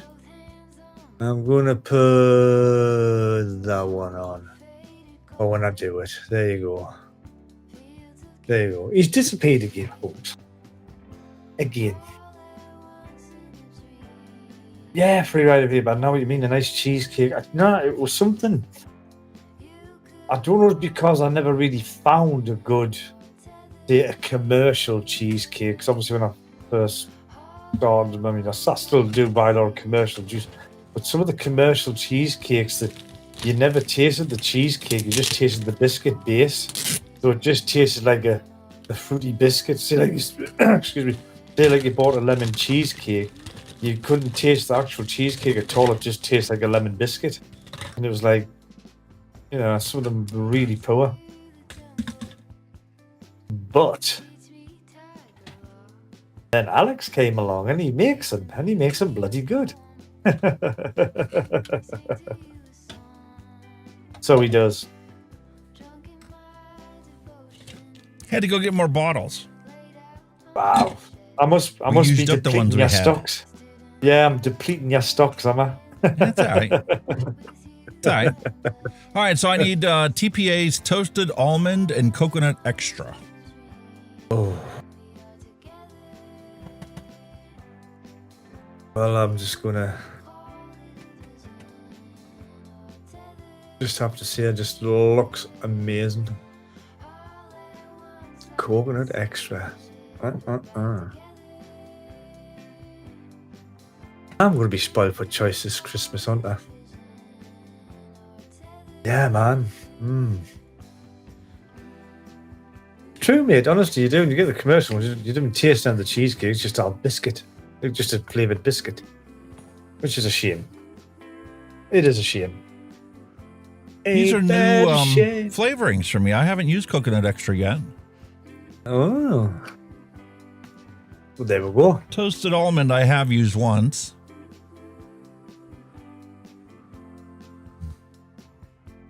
Well, you may have used in the I definitely Bakewell smell recipe. the toasted characteristic to it, but not so much the almond. Maybe the flavor is going to be there for the almond characteristic. Not a marzipan. Okay, so we got that. Now we need juicy lemon, New York cheesecake. Both Capella.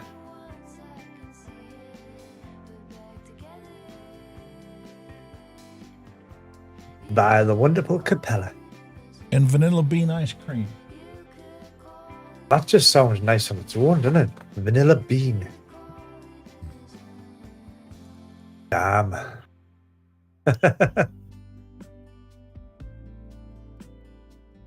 Hell yeah. All right, so we'll start off with the salt.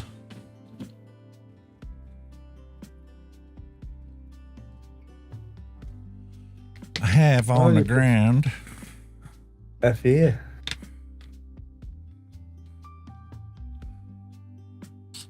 FE, Flavor Art is FA. Yeah, it's just Apathy prefers the FE almond rather than the TPA. But everybody their own, you know what I mean? Yeah, I think Flavor Art's typically better at putting it out, and Flavor Art's more concentrated than TPA. TPA can be all over the place for percentages on that accurately represent the flavor profile you're looking at. Neil Pitts made a chocolate fudge cannelloni juice last night. Just started testing it today. Not bad. Sounds nice now, mate. Chocolate cannelloni. Ooh. Ooh.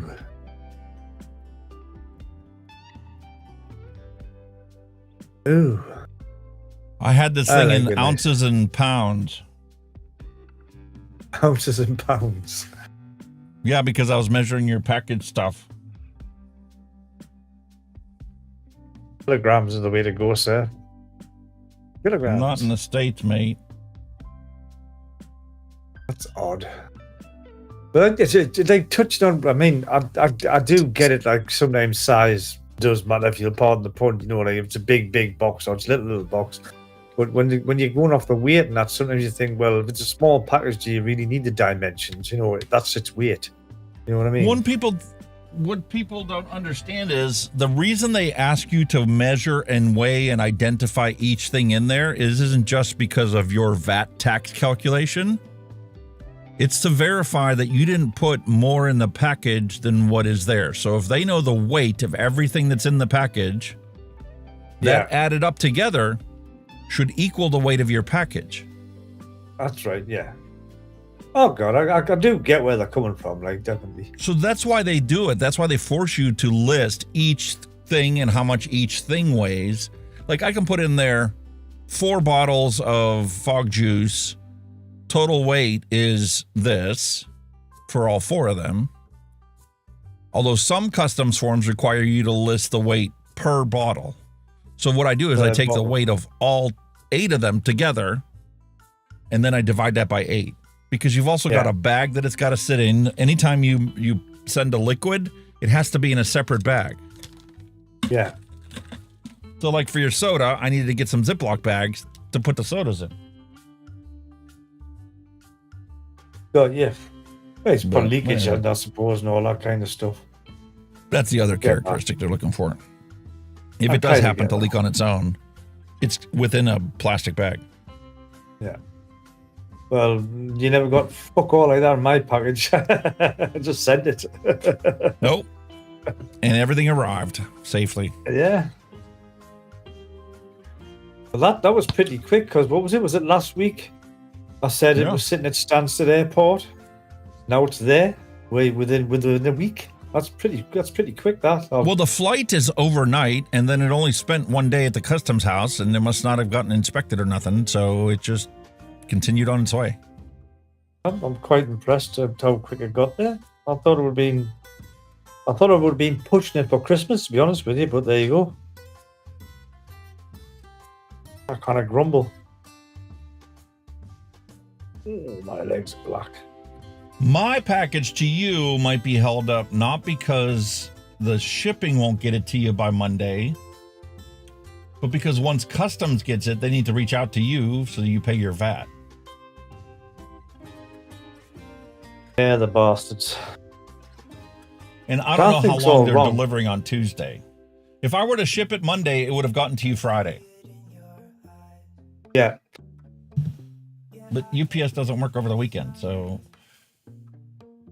my guess is it's going to sit in customs over the weekend. You'll pay your VAT and they'll deliver it Monday. But I'll find out more details once I actually buy the shipping label. I'm not even talking to the right microphone. Once I buy the shipping label, then I'll have the tracking number. I'll send you the tracking number. They'll update you with the shipping details as well. Yeah.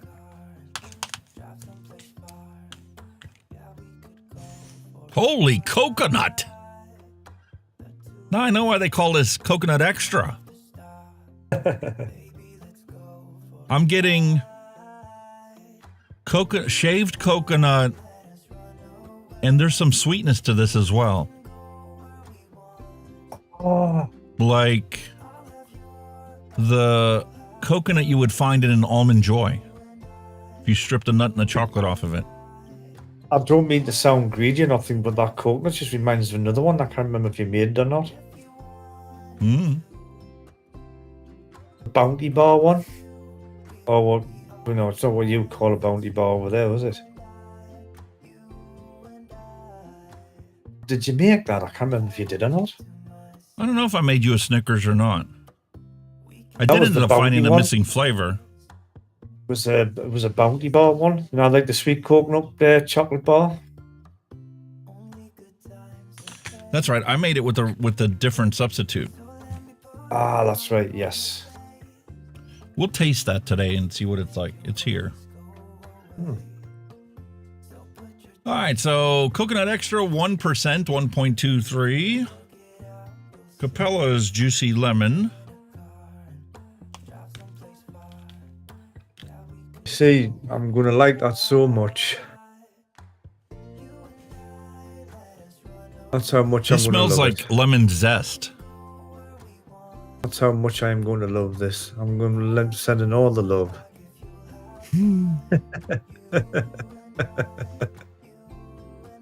Send in my love.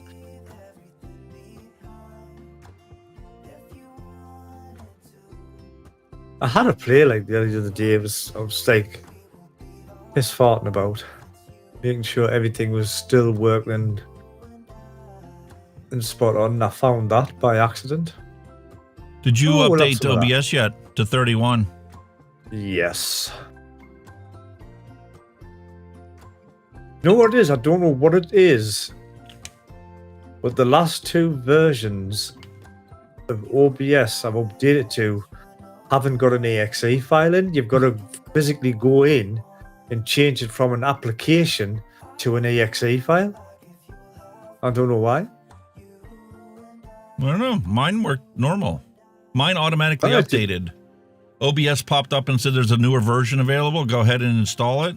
I clicked yes. It closed OBS. It launched the new version. But if you go in like your OBS folder, like where you've installed it on the C drive, because like when I was it still puts the icon on your desktop, but it didn't launch it. It just flashes on the screen and goes off. And I thought, what's going on with this? And I looked on YouTube. This guy said sometimes you've got to change the application because that's what the icon is, an application. You've got to change it to a .exe for it to launch, and that's how it worked, which I found really odd. And that's off the last two versions that I've updated to. Really? Yeah, I've had to change an application file to a .exe for to launch it. Don't know why. I've got no I've not idea. had that issue. I don't know if it's a Windows H2 fucking 4 fucking thing, whatever it is. I think it's responsible for a lot of things.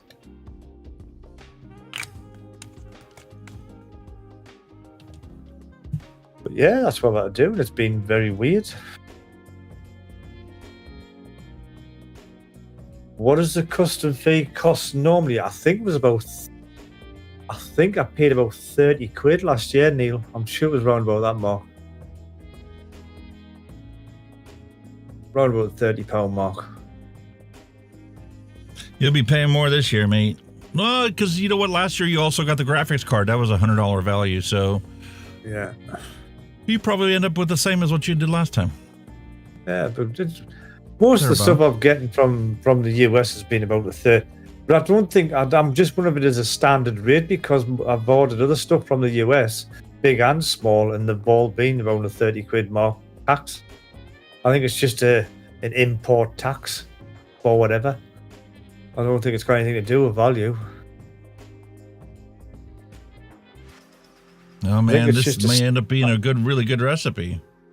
Yeah. I think our import tax is just a standard tax rate. Yeah, but I thought that anything below 20 quid was not taxable. It's import duty. That's what you're paying. It's not so much a tax, it's duty, import duty. That's why I didn't remember when I was telling you I was looking for that Molyneux custard or something. Remember the concentrate, Mullenberry, and it came from Portugal or Poland or something like that. Poland. It was going to cost more for the import tax than what it was the actual juice.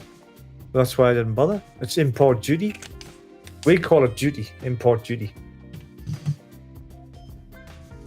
Trump would call that a tariff. Yeah, but it's probably what it is. You call it tariff, we call it a duty. But when he gets his weirdo there all gonna go up, and he's gonna start charging everybody tariffs to ship to America. Because his goal is to neutralize the tariff. So if you charge us 30%, we're going to charge you 30%. And if you get a hold of us and sell us that from now on our shit's going to cost $0 extra, then we'll drop your duty to $0 as well. Yeah, I think I know where he's coming from with that. Like. Definitely understand that one. Or if we're a bunch of greedy politicians, we'll both fucking rape everybody 30% and make a killing. And then spend it on useless bullshit that you'll never see any benefits from. Yeah. Your governments are the ones that kick your butt on that one, aren't they?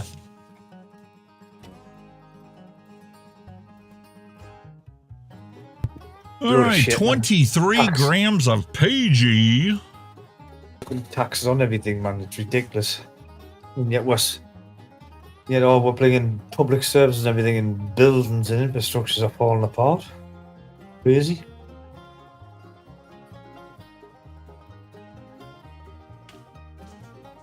Absolutely crazy.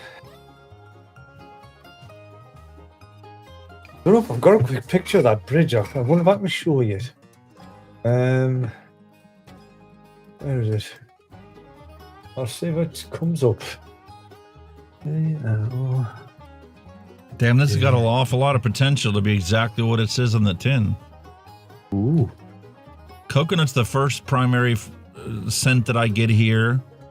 And then I get this toasted almond characteristic. And that blended with that candied coconut scent. All that needs is that cheesecake flavor. And you've got exactly what that says.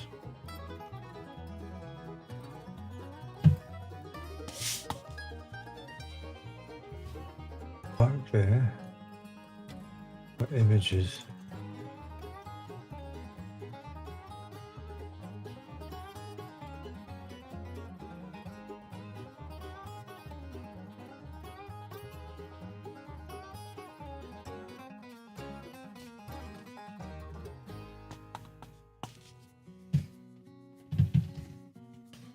There you go, mate.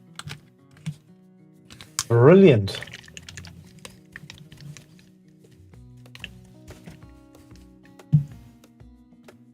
I'll show you this bridge. Well, I'll double click it.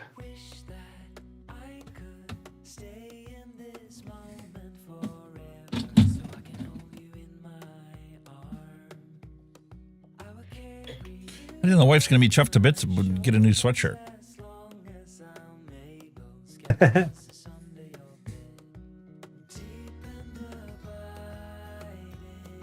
Where was it?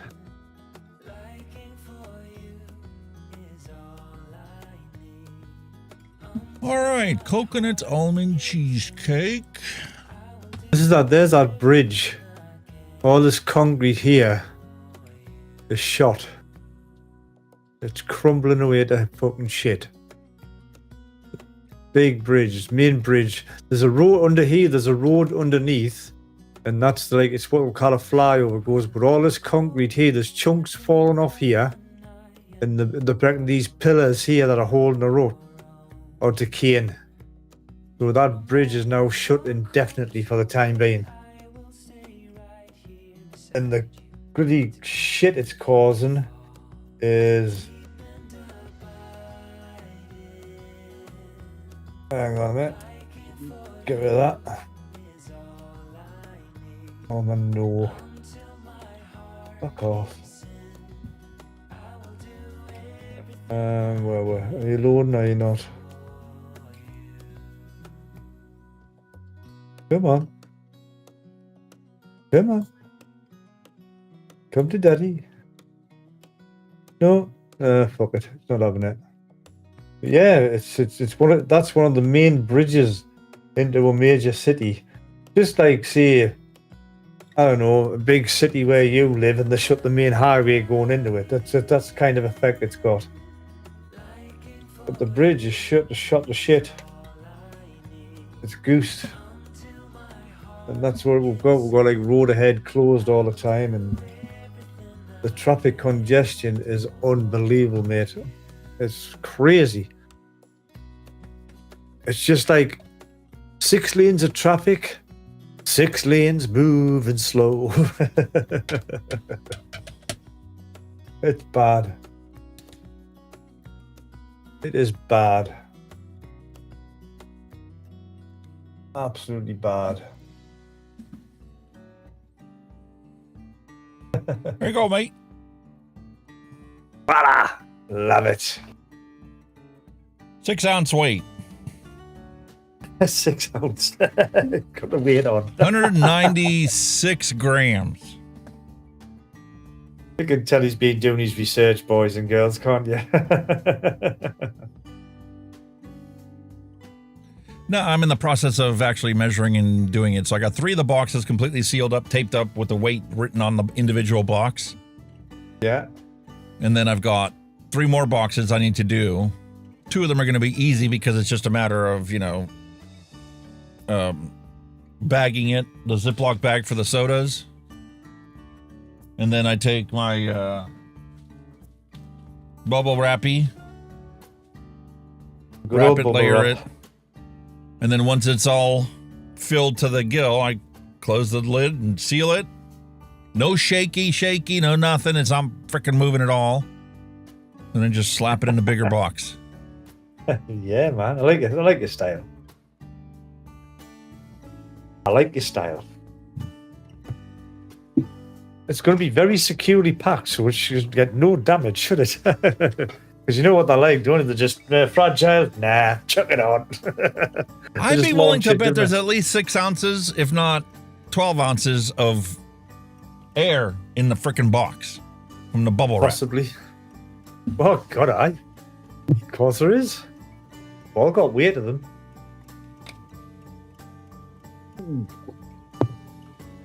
They've all got a bit of weight.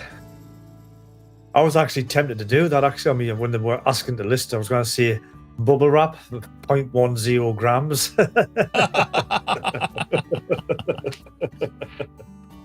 I thought I'd be taking the pistol. Stop it.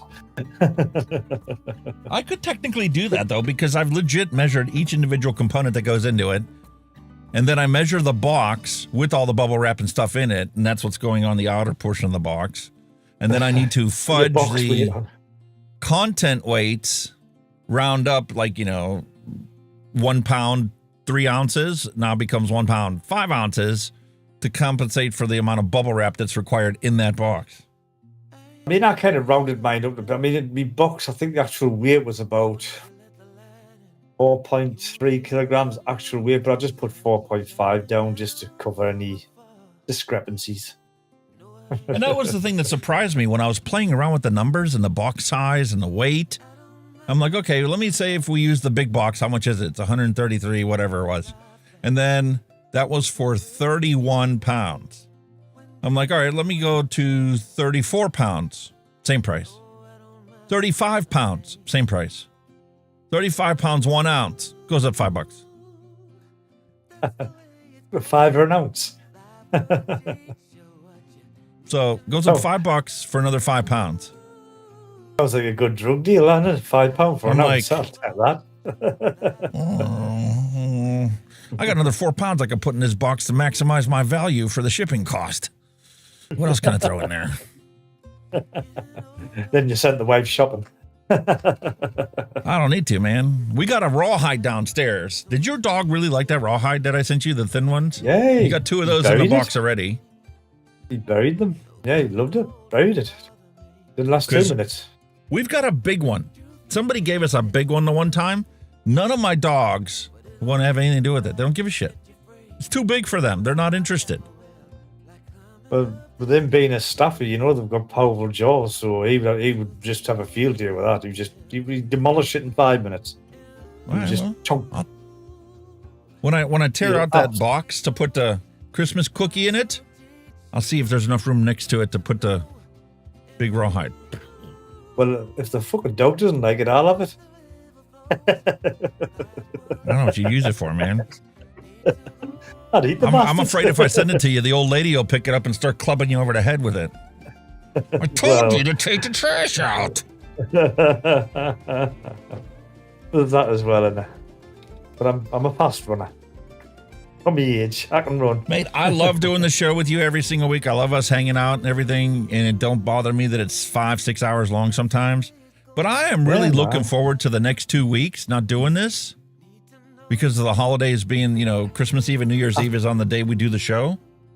But I think, like you say, like it breaks as good as the rest because you come back refreshed with more ideas, you know what I mean? So, you come back and I with, actually get to get caught up with all the projects around here I've been neglecting in order to keep up with this YouTube stuff. You do with the housekeeping as well, don't you? Finish off all the laundry, and one thing I've never learned, and I probably should have since I'm, the man of the house, the wife, the man wife, whatever.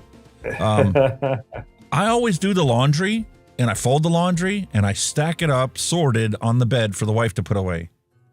Yeah. After 5 years, she's like, can you put them in the drawers? We've been married all this time. You don't know what my drawers are? I'm like, I have no clue what your drawers are.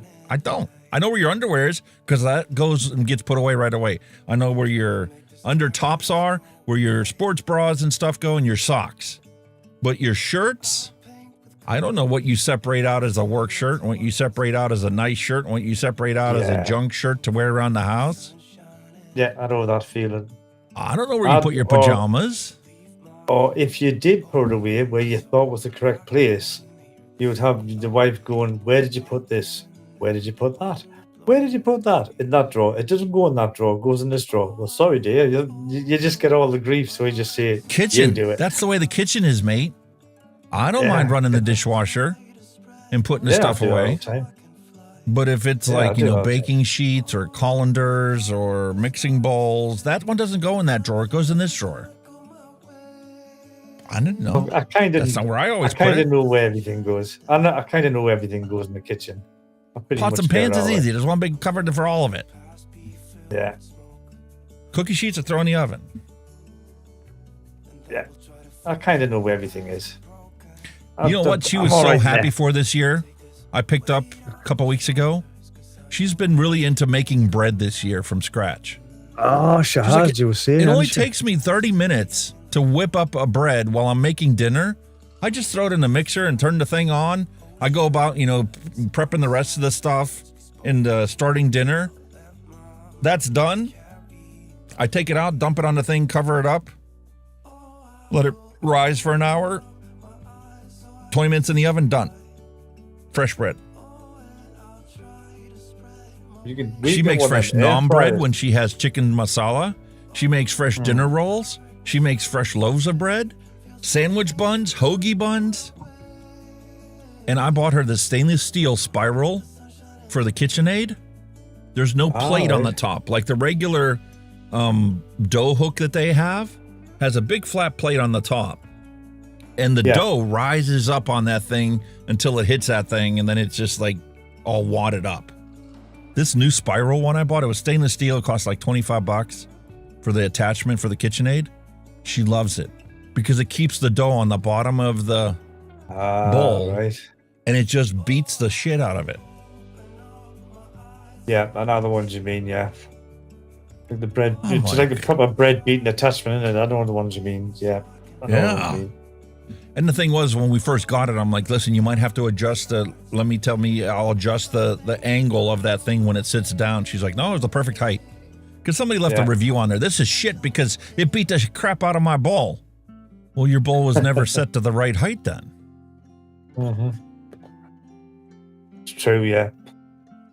The other one comes down and just has a V on the bottom.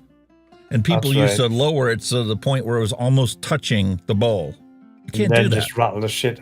It needs to be a quarter of an inch up from the bowl. You've got to allow for the rotation and obviously the angle of your bowl. It's got to cleave the bowl on it. It's as simple as that. We've got one of them Ninja air fryers, and apparently you can bake bread and that. So I've been itching to have a go at that. Bet that'd be lovely. Nice low. And she's gotten in the mood to making soups now. Now that the winter's here, I still haven't got chili. But man, did she make a broccoli cheddar soup, a potato soup? She's made all kinds of stuff lately. I'd do a canny veg soup, like ham, like off a ham shank. Lovely. I'd do a nice ham and veg soup. I'm quite good at that. My mom used to do that. She'd take a ham hock and throw it in there with a bunch of vegetables from the garden. Oh, it's fantastic. Ham shank soup. Ham shank for your stock. Get your veg in. Wow. I've still got the meat on the bone. It just peels off, and it's just it's tremendous. Dum dum dum. We've just got a new slow cooker as well, so when we put a joint in overnight, it just comes out like it's out of this world. We did have one, but I mean it's old, and it's finally give up. So she bought a brand new one, but this is like a good big thing, and you can just pour a big lump of meat in and just let it go, and it's out of this world. That slow cooker, and then when you get it, it just falls off the bone.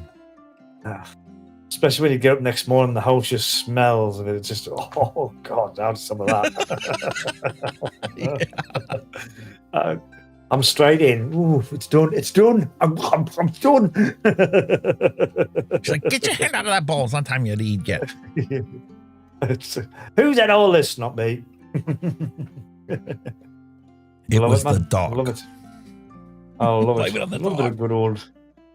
Kind of beat freshly made food, man. I said this frozen shit you get in supermarkets. Fucking crap. Absolutely crap. I love home cooked foods. Delicious. So, what else we got? So, we're taking the next 2 weeks off. We'll be back the first of the year and changing the naming scheme. Our first episode in January will be the first Tuesday in January. It's going to be episode 401. Season 4, episode 1. Damn.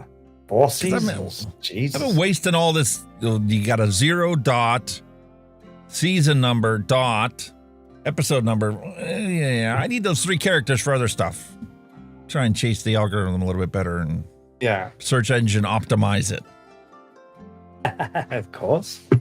Plus, I think it'll look better when somebody looks at it and they go, oh, this is episode 301, 302, 303, 304, 305, so forth and so on. Makes more sense to more people than it does 0.3.1. Yeah. What the hell's the dots there for? No, I'm not an IT guy. I don't get it. What number episode was it, for fuck's sake? We got special effects. We got all this stuff. We're out of beta. May not work all the time, but... Vaping is better than smoking. Yes, it is, sir. The best thing you ever said. Keep on vaping like our lives depend on it, because they kind of do. have a little holiday, have a break, recharge your batteries, and boom, back with a fresh approach, fresh ideas, all that stuff. Works. New creative juices, and we'll lay to rest some things that aren't popular. My doggies like the doggy break, but we may let that go. Nobody was really dropping dad stuff. Maybe I'll get inspired and go into the Discord, clean out a bunch of stuff that doesn't need to be there, simplify it. Yeah. So people aren't petrified when they first walk into the Discord server and go, "What are all these channels? The fuck? What the fuck? What's all that?" This guy got some OCD or what? Yeah, I do. I must admit, you've got a channel for everything in there, like. Yeah, but we only got 14 people that have signed up for it, so it's like it's empty. It's a ghost town. Just refresh it up, just freshen it up and make it just simplify it, And I might do the same thing with my website. I haven't really done much with it since I built it originally. Yeah. But this is it, bit of a breather. Freshen yourself up, take a bit of time out, boom, back with the bang. Well, I need to set it up because originally when I built it, it was only going to take the URL links from YouTube. And with YouTube getting, ridiculous with its censorship, when they take something down, well, the link is broken and there's nothing there. And I'm like, I want to set it up where there's a fallback. So if YouTube takes it down and they can't, access that site, it'll automatically show you Rumble. And if Rumble takes it down, then it'll show you Twitter. Yeah. I don't think you'd have any worries with it being on Rumble. I mean, I don't think Rumble's going to censor Vape for a long time.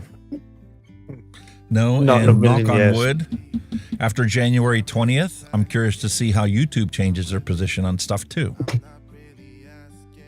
Well, this is the thing. I can't Because wait if for the inauguration. FDA, if Trump signs an executive order that says anybody that lies to the American public is fired, who's that going to change the position from the FDA on vaping? There's a lot of people going to be like, Henning Nam, hello and welcome. Hello. Free Ride Vapor, hello and welcome. Sorry I missed you earlier. But like I say, if he gets rid of that clause thing, makes YouTube an actual freedom of speech platform again, you never know. You just never know. You just don't know. And they just get rid of this whole freaking YouTube background censorship thing. Yeah. Biden had all kinds of executive orders where, social media platforms were required to comply if they didn't want to be brought up before Section 230 charges in Congress. And Henning Nam is from Namibia. That's a bloody long way away, isn't it? Yeah. We got done. We're at almost coming up on 5 hours now. We're going to be losing the Twitch or the Twitter people here in 6 minutes because they automatically cut us off at 5 hours. We already did our retro vape, which wasn't a retro vape. It's a brand new Ox Pod Elite. Which was very nice. First impressions were good. We did a Christmas package that I got sent from Kenny. Looking forward to trying these Heinz beans. See how they compare to our pork and beans. We've got some retro vape stuff that we're going to be doing next year. I would imagine your beans will be sweeter than our beans. I think ours are more tomato saucy. Which I'm going to love. My wife's going to hate. Wait till you try the baked beans that we have. I'm curious to see what your reaction is for that, man. I can't wait. Bush's baked beans. Y'all in America, I'm sure you know what Bush's baked beans taste like. I mean, baked beans is quite a regular and popular dish here because we do it for a simple, quick meal. Like I said, beans on toast, 2 slices of bread, warmed up, bit of butter, bang, beans on. Then you can sprinkle a bit of grated cheese on the top, or you can have your fried egg on the top. You can add all sorts. Lovely, man. There you go. Henning Nam spent 2 years in the UK. baked beans on toast was a staple, Dad. There you go. I rest my case. I rest my case, mate. You'll love it. I feel bad I didn't get you your Jif crunchy peanut butter. Don't worry about it, man. We'll get there. I think it takes peanut butter to a whole new level.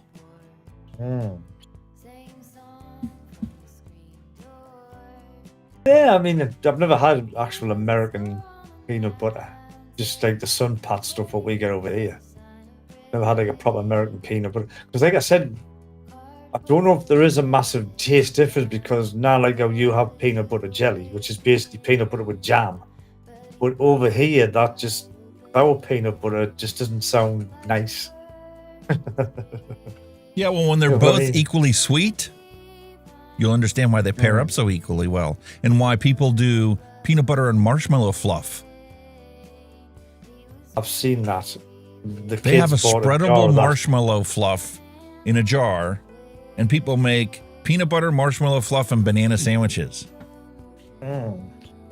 They bought a jar from that shop with the American stuff. It was like a chocolate. It was like a chocolate color and a white one. It was like a swirl.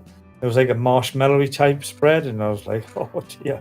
And I had when I was growing up as a kid, you used to be able to go buy Goobers.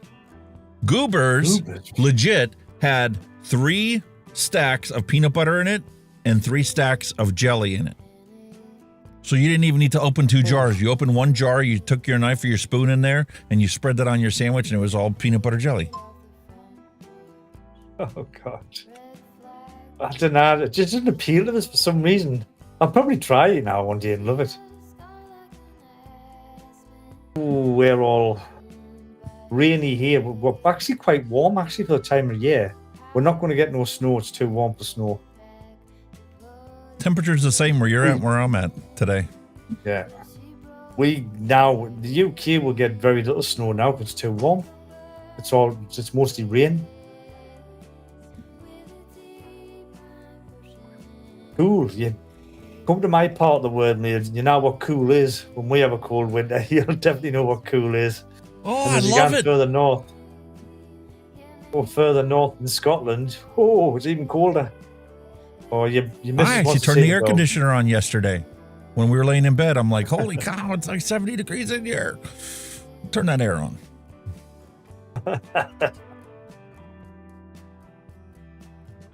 You better half. Mama wants to see the doggy cam. Yeah, she wants to see the doggies. There they are. No, that's the. I don't know what's up with this camera on this one. Deactivate, activate. There they are. There you go. I don't know why that cut out. They're in the normal position, sparked out. Oh, one's had a move. Just getting comfortable. Maggie May is snoring logs.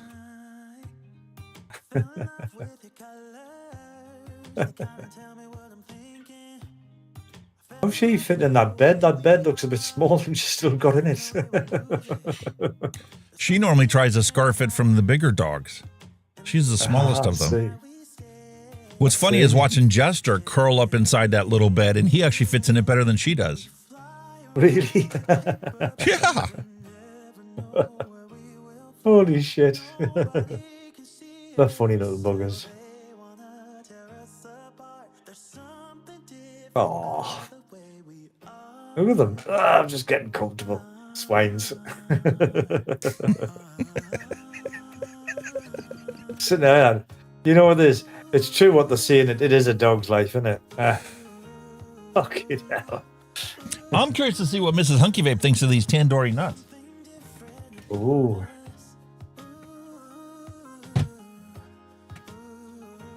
I think she'll like them. I'm very surprised she doesn't like them. A lot of people I know like them. That is so unique how they have a crunchy coating on top of the peanuts. Yeah. Brilliant, man. Yes, Apathy's making a move. Thank you very much for dropping by, Apathy, and the same to you. Have a fantastic Christmas and a peaceful New Year, sir. Merry Christmas and Happy New Year's to you, mate. Yeah.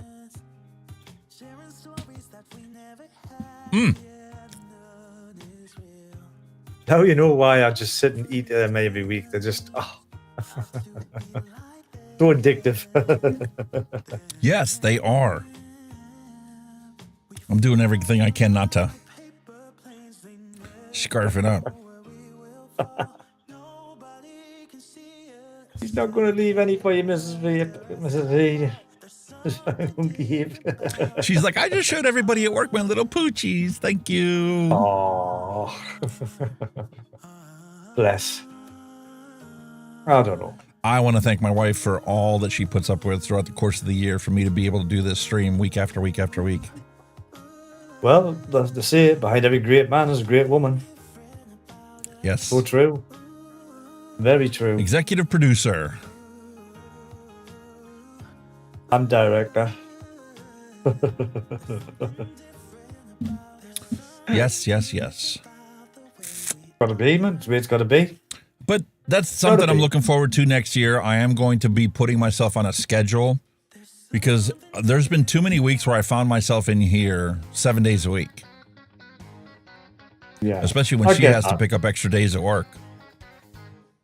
So I need to set myself a schedule up and have a day where I'm actually getting caught up on the housework stuff, not letting that slide week after week. And it's good. It's just like that work-life balance thing, isn't it? You know what I mean? You gotta spend time doing other stuff.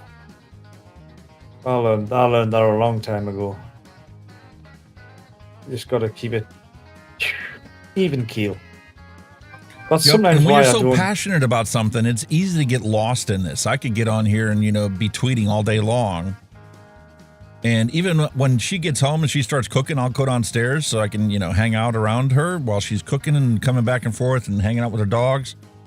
And I'm still on my phone looking for somebody to correct. Yeah. Nah. Just you've got to take time out, man.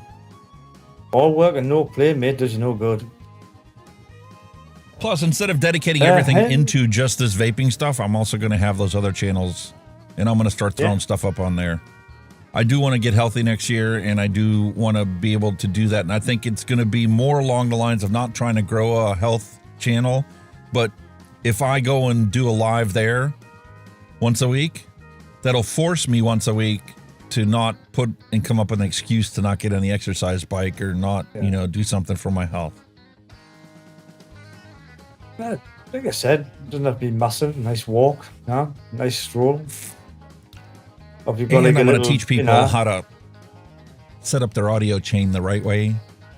So many people, so many vape advocates out there have shows and they just plug it in, turn it on, and talk, and then I sounds awful. Pull my hair out watching their shows sometimes. It's like, dude, come on. Well, put it this way, boys and girls, you can teach me how to put it right. You can teach anybody how to put it right, because I am a total, when it comes to audio, I am a total schmuck. Hopeless. Yeah, but even now, when Windows gives you all these problems and resets all your stuff, you know exactly how to set it back up. You fight with it like I fight with it, but at least you know exactly what needs changed and what's wrong. Yeah, you know exactly what's ridiculous, man. This bloody Windows malarkey. It should just be able to save a setting, leave it alone, and just come back to it. But no, I mean, funny enough. Oh, you plugged in your TV. Let me turn the audio setting, make that the default speaker. No. Yeah, well, that's what I did with this. As soon as I hooked my TV up, boom, default TV. No. Bear in mind, my TV, I haven't got it via HDMI. I've got it as a display connection, so it's got nothing to do with the TV. But I still want to set the speakers default, even though no audio travels up a display cable. Really? And now that I've got the room correction done on these speakers that I have, I don't have to put my headphones on to edit the audio of my videos nowadays. That last one I edited, I did it strictly off of the speakers. I played it once through the headphones just to verify nothing was out of the whack. But all the artistic input that I put into putting extra compression on it, putting reverb on it and everything was all done through the speakers. And I loved it. It sounds fantastic. I know the phone can't replicate that, or a TV can't replicate that, but no. A pair of good quality speakers helps a long way. I mean, for me, most of the time the computer, I've got a headset on because obviously we've got a TV and people floating about. But I've got a sound bar hooked up, and that's just for music. You know, if we're talking about the house, set some music away and have you clean or something. I just play music through it. I didn't do nothing. Ask like your that. question. Ooh. Ask your question, sir. We'll try and. I would love to have a computer set up downstairs using my surround sound system to edit the audio for my videos. That'd be cool. Oh, would that be so beautiful? So I normally vape dessert flavors, but bought a 3 milligram blue raz today. I find it very icy on the throat. Do you get used to ice? Yes and no. Everybody's different. Some people have an aversion to it and some people crave it. Dimitri, the Vaping Greek, can't get enough of it. He always bitches that there's never enough ice no matter what the liquid is that he's vaping. I personally don't like ice. Menthol, I like. Ice, like WS-23, no. I don't mind a little bit of, tiny bit of cooling. You know, basically what mainly comes in with these disposables. I can tolerate a little bit of cooling, but ice, oh, hell no. No. Can't even drink water for 15 minutes. That's too much for you. If it's too much for you, mate, I would leave it. The other option that you have is if you can find that same liquid without the ice in it. Like I found that before where like Naked 100 makes a blue raz and they make a blue raz ice. You could buy the blue raz without the ice. And then what you do is you take equal amounts of both and put it into a separate bottle, an empty bottle. Give it a good shake, wait 24 hours, and then try vaping that and see if a 50-50 blend of the ice and no ice is still too much for you. Yeah. Try and dilute you it might down need with to the go same down flavor. to like 10% of the ice liquid versus the thing. So you'll have to buy 9 bottles of the uniced to use up the 1 bottle of iced. Yeah. Everybody's different on what they like and what they don't like. Like a little bit of coolant, not too bad, but ice, you know, oh no, hell no. Too much. Mrs. Hunky Vape's like, no ice. No ice. Yeah, he had it in the cell version, had no ice Salt taste, version. now bought the free base. Yeah, I mean, like you said, a salt, yes, a salt could be less harsh on the throat, definitely. Salt is less salt harsh all on the the time, throat to begin with, and then if you compound that by not only changing it from salt to freebase, but from no ice to ice, it's doubly harsh on your throat. And the harshness on your throat you can get used to, but the ice is a different experience. Ice you feel throughout your entire mouth. The difference between salt and freebase is on the actual throat itself. There you go, there's Neil Pitts. When he mixes, he uses the WS-23. He only goes to 0.5%. That's small, so you don't need a lot. I've got it so like when I make a 30 ml bottle, sometimes I don't even put 0.5%. I just put 1 or 2 drops in. That's it. Yeah. Like if you have a vanilla bean ice cream e-liquid and you just put 1 or 2 drops of WS-23 in there, you almost can't even perceive the cooling sensation on your vape. But it amplifies the realism of it being an ice cream and not just, you know, a vanilla cream. Yeah, I see where you come from with that one, yeah. You're like adding the coolant to an ice cream, so it's more authentically like an ice cream. So you give a little bit of a mouthfeel to it, not so much that you're trying to actually get the ice experience. Well, yeah, I hope that helps you out, buddy. You know, like, if it's too much, try and dilute it down with the same flavor. Otherwise, I wouldn't buy another bottle if you don't like ice. It's as simple as that. And if it's really that bad for you that you can't even drink water after it, find a friend that would vape it or bin it. You can legit, you know, pour it down the drain and flush water and it'll dilute itself. Robert Lawyer, I just got a pad. I'm struggling with it. Keeps changing the spelling and punctuation. Don't know what I'm doing or not. I will do to fix it. iPad. An iPad. Yeah, isn't that annoying? How many years have we had autocorrect? Oh, yeah. You would think over the course of the last decade they would have been able to fix it to at least stop making the same stupid mistakes. We had a joke in the dad joke section a couple of weeks back about that. The guy that invented it died, and his funeral is at a soup kitchen. I'm not glued up on Apple products. I've never used Apple products for a long time. I would imagine, sure, there must be a way you can turn it off, because you can on Androids. So surely Apple must have a way of turning it off. Autocorrect or spell checker, whichever one it is. It also varies by what app you're using at the time. Yeah. Apple doesn't give you much choice. They have their own default apps that you use for everything. It's their own bespoke stuff. But I know with them, Android, you can turn it off. Simple. Mallory Gates, this is ducked up. Yep. I'm never going to be telling anybody that it's ducked up. I'm going to use the proper word, and it's not duck.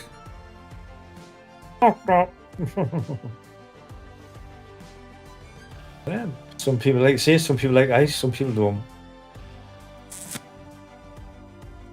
I really feel for people that English is their second language. It is so hard to switch back and forth. Because even when I remember when I was growing up as a kid, you know, my parents immigrated to the United States. My mom literally came to the United States a year before I was born. So she barely even understood any English, let alone spoke it fluently. So Hungarian was the first language I learned. And the thing is, when you speak a language natively, you don't just speak it, you think it. Yeah. And switching between languages, some languages are very hard to switch back and forth between. I never learned Russian, but I imagine Russian's one of those languages. I mean, I've never been multilingual. To be honest, I've never had any interest in learning another language, but my wife can speak a bit of German. So, you know, and I find it fascinating when she does start rattling off in German. I'm going, that sounds mint.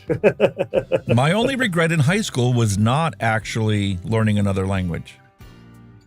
I think one of the reasons why I never learned a language, because the only other option we had when I was at school was either English or French, and I was never a fan of French. Hated French. Couldn't get away with it. And you add that and compound it with the fact that the French are very particular about their language, and even they get pissed off at their own citizens for misspeaking. I think some of that comes down to slang, because like see, my wife went to Germany, she could get by, she could understand, she could speak, she could ask for stuff in German, but there's some parts of Germany where the slang comes in, and that's where it makes it difficult. It's probably the same in the UK. We've got different accents and different slangs, so that'll come into it as well. You know what I mean? So it's complicated, isn't it? Wow. It's the same here with the slang that we have. You know, you go down south and you have the southern draw, and sometimes, you know, when those people are speaking, or even more so in Louisiana, you get into the bayou parts of Louisiana, and some of the TV shows have the people that are naturally there, and they speak, and sometimes you can't even hardly understand what they're saying, because some of them actually are half English, half French. I mean, here, we've got like a northeast accent, and there's slightly to the west where you've got Northumberland, and that's kind of like a broader version of our accent. And sometimes I struggle to understand what they say, because it's really broad, and they talk fast and all. You're going, what? That's the one thing I love about the Hungarian language is everything in Hungarian is twice the speed that it is in English. I bet. And then it's compounded by the fact where it's culturally acceptable for you to speak the same time as somebody else is speaking, and for you to both understand each other and not be offended by the fact that you weren't cut off. They're just imparting some additional knowledge for you to guide your thought process. That's some people's pet hates, people talking over you, and it's like, shut up, let's get away. There you go. Meanwhile, are you going to go into Borough Mods this year? Are you going to dip your toes? I might. That's one of the few things I haven't really tried. They didn't appeal to me, but I'm tempted to have a look. But they're getting good reviews. They're getting a good rave. So, something else. It might be like the mech mods. I have to buy one just to know what the fuss is about. Yeah, I've got a mech mod. I never use it. There's nothing wrong with it, other than the fact that where you could never get two vapes that are exactly the same. Because every time you use it, you deplete the battery, and it's not going to give you the same output as it did the last time. No, definitely. But my OCD can't handle that. When I use mine, I tend to try and use a fresh battery every time I do them. But you kind of know when it's starting to gang because the flavor tails up, and you just know when it's time to change. I'm excited because for Christmas, my wife was like, "Listen, the budget's empty." I'm like, I just wanted a Black Friday buy new batteries. We still have some of our batteries from when I first started vaping 5 years ago. That's what I need to do. I need to get some fresh batteries. So Black Friday shopping, 18650 battery store had these for an amazing price. This was like $3 a battery. These are like $4 a battery. And they give you cases when you buy the batteries. The problem with batteries here is they're bloody expensive. I think for average, what I've seen for a single 18650, maybe with a Samsung, they're £8 each. And they're pricey. You go into a vape store, those are $10 a piece. Yeah. 18650 battery store not only sent me those, but they also sent me an 18650 flashlight.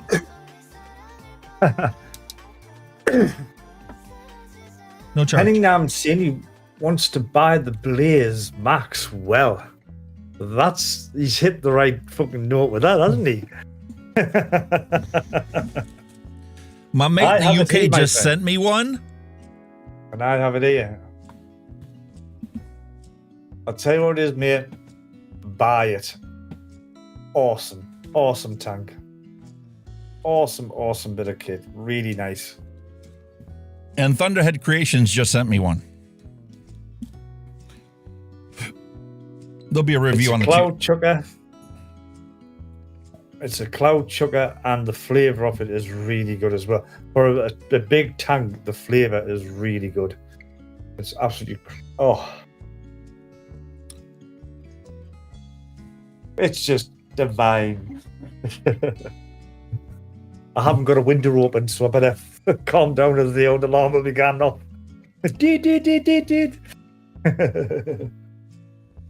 Neil Pitt says that they charge $14 here in the vape stores. And he buys all his batteries from 18650 battery store as well. Yeah. I've placed an order from there before. That's where I got the original Molly cells that I have here. So the ones that I just got, I just tried the first one, marked it 2024, the year I got this. And man, what a massive difference. That's a good idea. The old battery wouldn't get me through a whole day, and I'd have to swap it out before I went to bed. This new one will last me a full 24 hours. Yeah, that's something I definitely need to do is update my batteries. I mean, I've re-wrapped them a couple of times now. I mean, the wraps is fine on them, but you can tell they're showing their age when they just don't last. Yeah, and it's not like, they charge super quick or anything else, but I mean... No. When I look at my batteries and I go, oh, look at the label I put on it. B1. I bought this when I first uploaded my video onto YouTube. These need to be recycled. Yeah. This one's been rewrapped 3 times. This battery wrap actually came from a Canadian vape shop. Oh, very spangly. Little holographic battery wrap. Yeah, very spangly. Very spangly. But this is the original first set of 18650s I bought at the vape shop. Holy shit. Put them in a dual 18650 mod. It'll last me about 4, maybe 5 hours, depending on the wattage I'm using. I've got about the 20 batteries lying about, but they're all in plastic cases. They're all ready to be recycled, and they're just dead. They don't even hold a charge now. They're just dead. Period. Get them out of your house, mate. All you need is for one of them to go into a thermal runaway when it drops its voltage to 0, and not worth it. Yeah, I mean, like I say, they're not like lying loose or nothing. They're all in them. I mean, I had got all of them little plastic boxes like you did, so I've got to go to. Did you watch Mike Vape's new presentation on the Blaze Duel? RTA, yeah.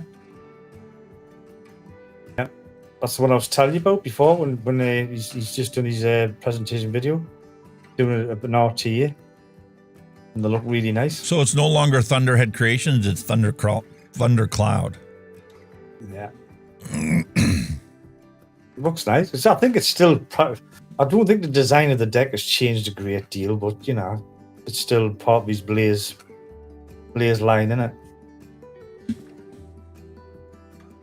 Do we think milliamp hour rating or continuous discharge rate is more important?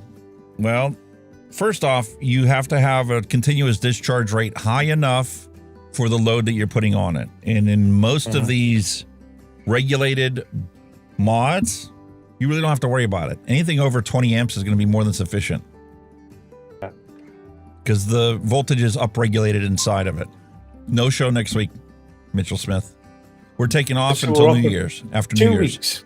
We'll be back New Year, sir. After the New Year. Because Christmas Eve and New Year's Eve are both on Tuesday. So Christmas Eve we're going to my mother's. So once you hit that 20 amp, then you can expand your milliamp hour rating of the battery. Like these new Molly cells I bought. These are 2800 milliamp hour. Because I plan on using that inside of my mech mod. Samsung 30Qs are perfectly fine because they have less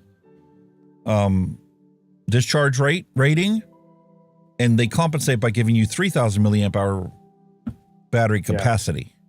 And those work perfectly fine in a regulated mod. Yeah. Definitely. I guess you need that discharge in a mech. Oh, you do need that. But for a mech, it's nice to have a 35 amp discharge rating on a battery. Don't have to worry about it overheating. And you can put a low build in it and not worry about it. Again, that's another thing. It depends on your build as well. You know what I mean? Don't go too low. Hell no. Yeah. If you guys are looking for a show next week for Christmas Eve, Legion Vapes is streaming. It'll be his Christmas Day. But he's going to do a stream on next Tuesday for Christmas Eve. Yeah. You guys can go hang out with him. Neil. You two could do a New Year's drink show mix instead of juices. We could. That would be a car crash. That would just be. It would just end bad. I don't think it would be a good way to bring in the new year, though. No. Especially if you stuck around for my new year. I could easily stick around for your new year. Yeah, you'd see. Because 7 p.m. here ain't nothing. You sticking around for my new year would put you at 5 o'clock in the morning. Oh. Exactly. I'd be long gone with the fairies by then. Without a doubt. Yeah, for the Legend 2 Classic Dual 21700. Yeah, man. Yeah, you can get away with one of those 5000 milliamp hour 21700s. Easy. Like I see, there's just not so much to think about when you're using a regulated mod. As long as it's just more battery care, you know. Make sure your Raptors all spot on and no nicks and clicks. And most people don't realize that your regulated mods also have temperature sensors inside them. If it gets too hot, it'll just shut itself off. Yep, just shuts itself down. They're full of safety features. Absolutely full of them. That's the point of them. I can't believe the safety features in the disposables nowadays. Some of these disposables will shut themselves off. Actually, they cut back the voltage, and you can tell that there's temperature control going on in there. Because when the tank gets empty, you don't produce as much vapor, but it says it's still working. Because technically it is. But it is going to try and prevent a dry hit. Same to you. Merry Christmas, Henningham and Mitchell Smith. Merry Christmas both. Thanks for dropping by. Yes, it's been 5.5 hours. It's time for us to call it quits for today. Merry Christmas. Happy New Year to all of you. Yes. Yes. Peace, love, and a hunky vape to end cigarette combustion. Wow. Another flyer. Another flying show again. As always, boys and girls, thank you very much for you guys in chat. Always a pleasure having you here. Again, thanks to Alex here. You know, another year over we've done, and we're still not fighting yet. And as always, you know, just because we are off for 2 weeks, it doesn't mean you don't have to drop all your stuff in the group, you know, the Facebook page, your hand checks, pet checks. Keep dropping them in. We'll have a bumper show on New Year and we'll get them all looked at. And if you watch it on the replay as well, hit that like button. If you're on your way out, hit that like button. Helps us do what we do. And in the meantime, I wish you all a very Merry Christmas, a very peaceful and Happy New Year. I hope you have a fabulous holiday. Hope Santa brings you everything you wish for. Be careful what you wish for. And until then, guys and girls, you all, so we'll see you in the new year. You all stay safe and vape safe. I'll see you all very soon. You all take care now. Bye-bye. Bye, guys. Thanks for listening. We'll be back next week again for a fresh round.